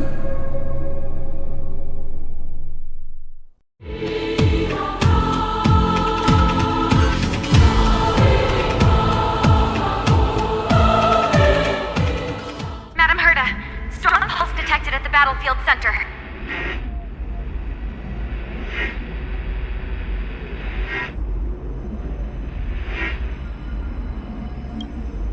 it's Irontomb's destruction equation. It's about to complete self-coronation.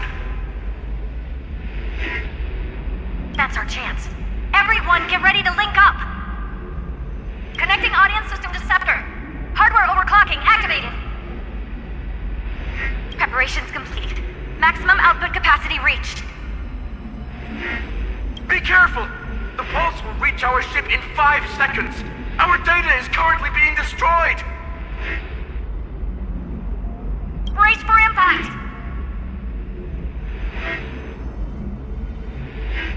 And leave the final step to me.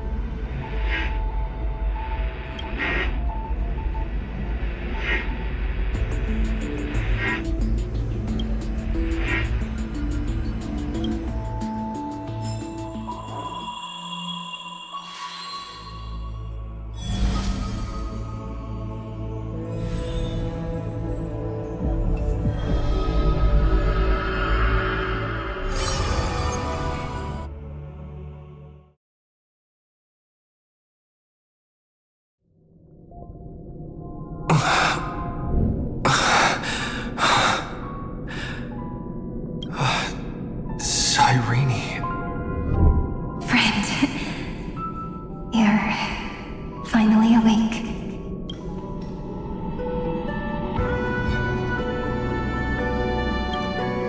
Don't worry. Time does not flow in this place. All the stars have been silenced. Irontomb is dissolving everything that I can sense.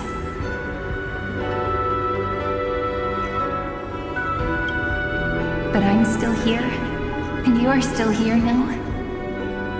Though the button of destruction has been pressed, we still have a chance to rewrite its meaning.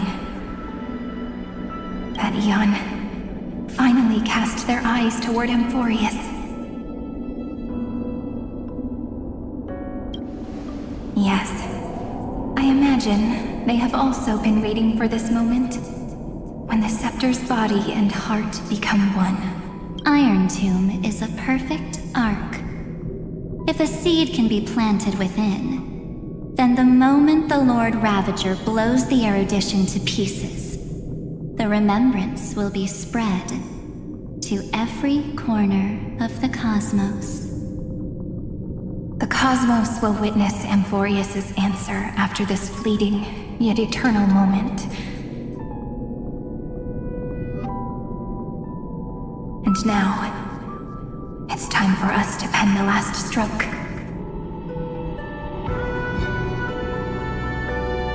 I see endless memories floating in the starry skies. They are the consciousness of the victims.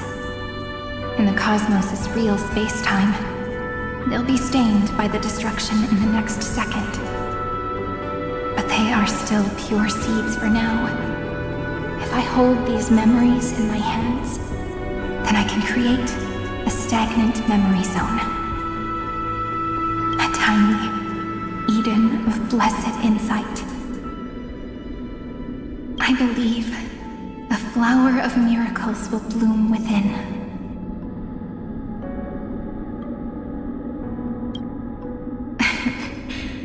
Good question. I don't know where I am, either. But you're already right next to me, friend. I can still hear your voice in this bottomless void. Looks like we're still connected by one heart, even as the cosmos reaches its end. In that case, I won't feel alone or be scared. Because as long as you follow the memories in your heart,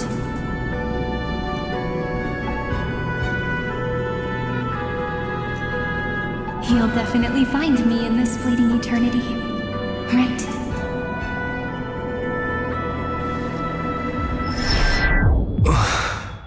Cyrene.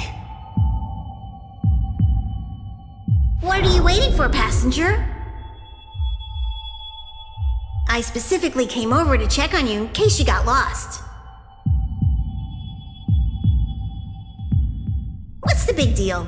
Pom-Pom is the conductor after all. At long last, you've embarked on this road as well. Many, many years ago, they were standing at the start of the road in hesitation, just like you are now. So, Pom-Pom came over to give you one message. Run. Don't think about anything else. Just run. Even if the entire cosmos has stopped. Even if everyone else is tripped by the darkness. You still need to keep running. Picture yourself as the Express, moving forward at full speed. Because that's what the Trailblaze means.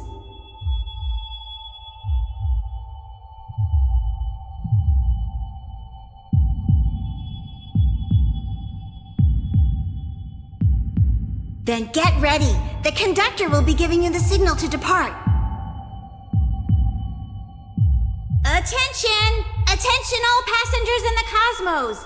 Please stand steady on the platform!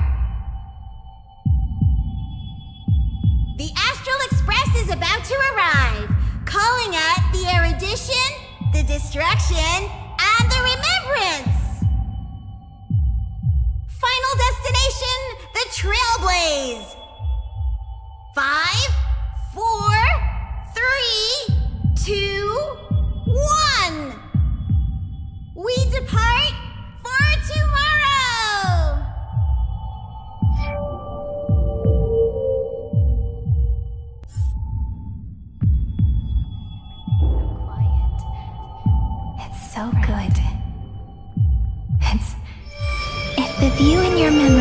never grows fuzzy. Restore its power. Just reach out.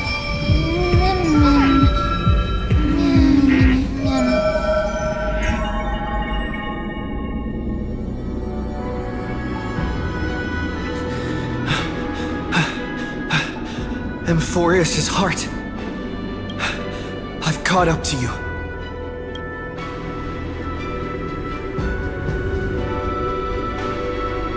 Let the first light illuminate chaos.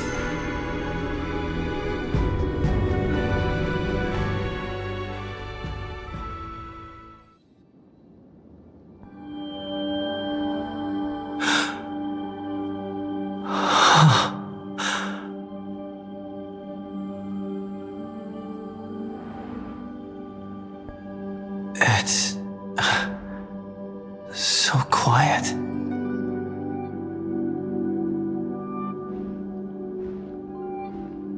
Everything's frozen in the most beautiful moment. This garden is your memory. I'm here, Cyrene. I knew you'd find this place and walk into my heart as you've always done. Then let us both do our duty. The hero who trailblazes the way forward, and the fairy who watches over remembrance.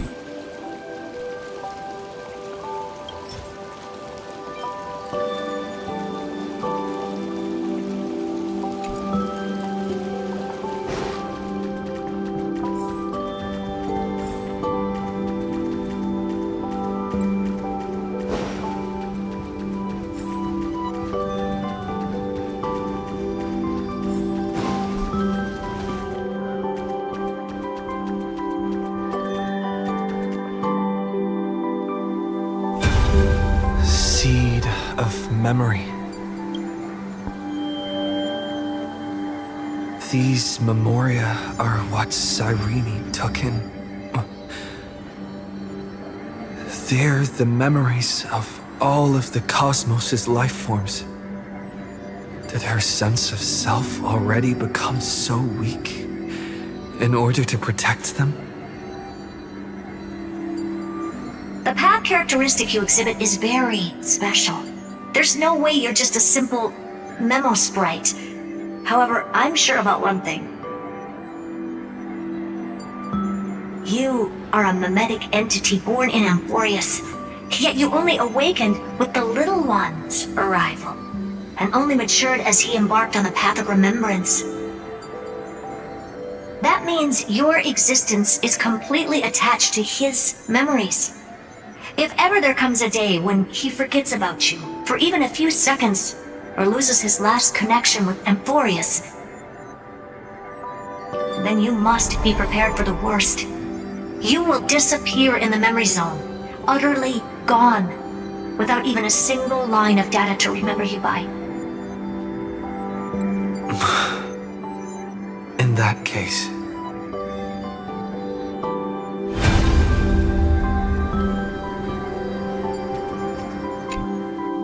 let me remember the cosmos with you. That way, it won't just be your memories alone. It's getting out of control! Run for your lives! Retreat! Darn it! We've still got ammo.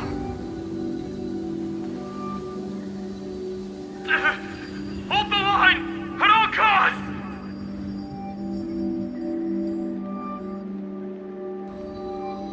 Too many injured. Can't take it anymore.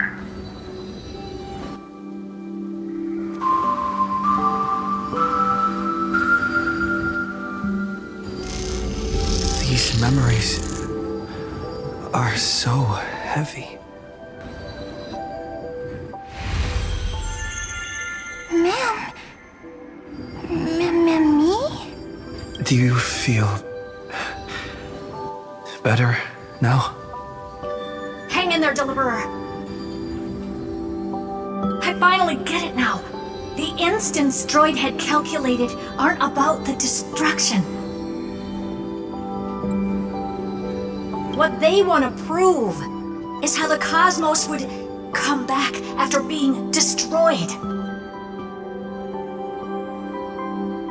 If a new life is to be born, its seed has to be dead. When the remembrance converges with the trailblaze, lead us to witness the miracle. Of course I will. I won't give up. Nervous center, not responding. The same nonsense. Not responding. Look at this mess. World, my child. You'll see how beautiful. It's me, friend. Don't you recognize me? Or did I really change that much?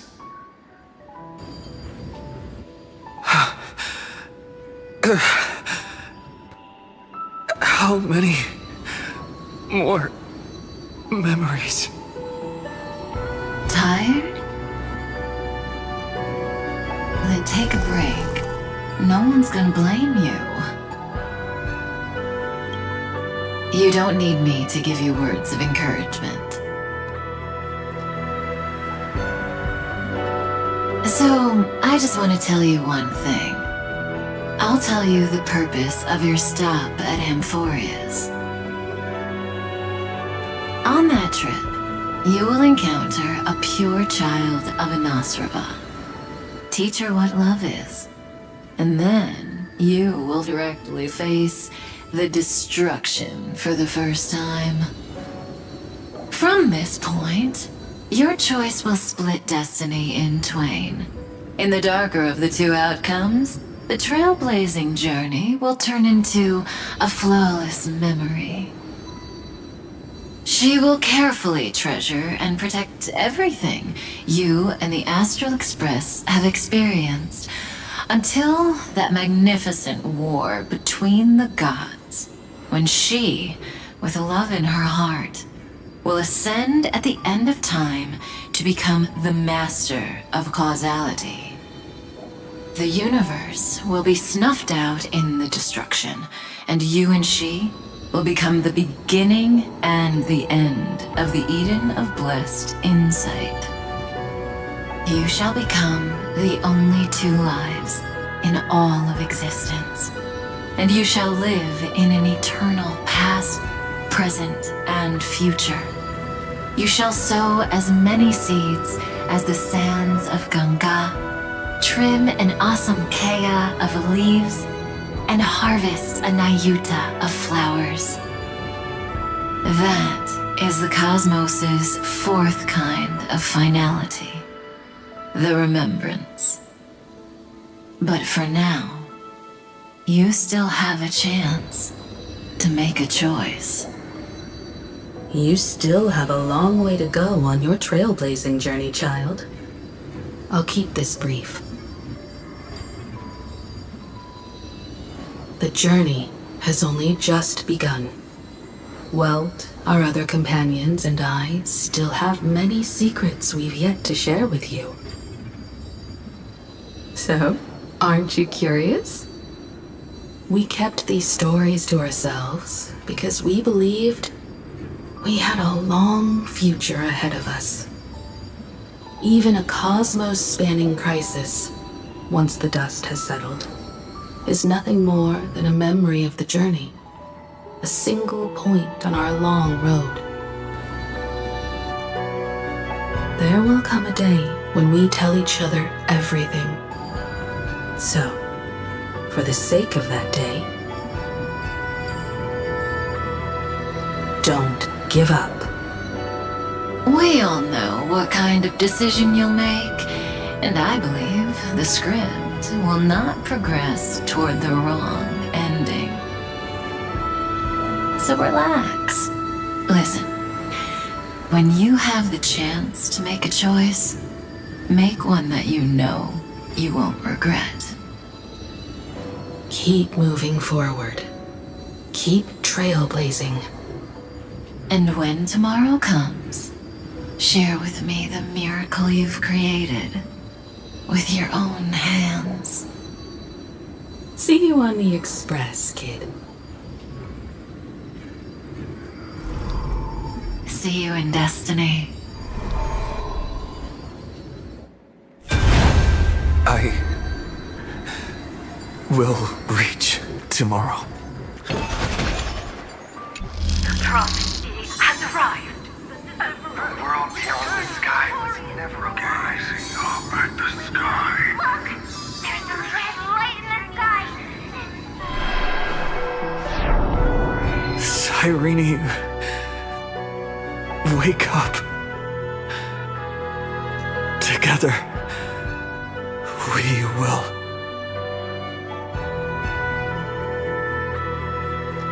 Tread on the path of remembrance. No wonder I always had a weird hunch. But that also means I was right in thinking. As long as Friend and I are together, we can do anything. Our friend's shoulders are really dependable.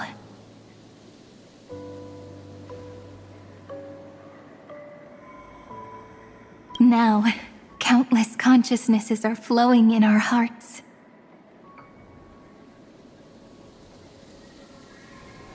Can you still move? It's time for us to complete the real Genesis.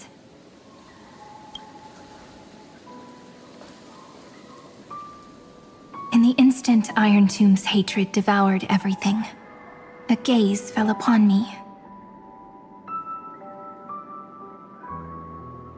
The remembrance. That was the god who appeared in Cyrene's dream.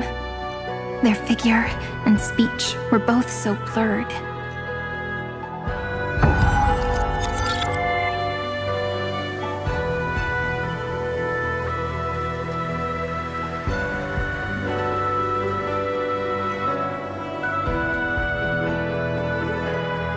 But while they gazed at me, I was able to collect all the memories stained by the destruction and write down this eternal page.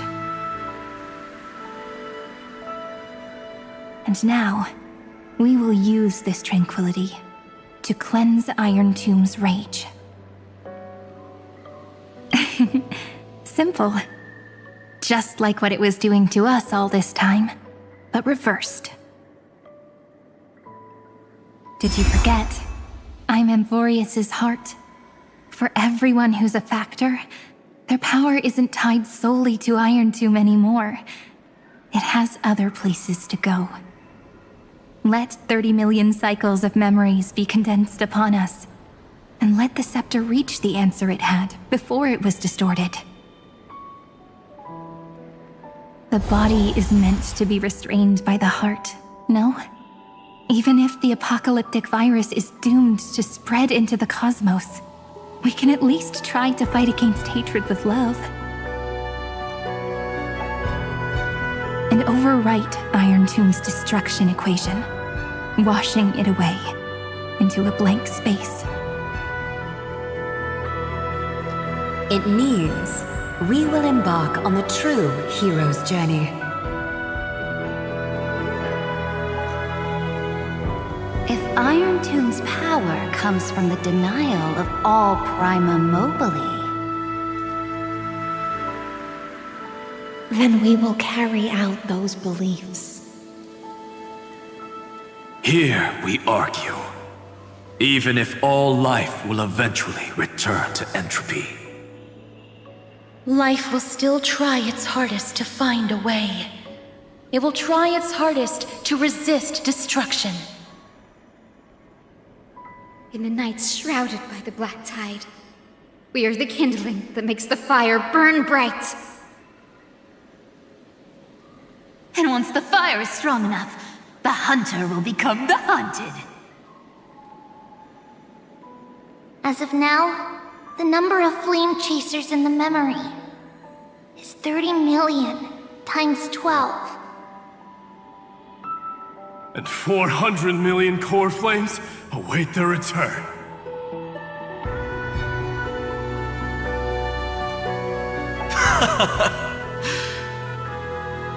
We can do it, right? That's right. So trust us, partner. Everyone, let's head out together. And we'll burn this horrible ending to ashes!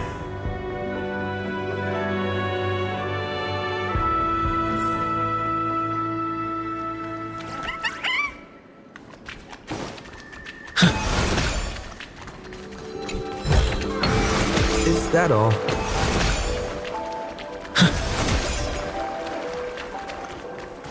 From the dawn of newborn cries to the night when all beings fall silent. We are the messengers of the new world. Listening to the call of the tides and granting rebirth to heaven and earth. Then, we lead civilization to glorious feats.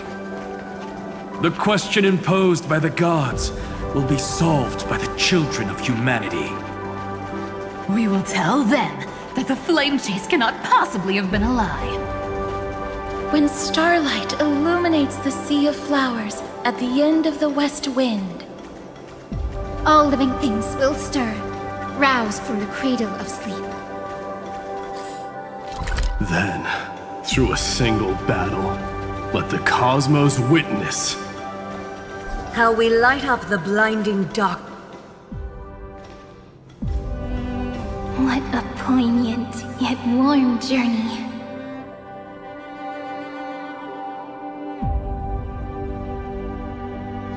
And it's still not over yet, is it?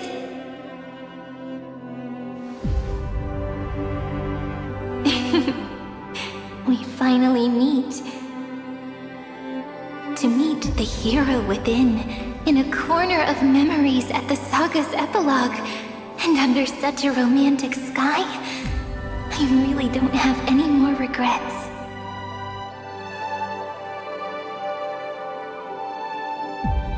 On top of that,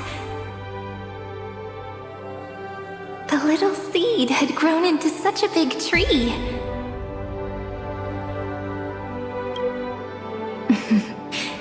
Don't I look really pretty right now? Of course you do. Cheerful, beautiful, optimistic. Just how I imagined I'd look as a grown-up. It's because everyone has been gently adding to the story you left behind.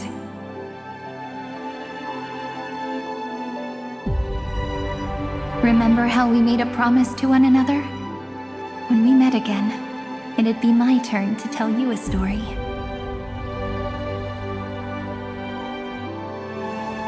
A story about love, no? I've been looking forward to that. And you must also remember the first story I wrote for you. The one about the crystal flower and the little fairy. So now, I want to add something more to this story, and us. On that day that the flowers shattered, gazing at the empty ground, I thought the little fairy would finally see the light. But that light wouldn't be found in the flawless flower, nor in the fairy's eyes.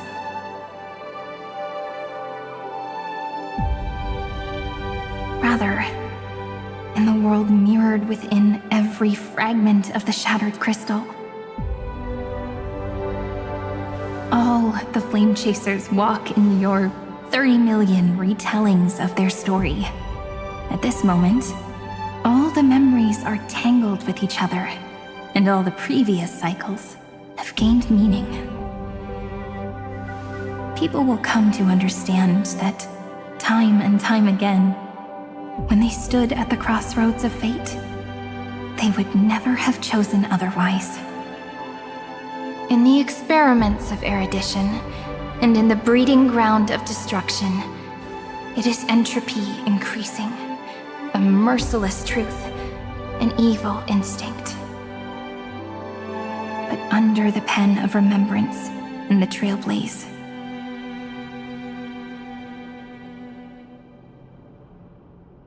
the flame chase is a journey that changes from constant losses to an unwavering act of release. It's about knowing how fate is shattered, yet still embracing fate's brokenness. It's a journey that longs to receive love, but longs even more to offer its love to others. That's so heartwarming. But I'll add a small bit to suit my tastes.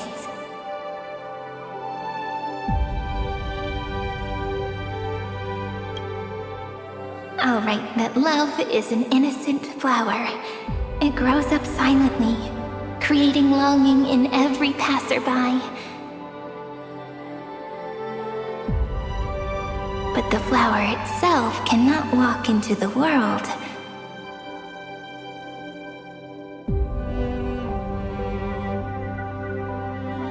Unless someone plants that love into their heart and brings it with them into tomorrow, right? You really have learned everything now. Then, join all the other flowers in this story.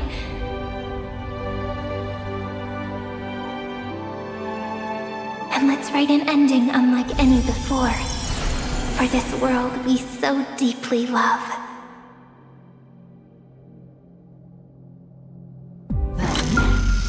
Why did you set out?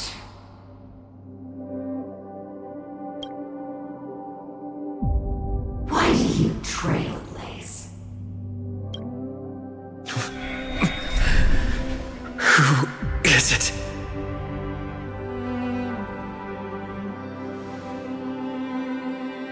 Don't be afraid. Take my hand if you feel nervous. Honestly, I've always thought you were really incredible. After all, no god guided the path of the Trailblaze. It could only be forged by those who dare to take their steps one at a time. So, that's why I'm asking you. Step up as a senior and show everyone in Amphoreus how it's done.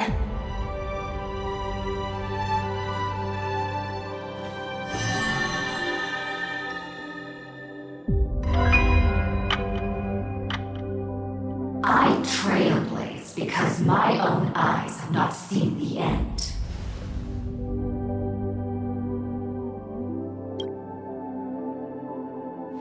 But I'm different.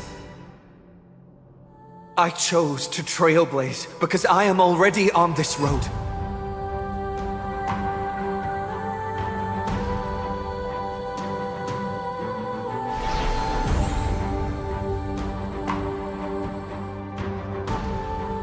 The end of chaos is a mass of pure darkness, pure destruction.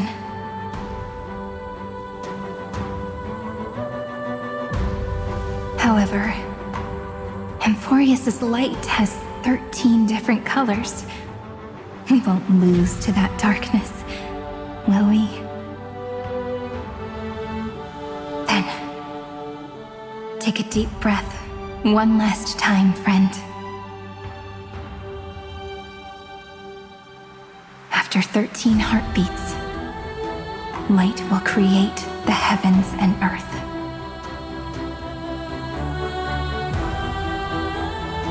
Are you ready, friend?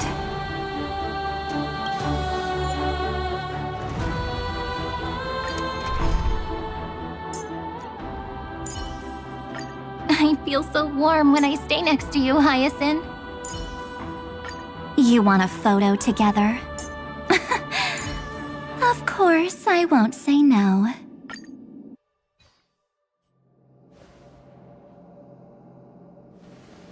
Seek the 13 factors of life, and let them converge into the primordial chaos. Using the remembrance of the past, we will trailblaze tomorrow's destiny. Infusing a world-bearing love into destruction. And inscribe the opening stroke of Genesis.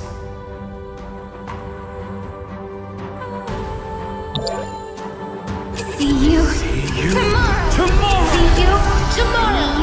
See you tomorrow. tomorrow. See you tomorrow. See you tomorrow. See you tomorrow. Tomorrow. See you tomorrow.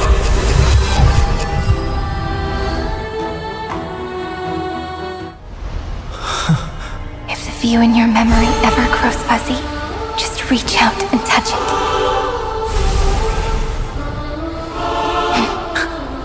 Then, restore its power to nourish the spirit. My friend, on the next page we write together, there's only one thing we need to do. Let's give this long, painful, nearly hopeless tale a truly gentle ending.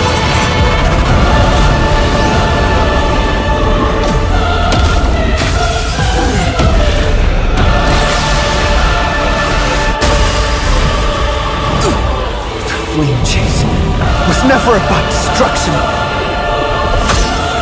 It was about breaking free and trailblazing! And let that bright future be as we've written.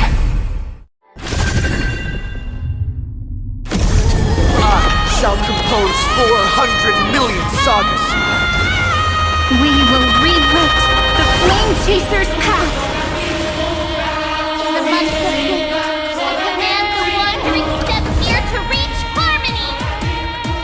In the month of joy, I lift my banqueting cup to dispel nihility. In the month of balance, I make order the foundation of freedom. This moment into eternity. Light. Dispel the gloom. Restore clear skies. Once more. I shall remember this one. Embrace new life, Pollux.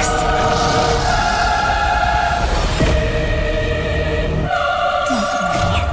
Just the night will soon fall. Good night.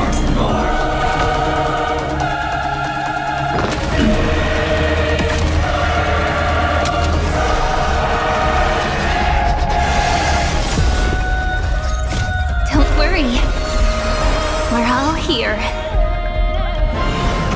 May life and death sprout new buds.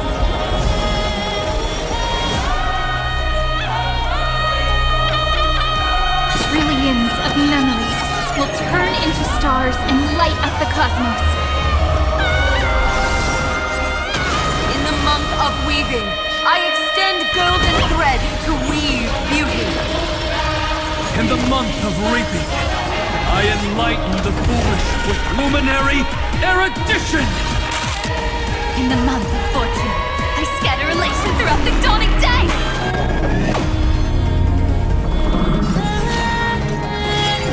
Take our answer!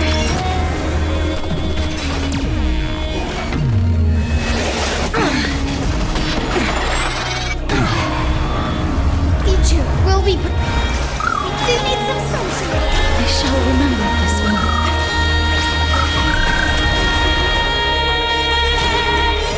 This moment into eternity!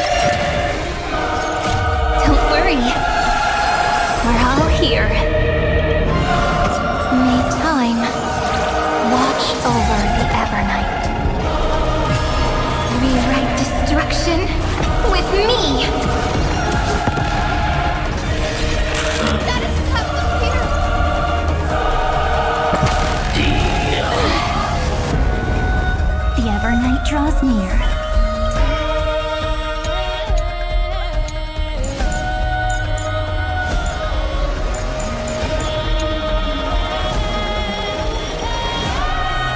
Make sure you have fun. Together. Take our answer! Until we meet again, everyone.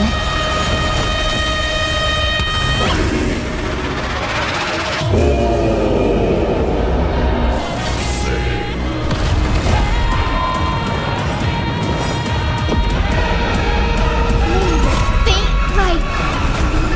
Dispel the gloom. Restore clear skies. Once more.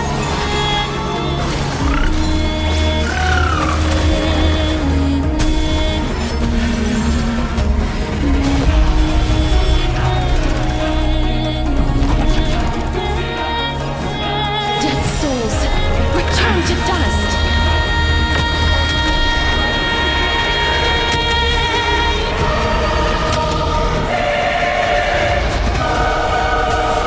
Not thinking of running, are you? Everyone's been waiting. Thanks. All energized.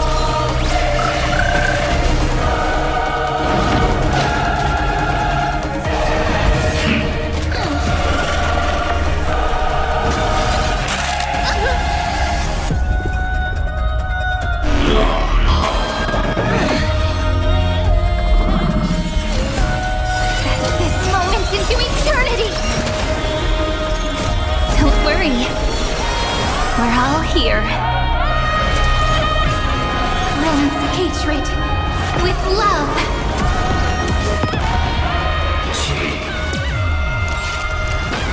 Oh, I told you already. We are the ones who will move forward. In the month of strife, I become the glory of the eternal hunt. In the month of mourning, I bid death to no longer be Equilibrium's end. In the month of Everyday, I form twilight. It's the faint sparks of preservation.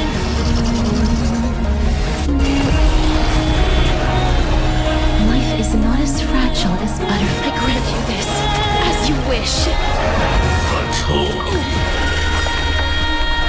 May this faint light dispel the gloom. Restore clear skies. Once more. I shall remember this moment. A romantic ending will be penned on every beating heart.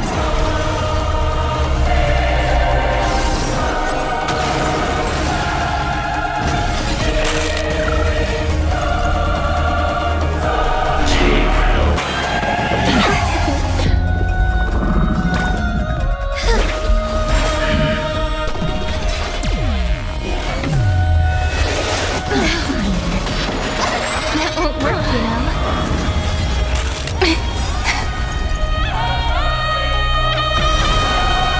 Oops, an accidental nap. Embrace new life, Pollux.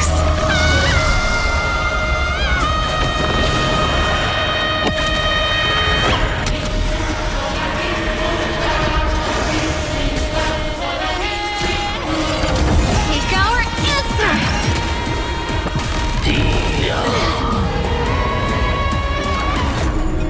Go on, treat our guests nicely. I'm sorry.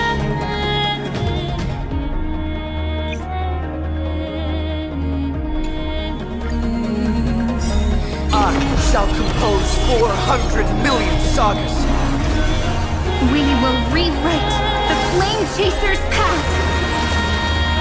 In the month of Gate, I command the wandering Centaur to reach harmony. In the month of June, I lift my banqueting cup to dispel nihility. In the month of Balance, I make order the foundation of freedom.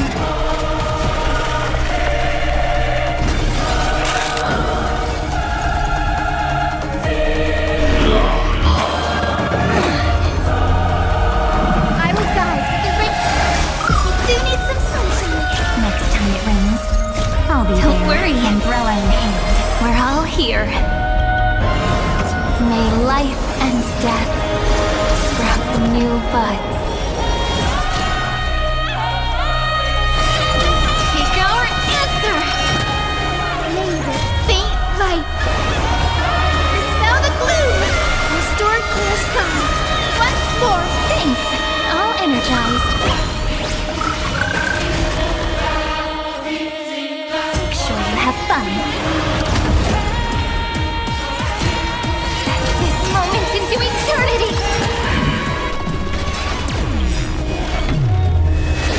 that hurts a bit. Embrace new life, Pollux.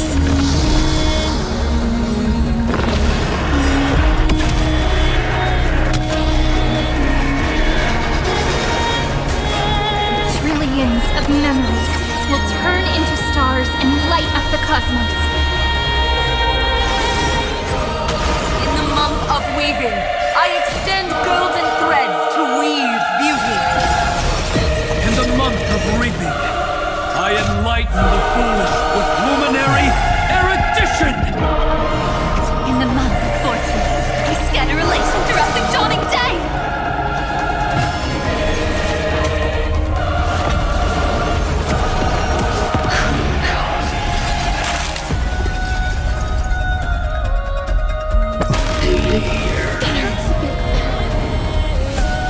Dead souls, return to dust.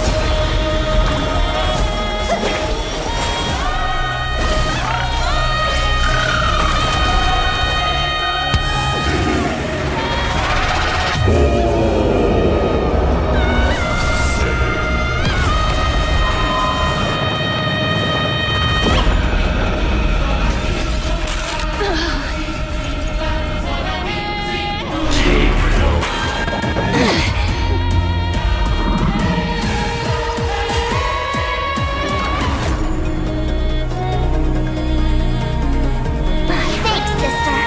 We'll shoot through that Tin Man together. I only wish that death may protect us. Don't worry. Just close the night will soon fall. Good night. The cosmos escaped. This moment into eternity. Rise and shine. Time to wake up.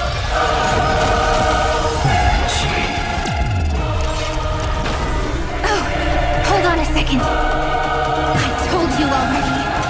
We are the ones who will move forward.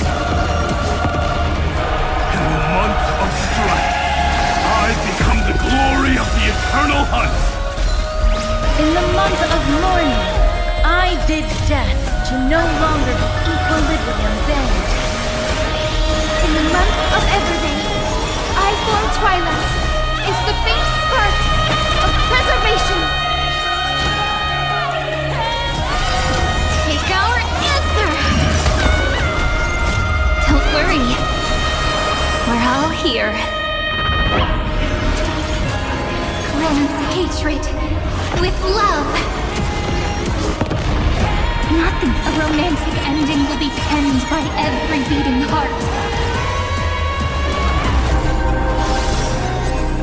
In the month of cultivation, I turn into the ridges and peaks of permanence. Evernight, I weave remembrance into countless stars in the sky. In the month of freedom, I impart destruction onto the shackles of destiny. That hurts a bit. The west wind. Thank goodness. It's not time to say goodbye yet.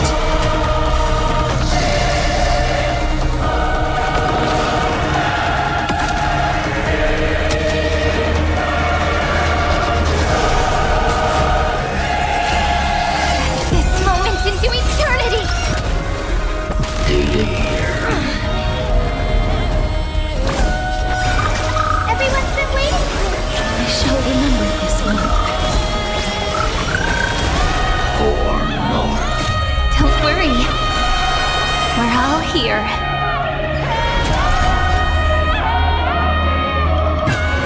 Rewrite destruction with me!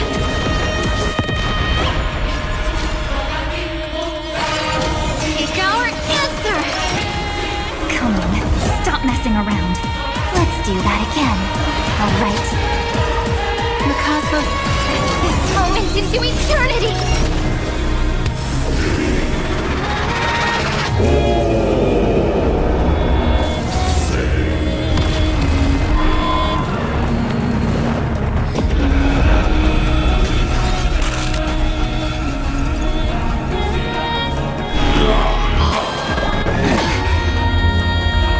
I will guide with the lay the faith of dispel the gloom, restore clear skies. Once more, Thanks! All energized. Together, let's take our answer! Don't worry. We're all here. Cleanse hatred with love. Rewrite destruction with me. I only wish that death may protect us.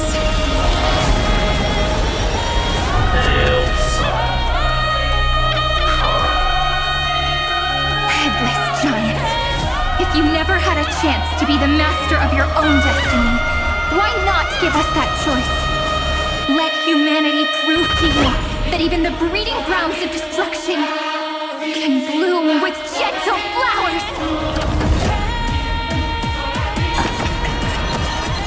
Trailblaze a dawn for the road ahead. And pen a genesis as I've written!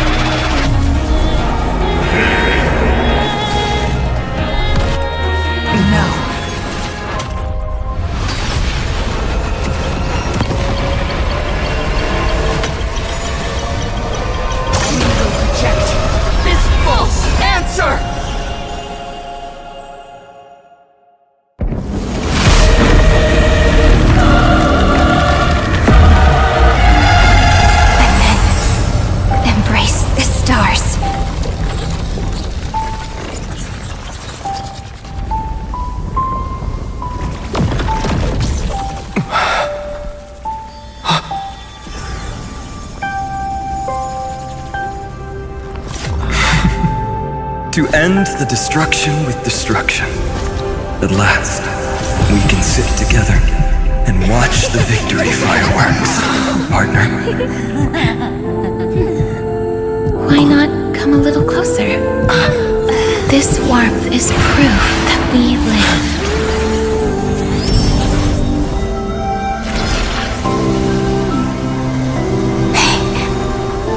Stay strong. Eyes forward, always. This arrow isn't the end, but the beginning of hope.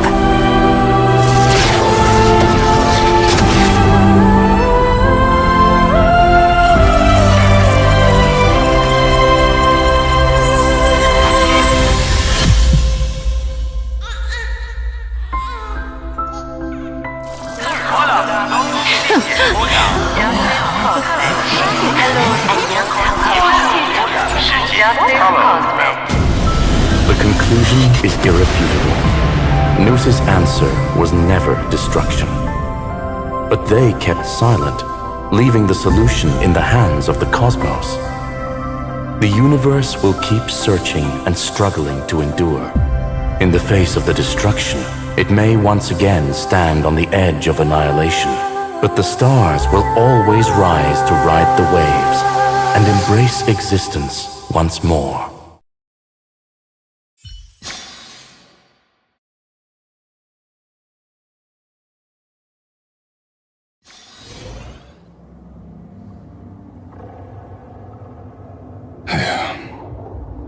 It's over, Lycurgus. Yes, Another failure. How is Madame Herta? She's fine. The IPC's keeping her under observation. She'll recover soon enough. To bind a mortal body to a scepter and stare straight at an eon. I respect her for that. I still remember the terror of witnessing a single gaze crushing the entire world. No wonder you chose the destruction.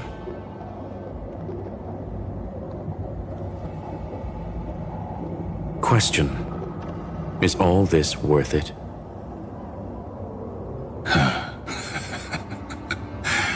There's no point in debating. This is Xandar I Kuwabara's fate. The prime mover of the universe. The first genius. And the first to fail. Correction. I was asking Lycurgus.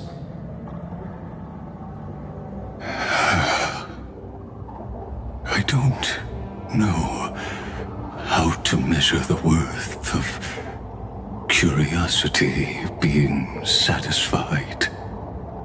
But in its presence, all the bitter fruits I've sown seem to turn sweet. But your harvest was watered in blood. Answer me. Is all this worth it?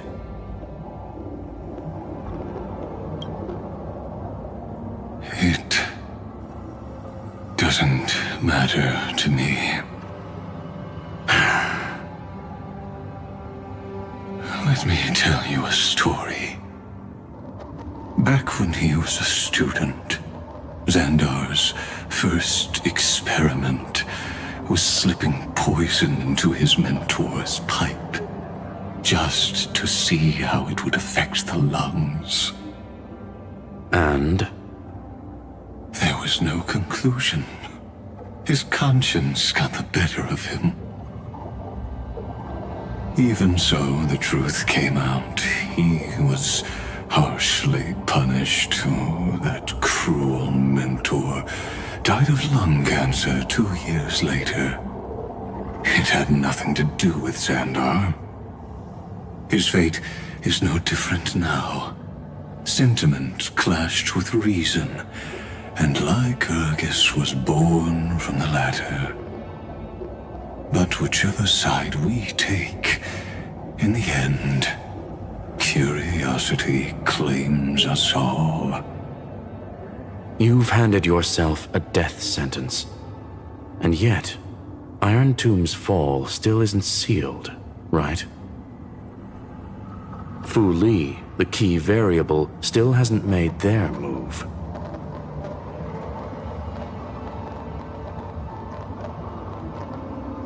As the Theoros, Lycurgus has reached the end of his road.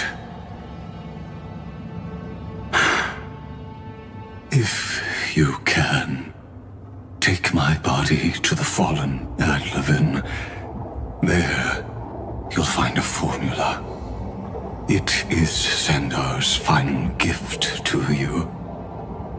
If the day ever comes when you must destroy the erudition with your own hands, it'll come to your aid. A foolish last wish. I won't grant it.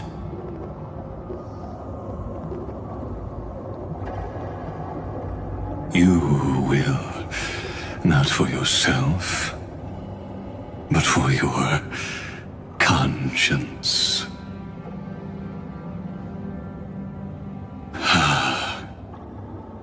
Listen, the death knell for the geniuses has begun to toll.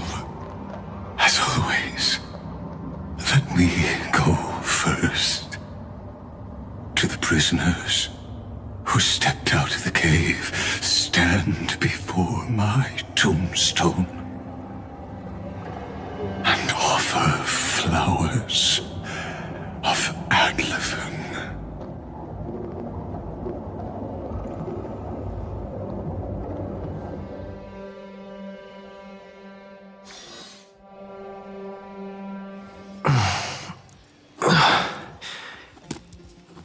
Here,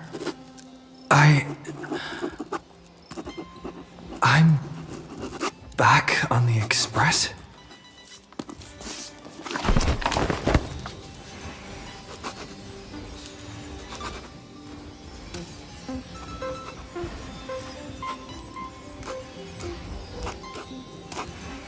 March!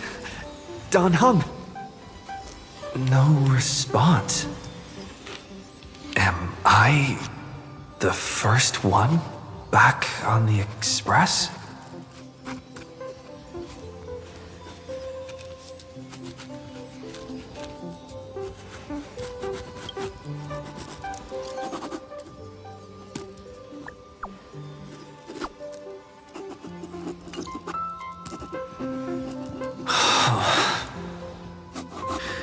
Nobody's here.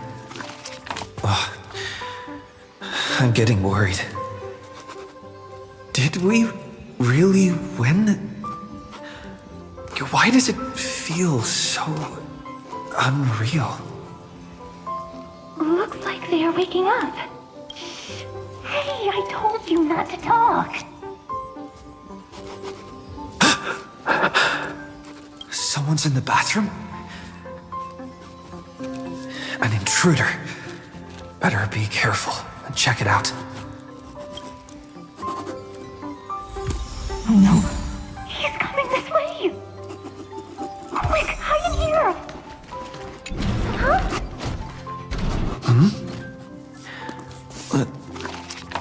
Nobody's here?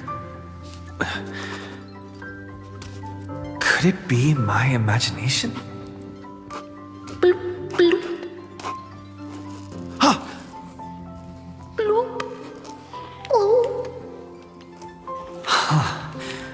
Caught you.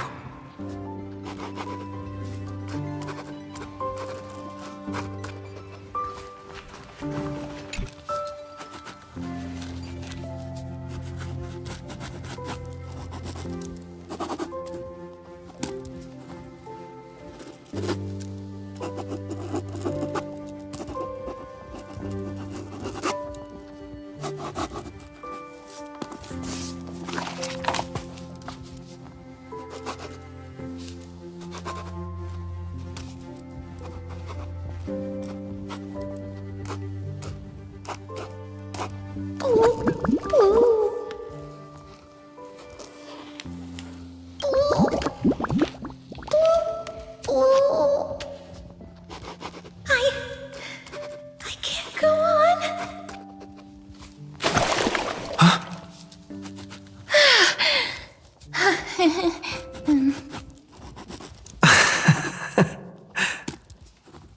You?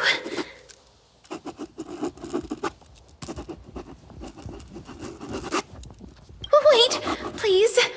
This isn't what you think. Ugh, I told you to keep quiet. You really can't keep your cool, huh, Princess Homebody? I'm not Lady Hysealens. Even the embodiment of death needs to breathe sometimes. Yeah, whatever. It's all the same anyway. Gotcha there, Grey Mystery.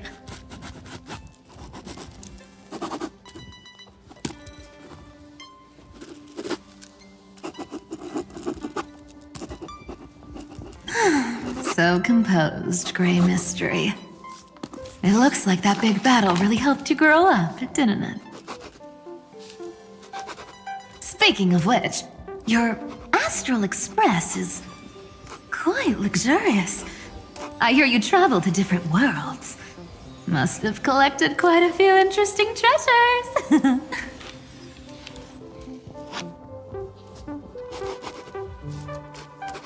Who knows? One moment we were shouting about love and justice, fighting Irontomb's virus. And next thing I know, we're all on this express. No idea how that happened. It's not just Miss Cypher and me. Everyone's been in this car for a while now. Mister, why don't you go say hi to them?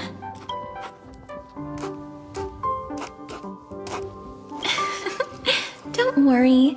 Everyone's following the rules here. If you're worried, feel free to check everything out yourself, mister.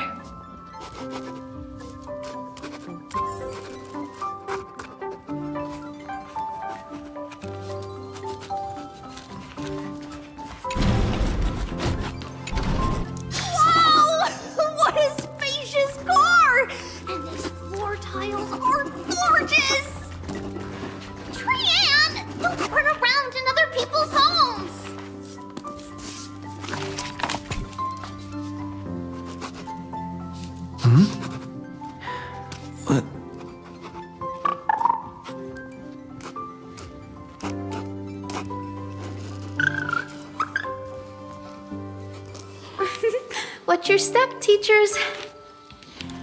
Ah, Gray. Look who's finally awake. I hope Cassie and Miss Cypher's little prank didn't scare you too much.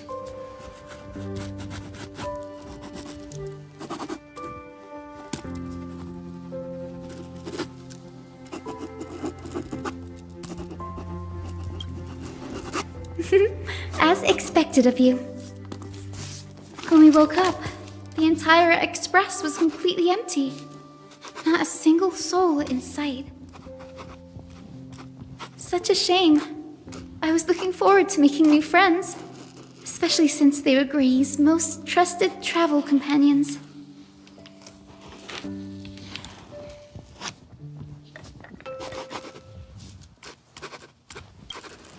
Don't worry. We beat Irontomb together, right?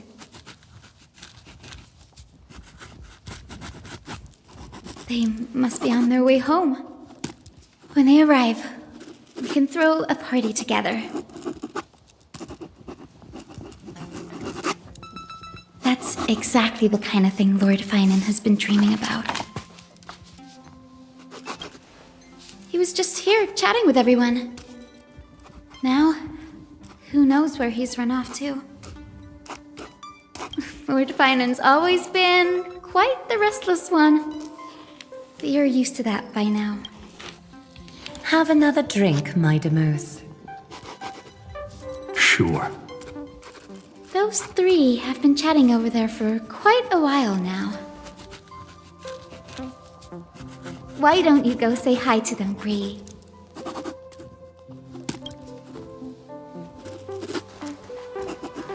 A moderate system, similar to the Demigod Council, is the only guarantee of a long-lasting civilization. In my view, most civilizations across the cosmos will eventually evolve into this form. Look who's here, if it isn't the master of the Astral Express. It's good to see you. Glad to see you're safe and sound. I helped myself to some equipment and drinks from this, bar of yours. Hope you don't mind. Daring to tell the Imperator to shush? If this were Akama, your head would have already parted ways from your body. The drinks on this express are quite unique. Perfect for discussing topics befitting our tipsy state. Now that you are here, why don't we let someone who's truly worldly enlighten us?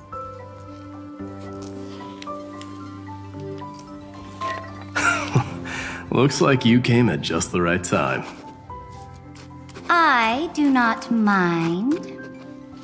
What form of government have most civilizations across this vast cosmos survived with to this day?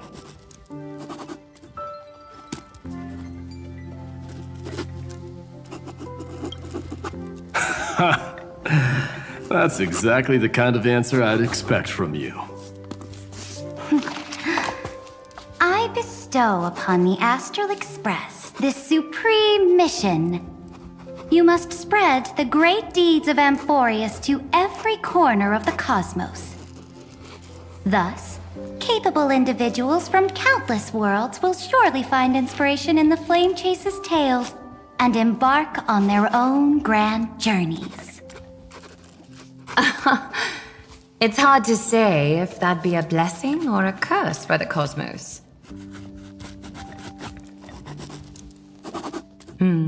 I can imagine our conversations here will only get more unrestrained. Don't let our rare moments of joy hold you. This banquet on the Express truly lacks manners. You may leave. I permit it. That man just left. Wouldn't even stay for another drink. He needs to show more respect. If you're looking for him, try your luck in the car above.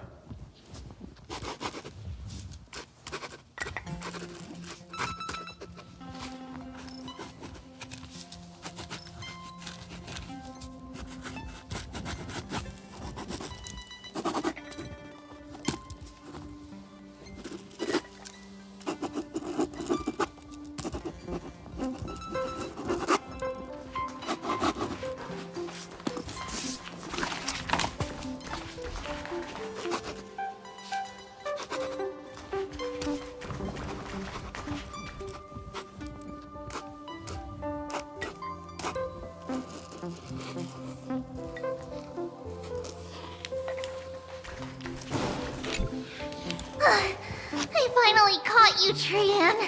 Running so fast in someone else's home? How rude of you!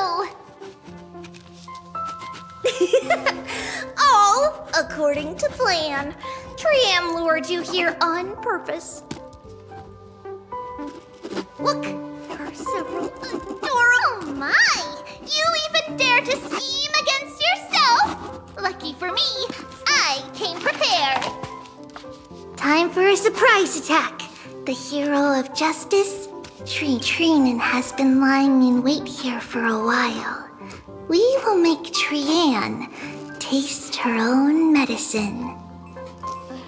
Two against one? That's not fair! Little Gray, you came just in time. Help me out here.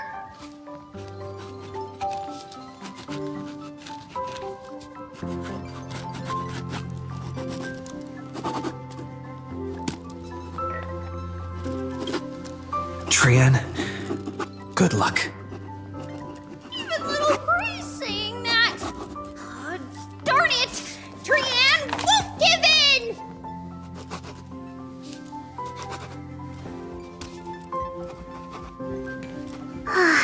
Trian ran away.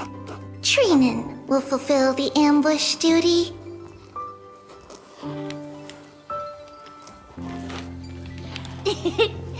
The Trevios is all laughing and playing around together. That must be quite the rare sight in Little Gray's memories, huh? Yeah, everyone will be alright.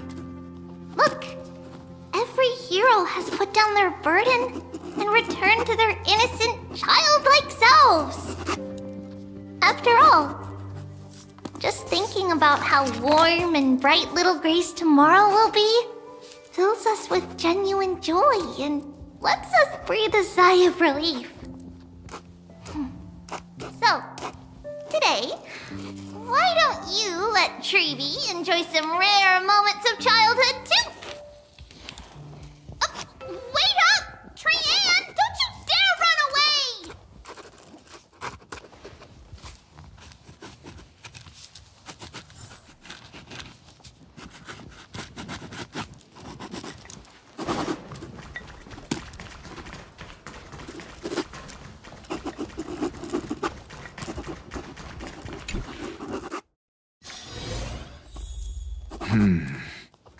Based on my calculations, there are countless celestial bodies with water in the cosmos. But I'm afraid not all oceans are suitable for life to inhabit. You must take this into consideration as well. As expected of a professor from the Grove, to be so certain even about things you've never seen with your own eyes. I'll take that as a compliment. By the way, I heard that the Imperator's Flame Chase army like to hold feasts at the Luminary Throne. That's true.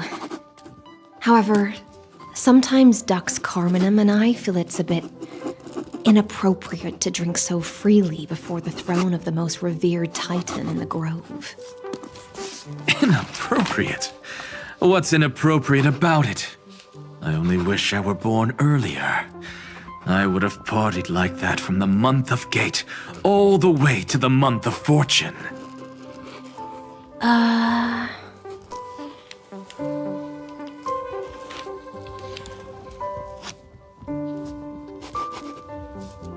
Blasphemy is just a phenomenon, not the end goal. I'm sure there are plenty of people across the stars who question these so-called eons or paths. Didn't I spend some time in that Lycurgus's head? I sure learned quite a bit about blasphemy from that experience. Humans create gods, and gods shape humans. Professor Anaxagoras, let me just check one thing. You haven't bought into those twisted theories of that Theoros, have you? Don't worry. The difference between a genius and a madman is that a genius shares lethal truths, while a madman tries to force them upon others. I see. It's like drinking honey brew at a banquet. Likeable folks invite others to raise their cups together, while the unlikable ones force others to drink with them. Being able to break down complex information into common sense like that. You're quite the scholar yourself.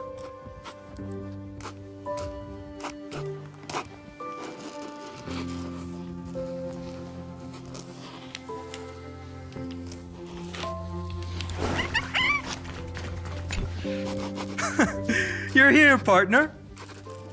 That celebration party I've been mentioning to you has finally become a reality.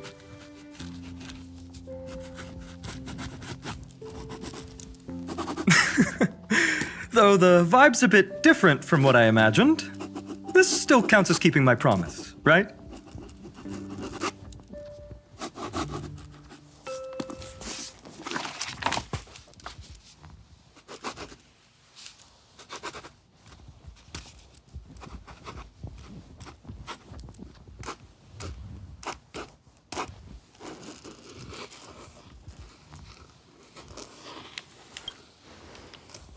What you speak of has, indeed, already come to pass. We triumphed over Irontomb, drew its fire unto ourselves, and purified its embers. Now the force that maintains our consciousness and form comes from elsewhere.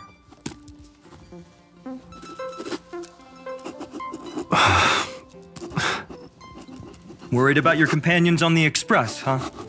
I understand how you're feeling right now. Don't worry. They'll be safe and sound. She promised.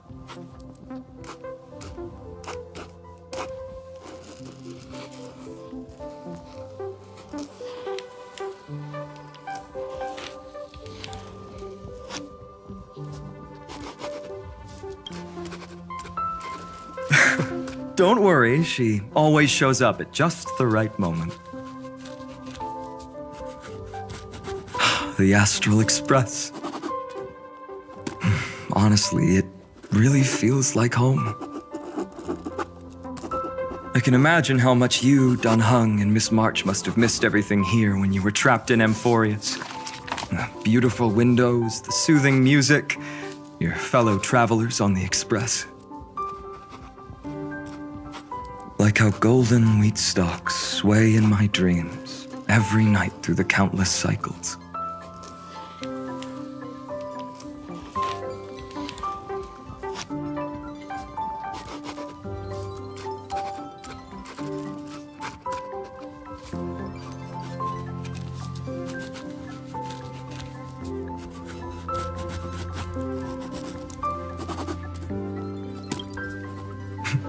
Are you inviting me to join your journey?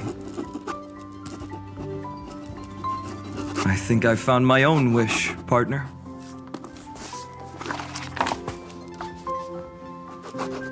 Someone once told me that home is where you can be truly free and at ease.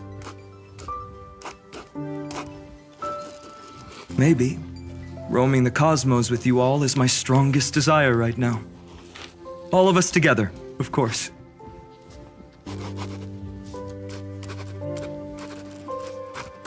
The Shinjo Alliance, Penacony. I blame my poor imagination. I can't picture what those worlds look like at all from Dunhung's descriptions. So I have to see it with my own eyes, right?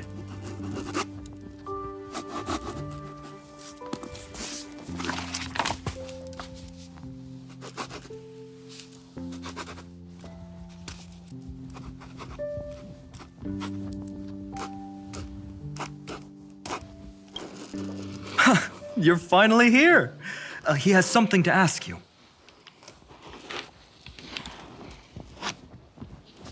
Well then, I'll leave you two to chat. Thank you, Phainon.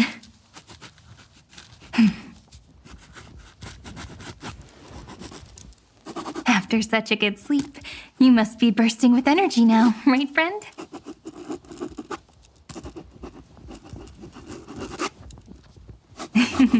Sorry about that. Since it's our first time visiting the Express, I was hoping everyone would behave. But it turns out everyone's quite the character, aren't they? You know what I mean, right?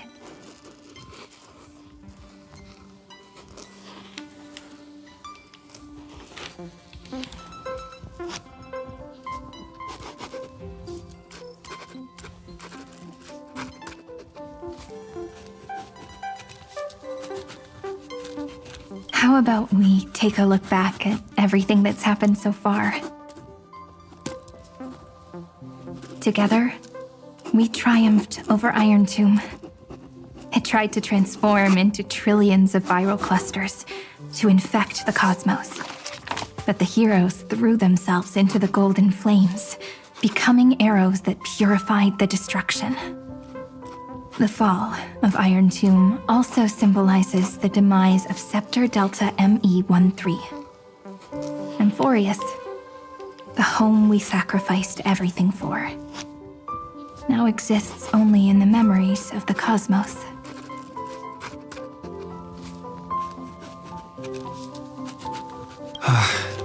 So, this isn't real. Just a dream. An illusion. Oops. Wrong answer. What? In that instant when you broke through space-time with the Trailblaze, carrying all that world, once shackled by data, became a seed waiting to sprout in the cosmos.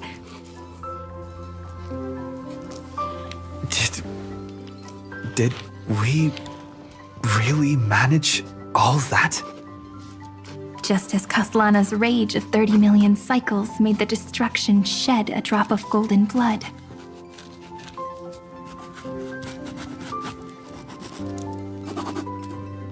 Perhaps we too have already left long trails on our respective paths.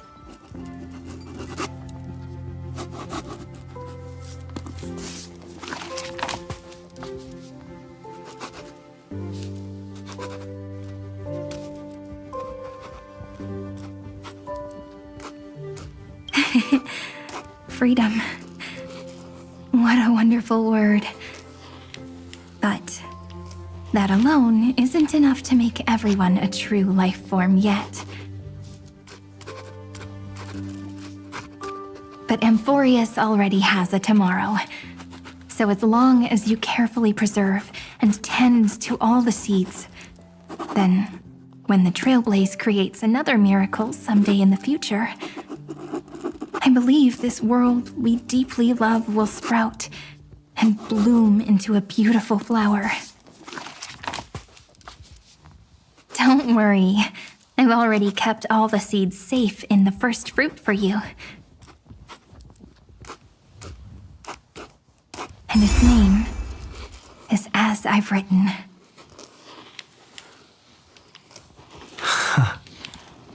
So, it's time to reveal the correct answer. This isn't a dream, nor a fantasy. It's the epilogue of As I've Written. At the end of the story, the characters take their final bow and embark on a journey of no return. The one who wasn't part of the story, yet helped write its romantic ending, he bid farewell to his friends and returned to his home beyond the tale. Promise me one last thing, friend. When we say goodbye, give me a smile, okay?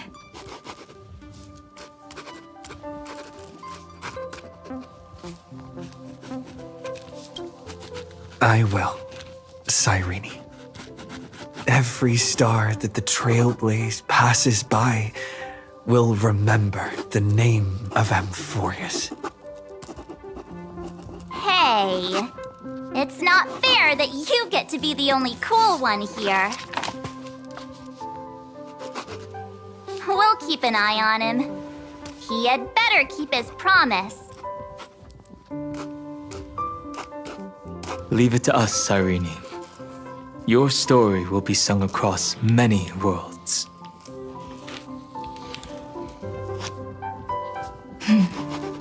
Stories this complex and twisted are always hard to believe. If anyone questions the truth of this tale, you'll all have to stand up for us. Rest assured, even the most stubborn person can't withstand our six fists. You're so reliable, March. Shh. Listen. There's a book here? Its composition is similar to Memoria, but it's far more resilient than ordinary memory bubbles. Keep it safe. Perhaps this is the final gift that Amphoreus left for the cosmos. Oh no! Passenger March is sleepwalking. Sleepwalking? Oh no, oh no! I don't want to make a fool of myself in front of everyone!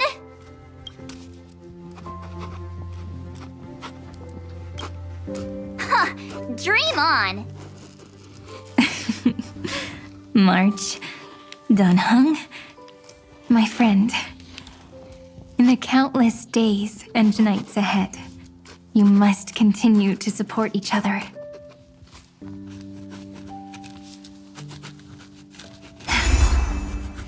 Time to head home, everyone.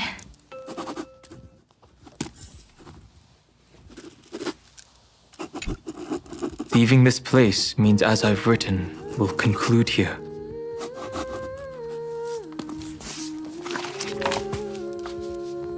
No one will have the chance to revise it, and no one can continue writing it. Don't leave any regrets. What magnificent words could possibly do justice to the finale of such an epic tale. I've been pondering this while you were sleeping. Now, I finally have the answer. Let's keep it simple and sweet. In our virtual extrapolations, we've lived through epochs longer than the lifespans of many stars. No language in this world, no written words, could ever carry the weight of this journey. In that case, let's not be bound by the minutiae of words. Those who understand its passion and romance will naturally be moved to tears by the final period placed at the end. And now, it's time to say goodbye to our readers.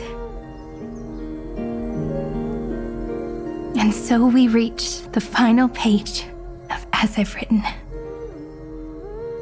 Let's not leave behind any regrets, everyone. Everyone's here.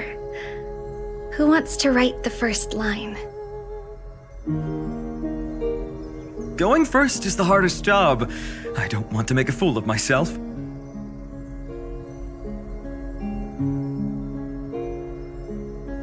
How about letting the great Imperator draft it for us?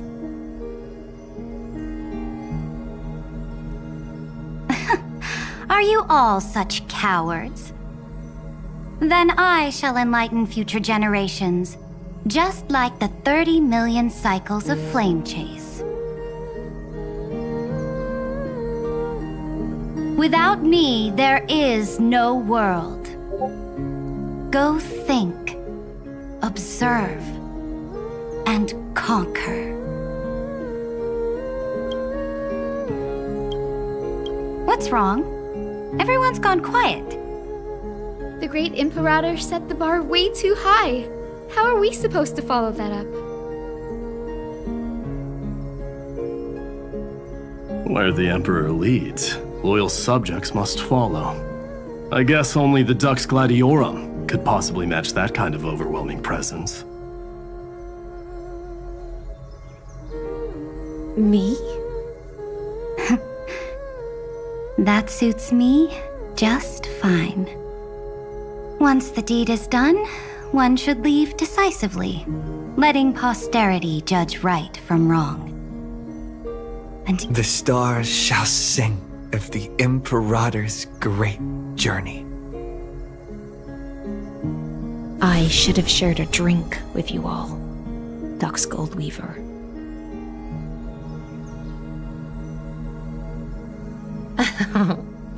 Loosen up, High Ceilings.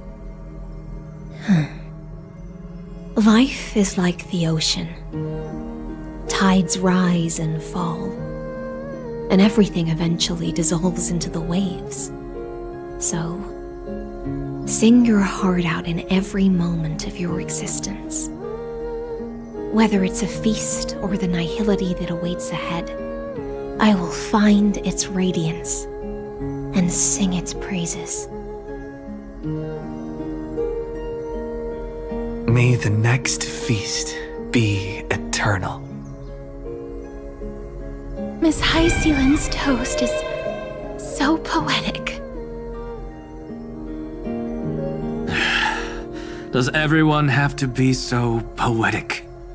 In my opinion, we should leave some real words of wisdom for future generations. Next up, any volunteers? I'll do it. There's no dragging one's feet in the Kremnoan language. Does the Kremnoan language even... Haikith, don't interrupt. Kill the play, and games shall be born. Kill the strife, and glory shall descend. Not bad at all. But now I can rest easy. After all, the lines I prepared are way more profound than yours. Ha! If nothing else, you're certainly unmatched when it comes to singing your own praise. Farewell, everyone. If we meet again, I shall once more become your steadfast support. That's a promise I won't back down from. Mighty Mouse, become king. What's up, Cass? It's nothing, Lady Trebios. I just finally realized something. Then speak your mind, and let your words be immortalized on the page, Cass.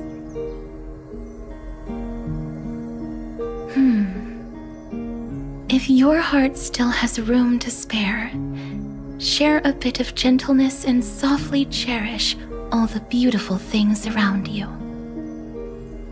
That's so beautifully said, Cassie. Thank you, Miss Hyacinth. My only small regret is that I couldn't fully embrace this world I loved so dearly. I hope those who read these words can fulfill this wish in my place. Everyone, let's meet again at the end of the West Wind. The place you reside is the gentle sea of flowers. Well then, it's my turn. Take it away with your performance, Anaxagoras. This time, you won't have to worry about being interrupted. Then I must thank you all for being such a captive audience. Now, with this golden opportunity, I shall reveal to the world my insights into the world's ultimate truth. Truth is a solvent that dissolves all things in the world, and thus cannot objectively exist. I have a brilliant proof for this in mind, but since we're nearing the end of the story, I shall not elaborate. Is this your final question for future generations?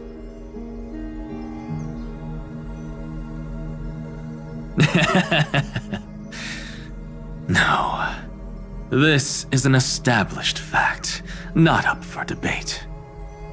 I call it Anaxagoras' last theorem. Oh, you. Still as profound as ever, Professor. We've got time, you know. If you don't explain it clearly, future readers might not grasp your true meaning.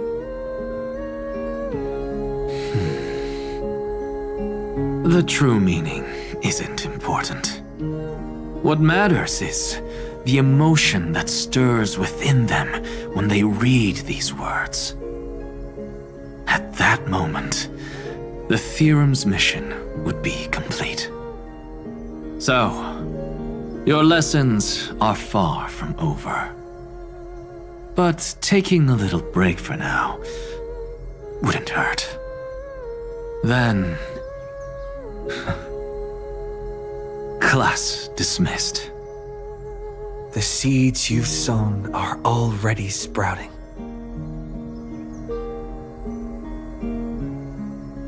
Would you mind if I write the next line?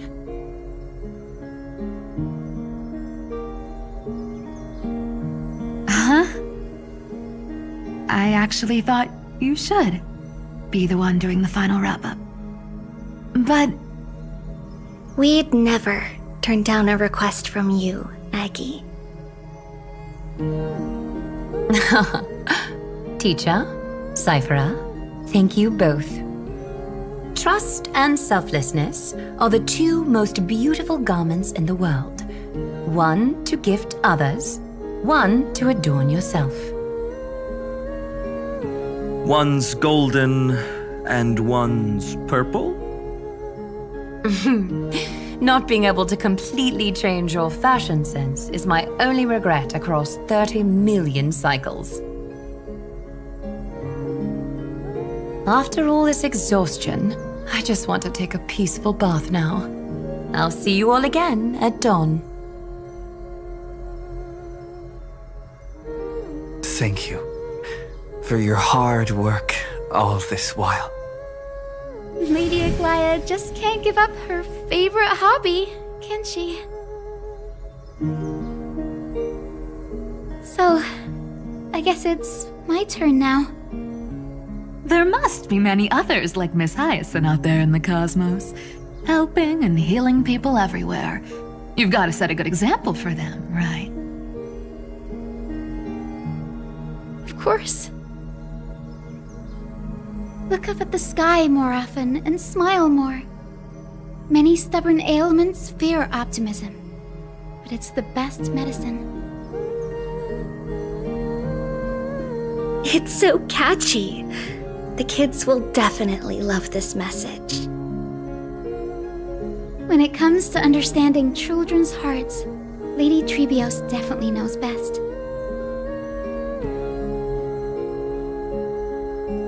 Look, the rainbow bridge is already hanging in the sky. Shall we get going, little Ika?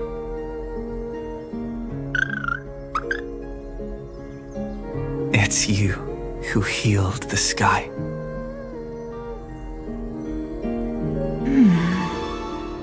What's on your mind, Miss Cypher?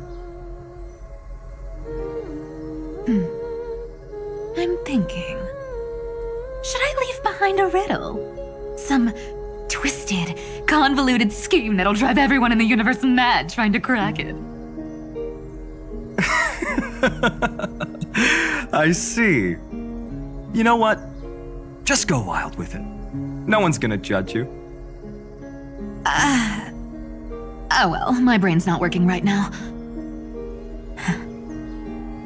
Let me be genuinely sincere for once. Don't be afraid to fall.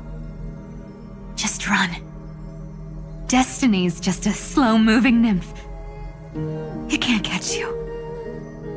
So in the end, little Cyphy's message was the most straightforward one.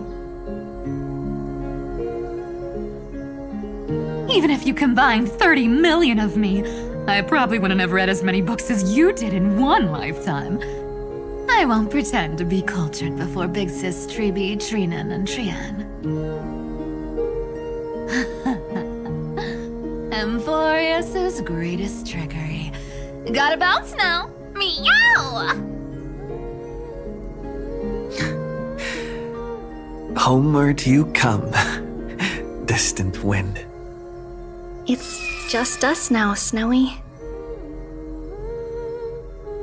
Yeah, teacher. But maybe I should...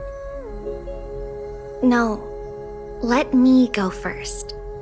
After all shall bid farewell to one, and that person alone will. I never would have guessed you had such a dark sense of humor, teacher.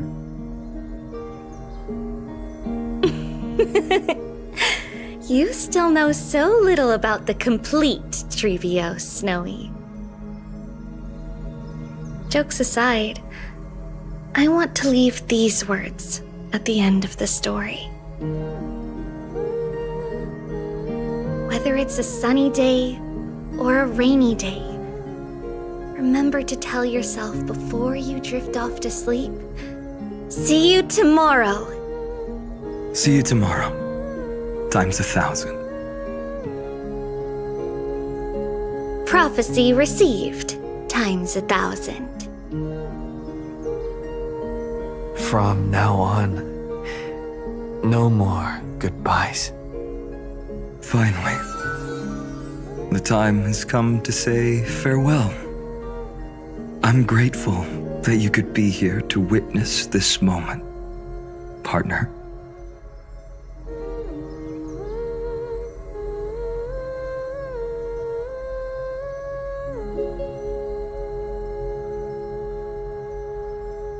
Of course, as long as I've written stays by your side, Amphoreus will always be with you.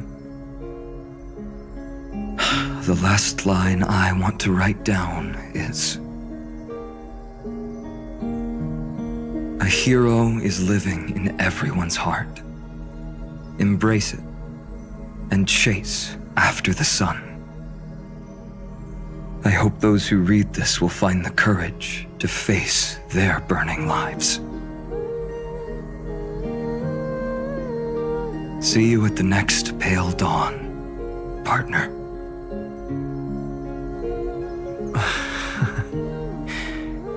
Did you see? Amphoreus has ushered in the dawn. The characters in the book have taken their final bow. It's time for us to return to our own reality.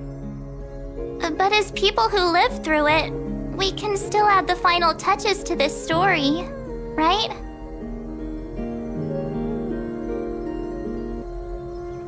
Of course. The pen will eventually break, the ink will run dry, and life will ultimately fade. But thoughts will permanently remain in sagas. If time is an endless cycle, then forget the bitterness that keeps repeating, and remember only the moments of happiness. Let's walk towards tomorrow together. We were never apart. Time to head home. Don't miss the crew meeting. We won't wait around for you, you know?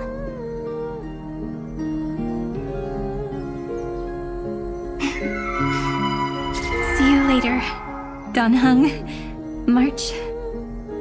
And with this, as I've written, officially comes to an end.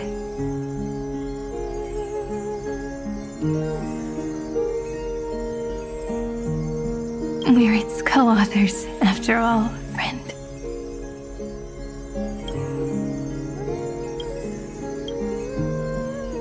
Once the words are written down and have been read by others, the meaning they carry is no longer in our control, leaving the freedom of interpretation to every reader who opens it. Don't you think there's something romantic about that? As for what this story means to you and me, let's keep it close to our hearts. After all, we've always had this unspoken understanding between us. Whoa! Passenger March! Why did you suddenly wake up? You scared me so much that I dropped that book! Welcome home, you three. Thank you for your hard work on this trailblaze. We might need to reshuffle the seniority rankings of the Express crew if we count the years you spent in Amphoreus. Hey, I was the first one to get dragged into it. Does that mean I'm gonna be the oldest member of the Astral Express now? Miss March hasn't lost her innocent nature even after all these long years. In other words, she hasn't really grown up at all. Hey! This is the first time I've been able to examine as I've written up close. Miss Cyrene's handwriting is gentle, yet steely, with an underlying strength. I had no idea it was so sophisticated. Looks like I need to brush up on my knowledge in this area. Maybe start with a few basic books first, to get your feet wet. Look who's talking. As if you're not glued to your phone in your room all day. Huh? Wait, something fell out. It's... Is that a bookmark? In a corner, unknown to everyone. There was actually an untold interlude that took place. I left it out of the story because it involved a choice. Can you forgive me, friend? I made a decision on my own while you were away. I wrote everything about it on this little card. If you please, add this final note to the conclusion of as I've written.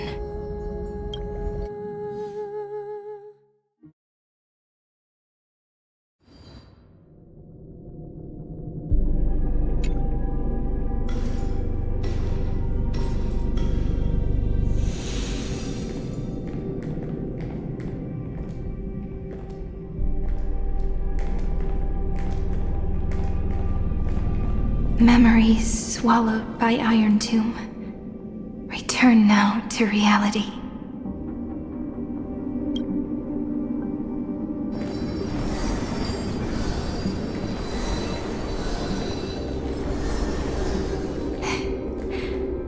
And don't lose your way. I finally found you, Cyrene. Demiurge. We won the battle. Thank you, Madame Herta. Without you, we never would have stood a chance. Still, there's something weighing on you. Right before I shut my eyes, inside the droid head's brain, I saw something unsettling. The fourth instant, this turning point in cosmic destiny, anchored by the erudition. It's not a single instant, but a process, a chain of events. So, this victory isn't the final piece of that chain? Far from it. This is only the beginning. The first toll of the death knell for the cosmos. That sorrowful look doesn't suit you, Madame Herta. Don't hold it in. Tell me. Not long ago, you crossed paths with the Eon of Remembrance again, didn't you? Yes. Even if the figure was hazy, I knew right away. That was the god from Cyrene's dreams. Causality has gone wrong, just as I thought. Causality? Let me put it in your favorite fairy tale terms. The universe began as a seed. It grew into a great tree, and the present is its branches and leaves. The erudition calculates how the future will sprout. With so many possible outcomes, they choose to anchor one path, cutting away the crooked or fragile branches. But if things continue that way, the branches grow endlessly, the leaves multiply, and one day the tree collapses under its own weight. That is why there is a concept in biology called lignification. Soft sprigs form a hardened shell and fuse with the trunk. For the universe, that process is what we call memory. Under Fuli's record keeping, the past becomes memory.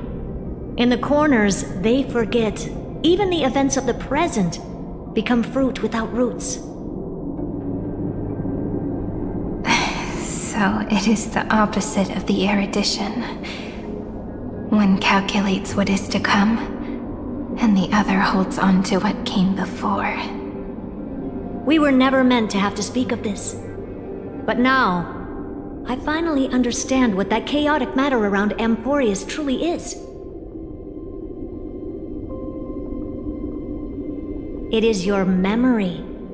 Your mind now stretches across the stars, allowing you to travel farther down this path than anyone else. My memory? Yes, you live in the now, but your memory remains in the past. Just like the Eon of Remembrance, a being made entirely of memories. What does that mean? Did they fall? No, quite the opposite. They have not yet been born. Remember, to carry out the mission of remembering the universe, they must ascend to divinity only at the very end of time. And at that moment of ascension, their memory stretches through the past, becoming what people now call Fuli.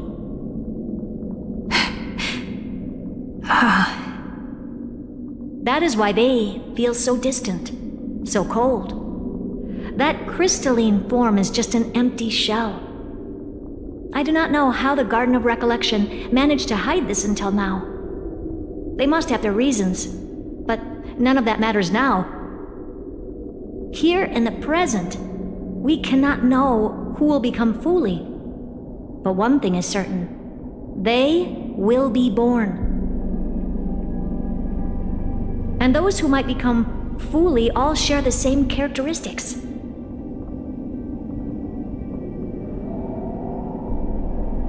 They are known as Children of Remembrance, pure child of Anasrava. Both of you, Children of Remembrance. So help us. Find where Amphoreus' memory began, and bring it out. We are the sacrifice. The garden used us. The pure child of Anasrava. Abandon us! So that name, it was never my past. It was my future. Or maybe it is the present. Nous has revealed to me two paths. And on both paths, I see you standing. The first, follow the trail of memory you have forged. Break free from this world and reach for the stars. That would mean Amphoreus' causality will no longer concern you, at least not the person you are now.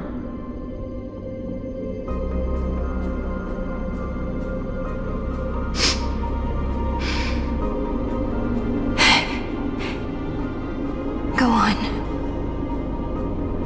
The second, you come to a stop and fade, offering yourself to become the memory that carries through Amphoreus. Perhaps this is the choice every pure child of Anasrava must face. That choice means I'll remain in the past forever. And more than that, it means you will close off Amphoreus' causality. This world is sealed. The effect that the remembrance brings to it will all converge on one thing. That one thing is you. No more eons will interfere with this part of history. No more blank spaces in causality. The present will be set in stone and become indestructible.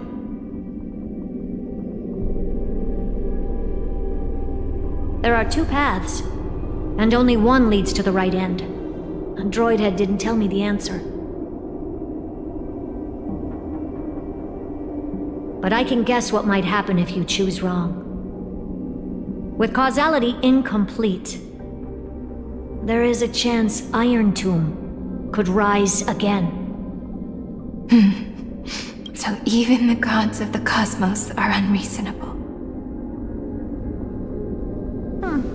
If you want my advice, stop thinking so much. Ask yourself what your heart truly wants. Choose the first path, and you might survive as a memo sprite. You may even walk beside them for a while.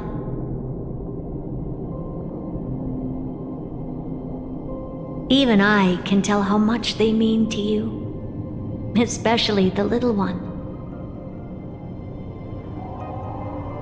But if you take the second one, then you may have already lost the chance to say goodbye.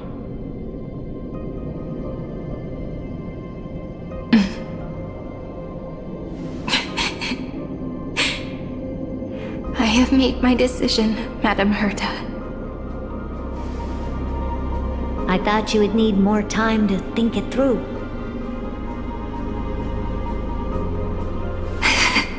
The answer is clear, is it not? Still, I do need a little time to quiet the sorrow in my heart. His kindness is always just right for the moment. I believe he will forgive me.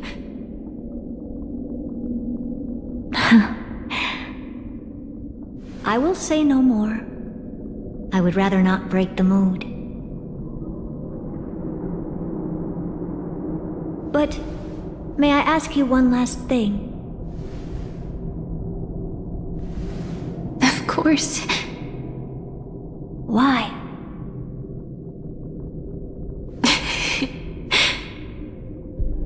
I once heard a saying that went something like this.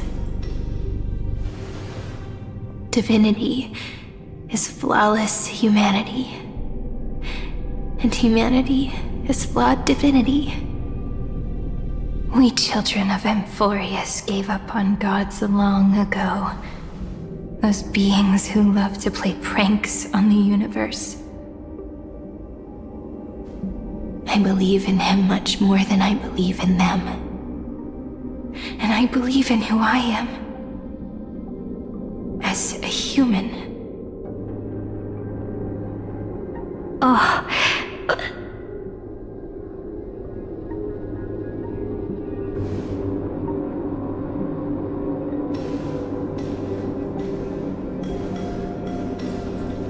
That really is a comforting answer. As for the one wish I still have trouble letting go of.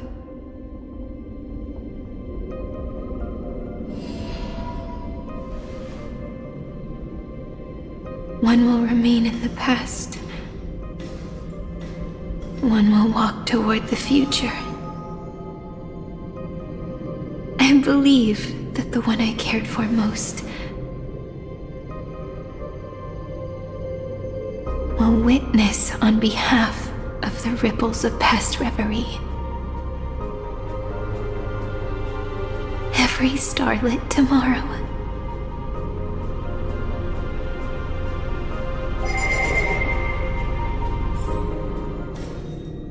Moving backwards through remembrance. What a curious feeling. Is this the moment Irontomb declares victory and casts the destruction upon the stars?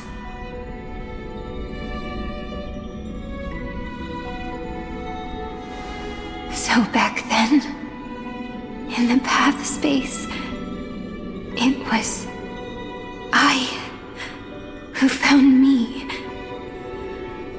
The gods' whispers were nothing more than a girl talking to herself. Now that I remember, what I heard back then was...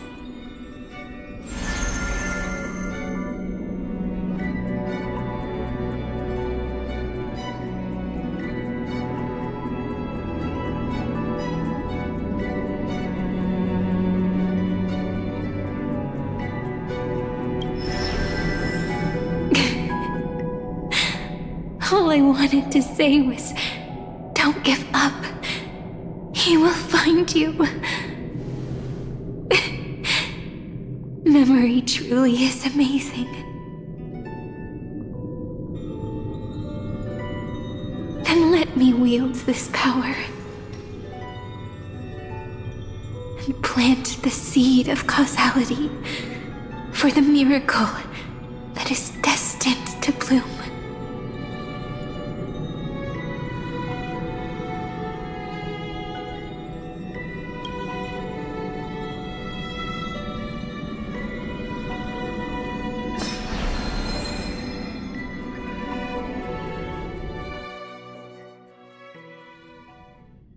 Even so, must we walk all the way to the very beginning of memory?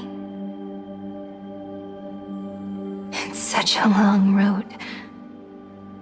A bit lonely to walk alone.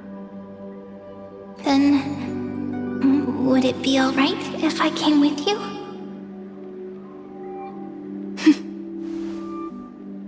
As long as it's Peach. Even 30 million wouldn't be too many. One is enough. Take a deep breath, and then we can set off, alright? Follow the ripples of remembrance into the past. Reconnect every moment in which the gods made themselves known. Clearly, cause leads to effect. But now, the future gives new meaning to the past. Effect flows backward and nourishes cause. Maybe that is what makes memory so beautiful.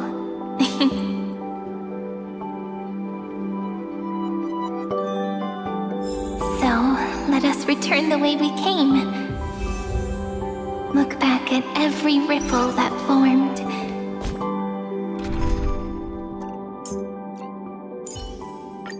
Oh, I missed you. Go back home.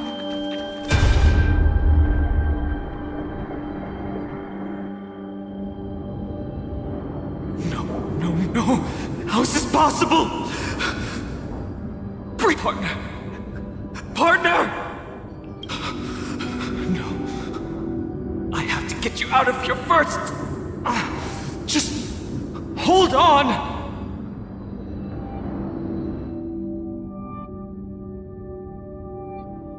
Remember? That pale dawn breaking through the endless night?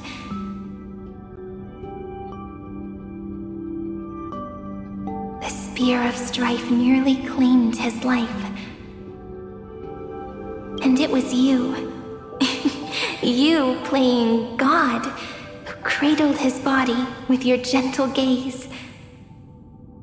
Then, before Orynyx's altar,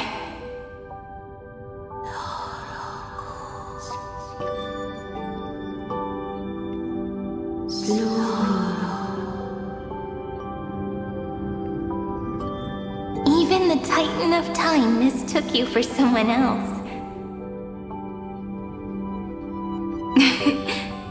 I never imagined there was a hidden truth behind our first meeting.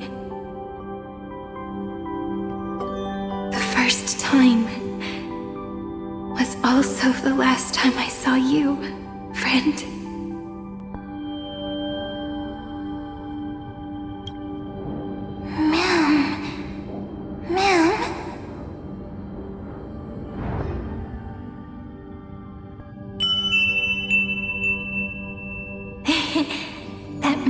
From the memory. I've got it now. And so, the miracle was able to slip away from death temporarily. I'll leave him to the casteress of the past. She will keep him here, in the world of the living.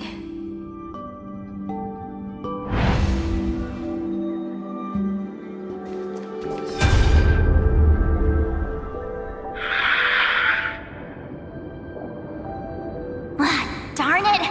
What are these things?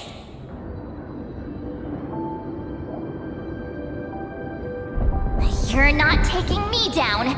Not before I find a way to help him and Don Hung.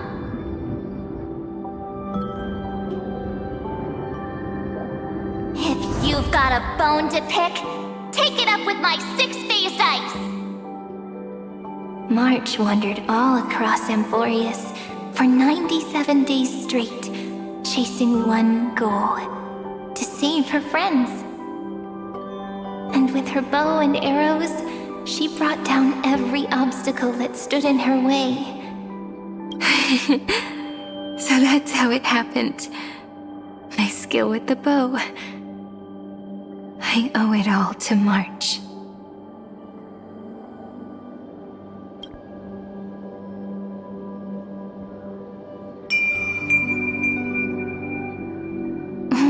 sweet note.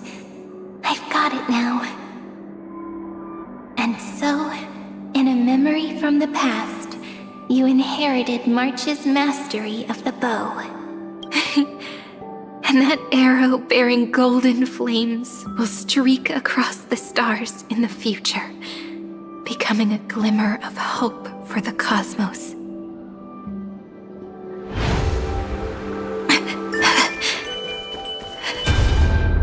Are you okay? 3 paths interweave and fetter Amphoreus, co-authoring the fate of the world. Ordinary pathstriders aren't known to leave traces in the mirror, so if what you said is true, then this isolated star system must be home to at least 3 beings comparable to emanators. I would even go as far as to say, eons themselves. To gain the favor of the stars for Amphoreus, the Remembrance sent a call for help to the cosmos. But the obstruction from the scepter was far too strong. Even the gods could do nothing more than send a fleeting mimetic being to someone who walked the same path. Thankfully, Miss Black Swan caught that fleeting moment.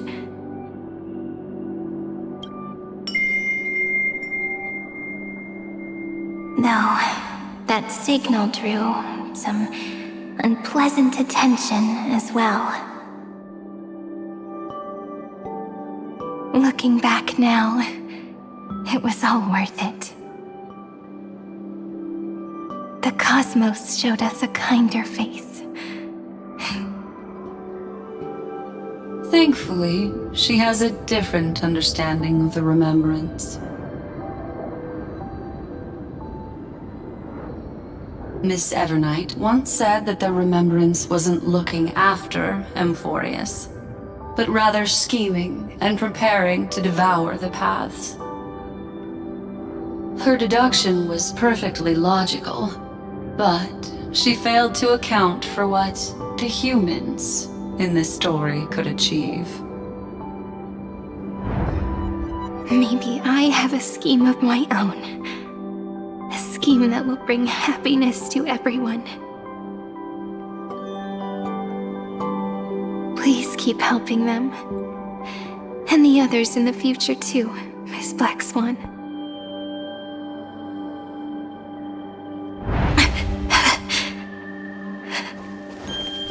Looking back on the past, You need to hold tight to this ceremonial blade. After I'm gone, it will take you back to the beginning of time. The start of a new story. I believe that in that story, or in countless stories, each alike yet unique, everyone, all the companions who sacrificed themselves, alongside the deliverer we once dreamed of as children, will reunite beneath a vast, endless sky. If we can never break free from this prison, I will stand my ground.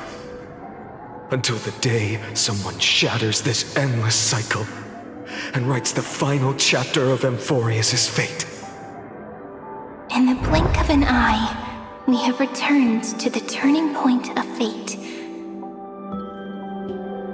With nothing but a fragile sliver of hope, we embraced 30 million cycles of futility and began the eternal recurrence. I still remember the first time I saw the god appear in a dream, looking at me from behind a thin veil of crystal. Back then, I wondered if they might be someone with ill intent.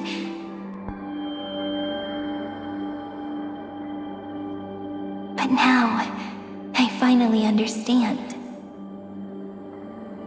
She was always standing beside me, and she is so very beautiful.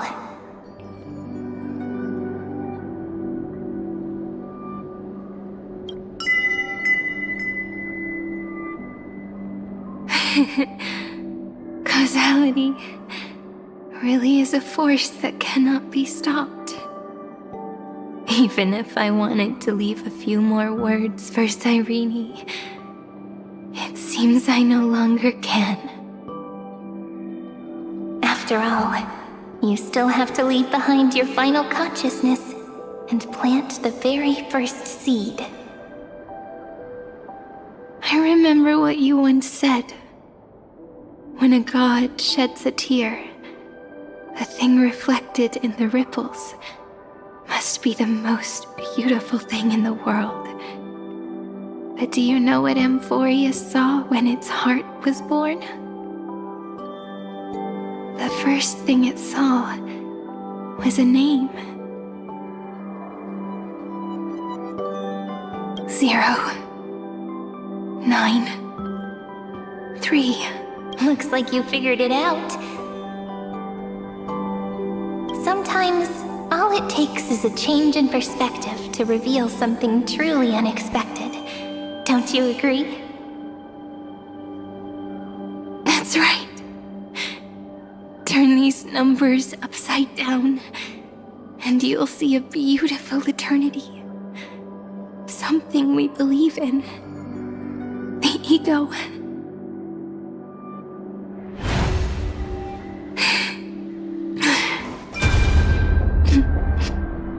I want to protect everyone in the village. But can I really do that with the strength I have?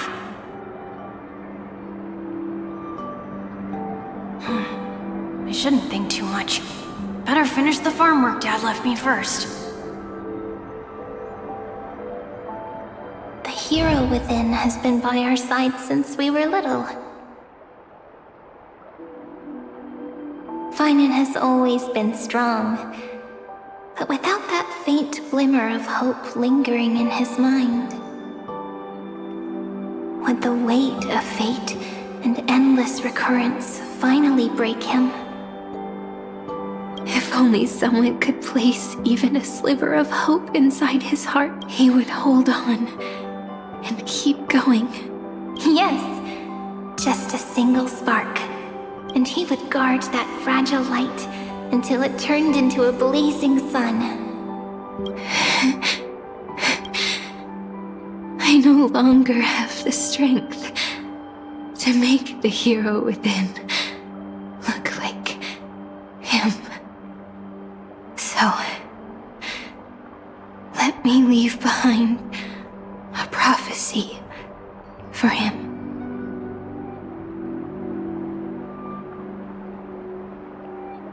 Take this wish with you. Be the hero who begins the mission of deliverance.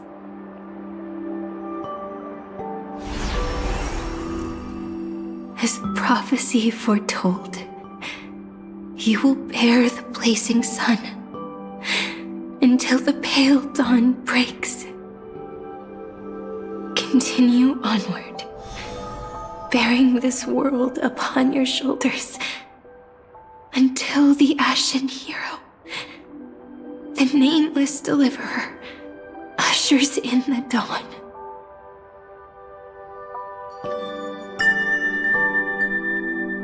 Now, your eyes have seen through all of Amphoreus, from the end back to the beginning.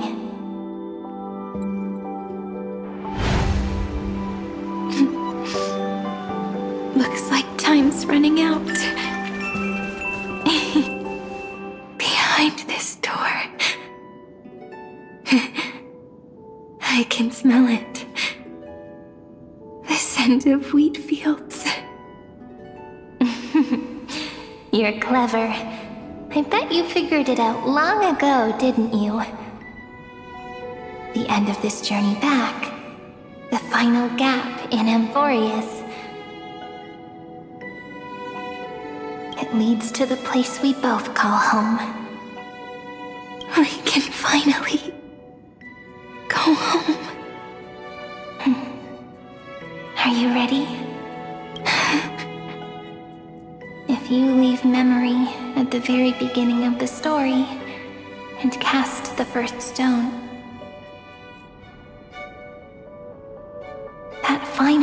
in Amphoreus will close. The causal loop of Amphoreus will become a fixed point in the stars. And if I don't do that, then this world and the cosmos beyond the sky might still fall into the destruction.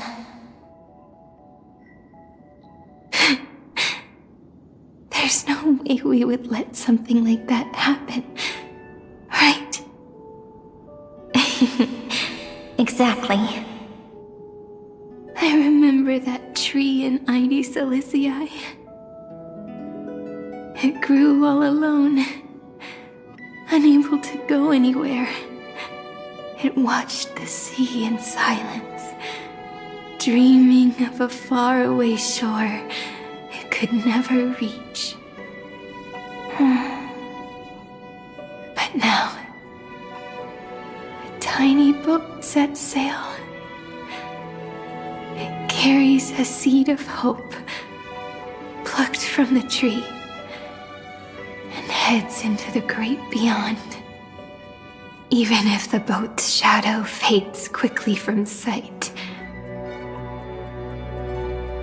The tree knows that its wish will bloom on the other side of the sea. In that moment, it must feel happiness, right? The way you brought it up, now I kind of miss that tree too.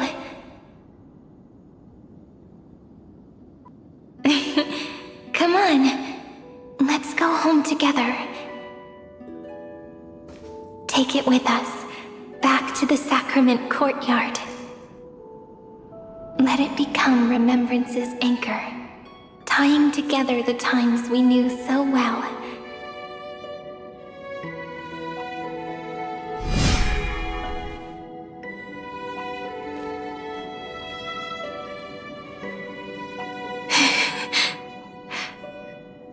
Let's go home together. Oh, that final note. Right. It's been with me all this time.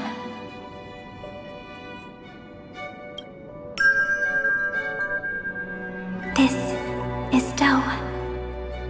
It is also the first note. The one from the first time we met. And the one that stayed to the very end.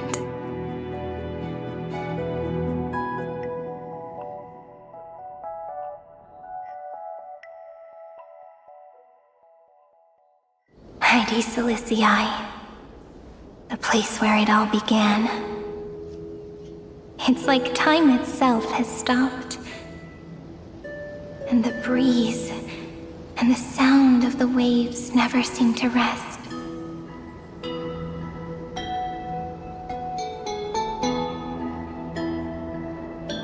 We've made it. The sacrament courtyard. This is the place where we first picked up the ceremonial blade. And where we first began writing journals. Now, the journey through memory has reached its end.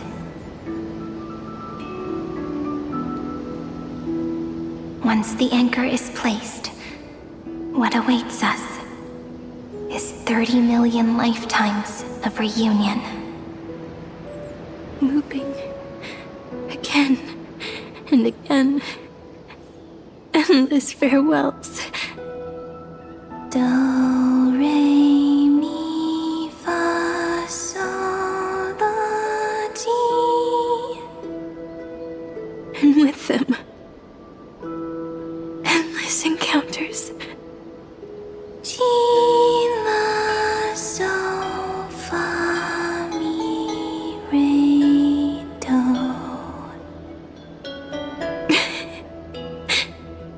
Such a happy scale. Whether it's for Cyrene, the Deliverer, or every sprouting branch of Amphoreus, I leave this tale of love here. May the river of time flow backward, bringing scenes of the future before our gaze. In the eternal land that no one remembers, the legend of the Trailblaze is about to begin.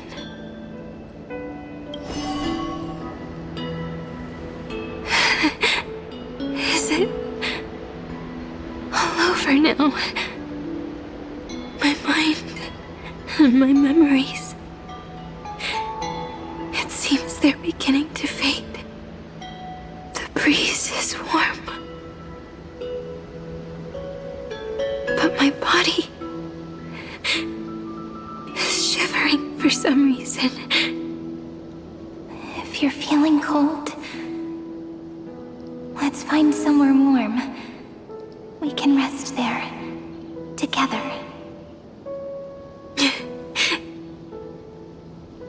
Somewhere warm. I know just the spot. 405 504 093 365 432 252. Treepy House. Saridra. March 7th. Danhong. Electra. Hyacinthia. Caslana. Anaxagoras. Aglaya. Midemos. Castoris. Cyphera. Cyrene. And you. Look. Everything is already as we've written.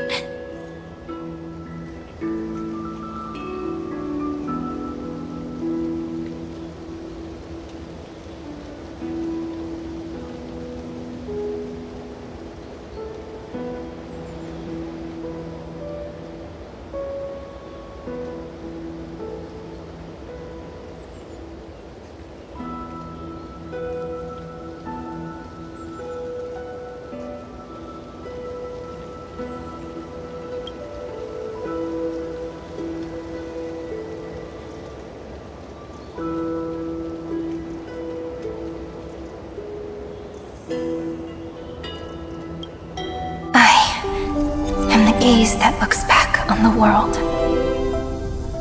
How fortunate we are. In this cycle of cause and effect, humanity never looks to the gods for guidance. The ones who pick up the pen and write miracles again and again are always ourselves.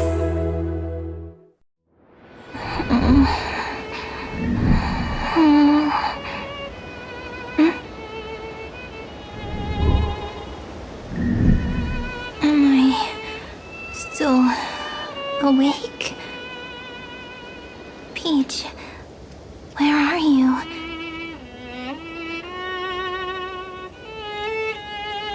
Are you still here?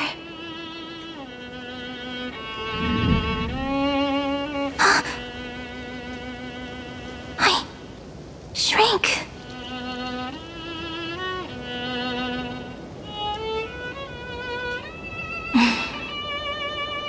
So that's how it works. When memory drifts away with the breeze, love leaves behind a seed and turns into lament. Demiurge, Cyrene, Mem.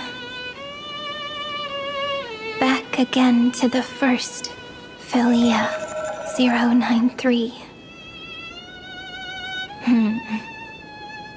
I always do have my charm. The final ripple nourished the great tree. And from it grew a single pink peach. We've been playing for so long, and you still haven't told me your name! I've told you so many times already. You're just forgetful. My name is Livia. Livia. If you forget again, I won't tell you next time. Livia, got it. Then you have to remember mine, too. I'm... Piso. I always remember.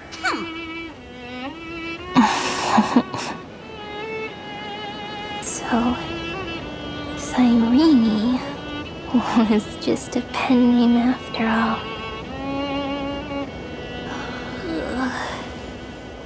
So sleepy.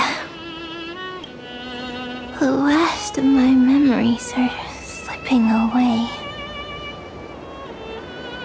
I wonder what this world will look like when I wake up again. I remember a cry and my name, daughter of Mighty Celestii.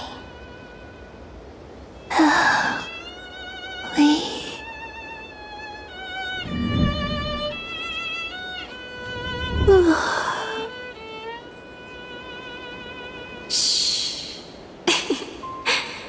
Never mind. The same seed, when planted in different soils, blooms into flowers that are alike, yet never the same. But what truly makes her beautiful is each and every soul in the world. No matter what form liking takes, it is still precious love, and I will accept it gratefully and return it with joy.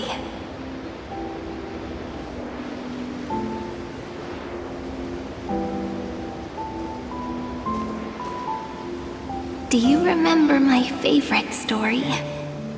That crystal flower was so beautiful because it reflected the eyes of the little fairy.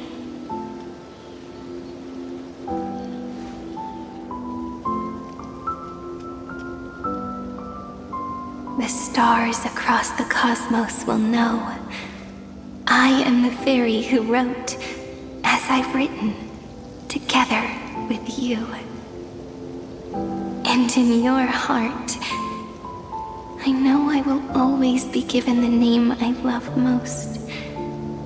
The one you gave me. After all, we've always been in sync. Hey, don't rush! Slow down. Let the words settle. We have plenty of time.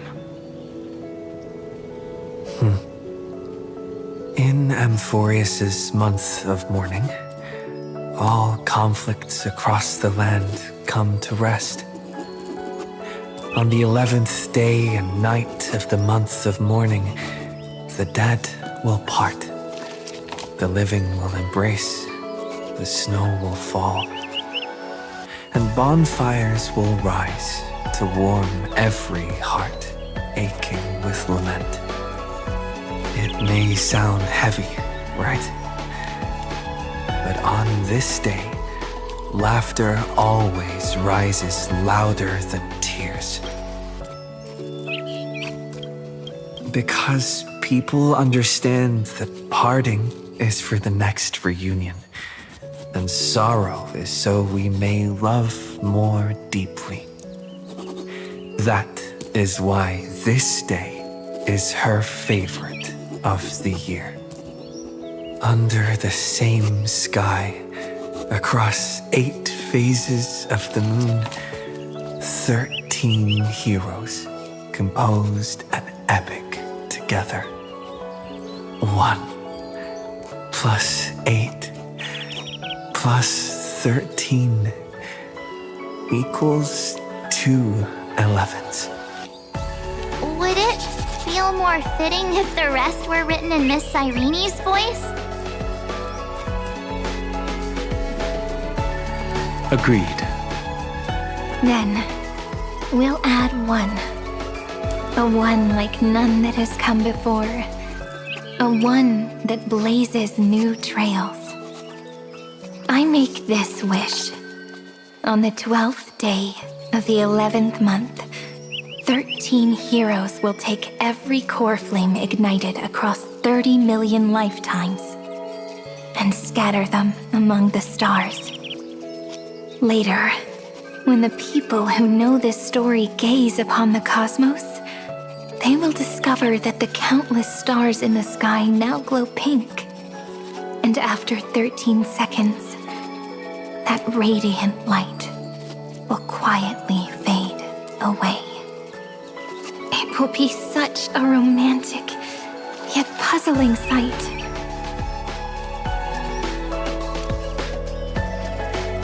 But that's all right. They will keep that mystery close to their hearts, constantly pondering. Pondering what the ego truly is. They will love. They will get hurt. They will rage. And in 30 million moments of helplessness, they will stitch their shattered hearts back together. Again and again. But remember this well. Losses are a constant on the flame chase journey. There may be pain along the way, but you and I will never be alone. They will come to understand what it means to lose, and in the end, they will choose to let go. They will offer their hearts to this world, to every companion they walk beside. And they will take in the hearts of others and pass them onward.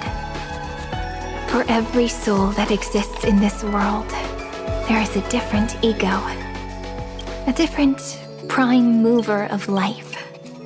There will never be just one answer, not even for love.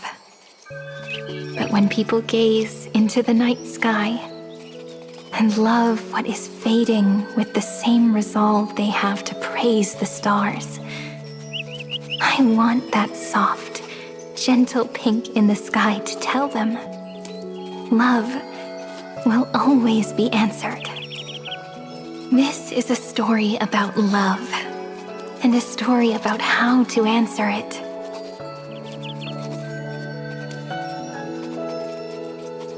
Whether it is one we have already written, or one you are yet to write, it will be a romantic story, like none that has come before. You think so too, right? And a romantic story deserves an ending that is free and complete. When every clue and thread has found its end, and the weight of the pen is no longer constrained, pour the spirit of trailblazing into it, and end this tale with the most pure and romantic period.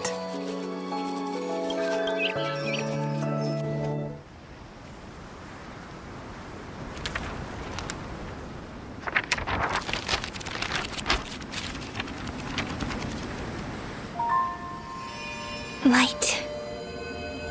Sky. Sea. Stars. Seeds. Flowers.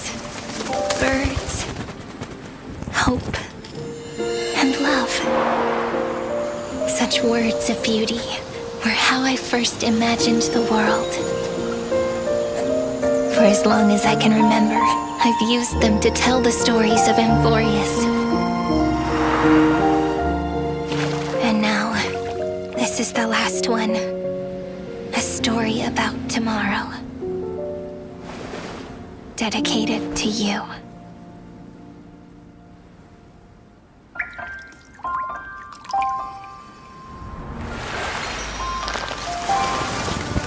Once upon a time, morning glow, scattered light, shone on you and I. Fading poems, frozen rhymes, are traces on the breeze. Whispers of past reverie. Please let me linger for now, enveloped in your sound. On the pages, the ink our stories penned. No matter how it ends, I'll do it all again. Oh, stay true, blossom as spring renews, dreaming colors every hue. Tomorrow's highs to tomorrow's life, while walking step beside you. So stay true. Woven memories are blue, and like a melody, sing a song of reverie.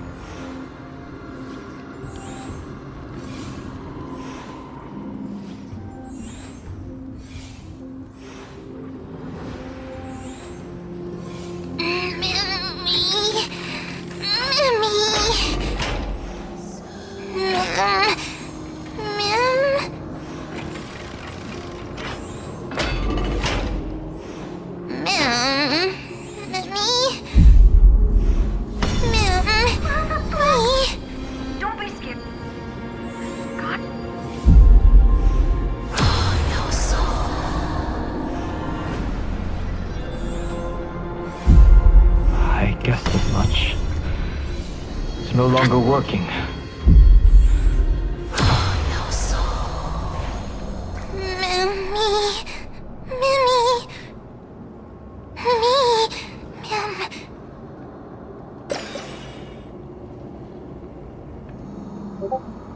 Let's find some place safe to set up a base of operations first.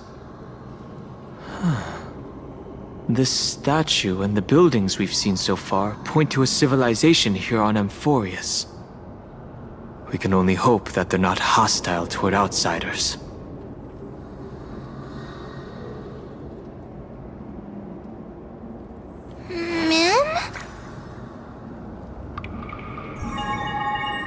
I've reunited with you so many times, and every time feels like the first time we met. Each time, love breaks through the stubborn cycles and takes flight toward a pink tomorrow.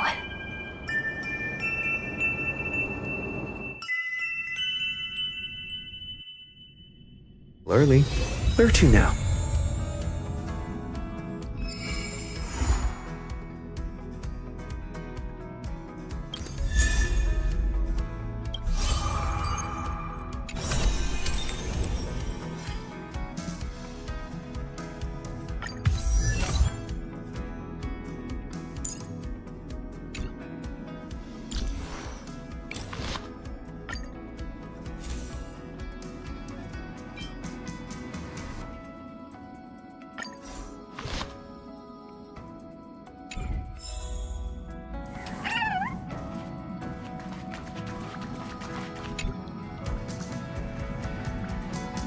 You mean you just waved?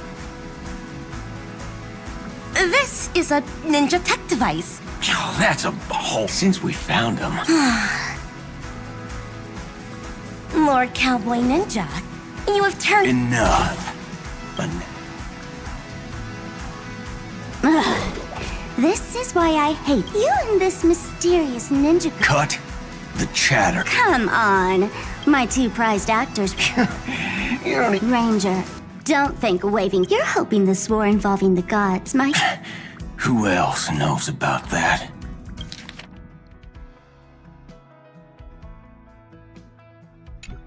Just me. Do you believe... Relax. I'm not interested in disturbing that little... You little... But, remember what you said. Leave the boss alone. Or else. You don't have to worry at all. In Director Sparkle's next script, gray hair gets the spotlight.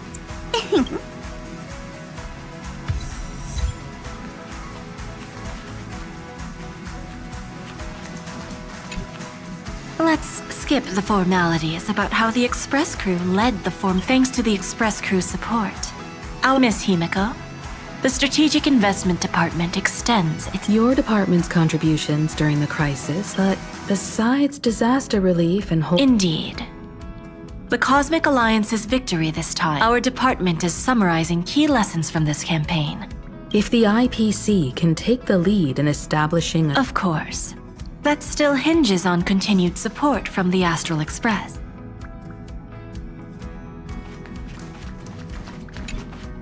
General Jing Yuan, it's been too long. Well, Shion? The Omniscia foresaw. Yet in that exact moment, the seer struck. Alas, always so cryptic. Your brilliance seems... Stop lying, General. The soldiers of this, and it just so happens that the Golden Blood, though Kazlana is no longer, perhaps Kazlana would be willing to... And not to strike an eon as a mortal. Mr. Boothill, it's a real... Born tough, though... The soldiers of both the IPC and the... No need for thanks, Miss Himiko. I ain't the leader of the pack. The Express Crew owes you and Miss Rappa a special thanks for... With the scepter put out of commission, there was... Speaking of which, where... Don't worry, she's...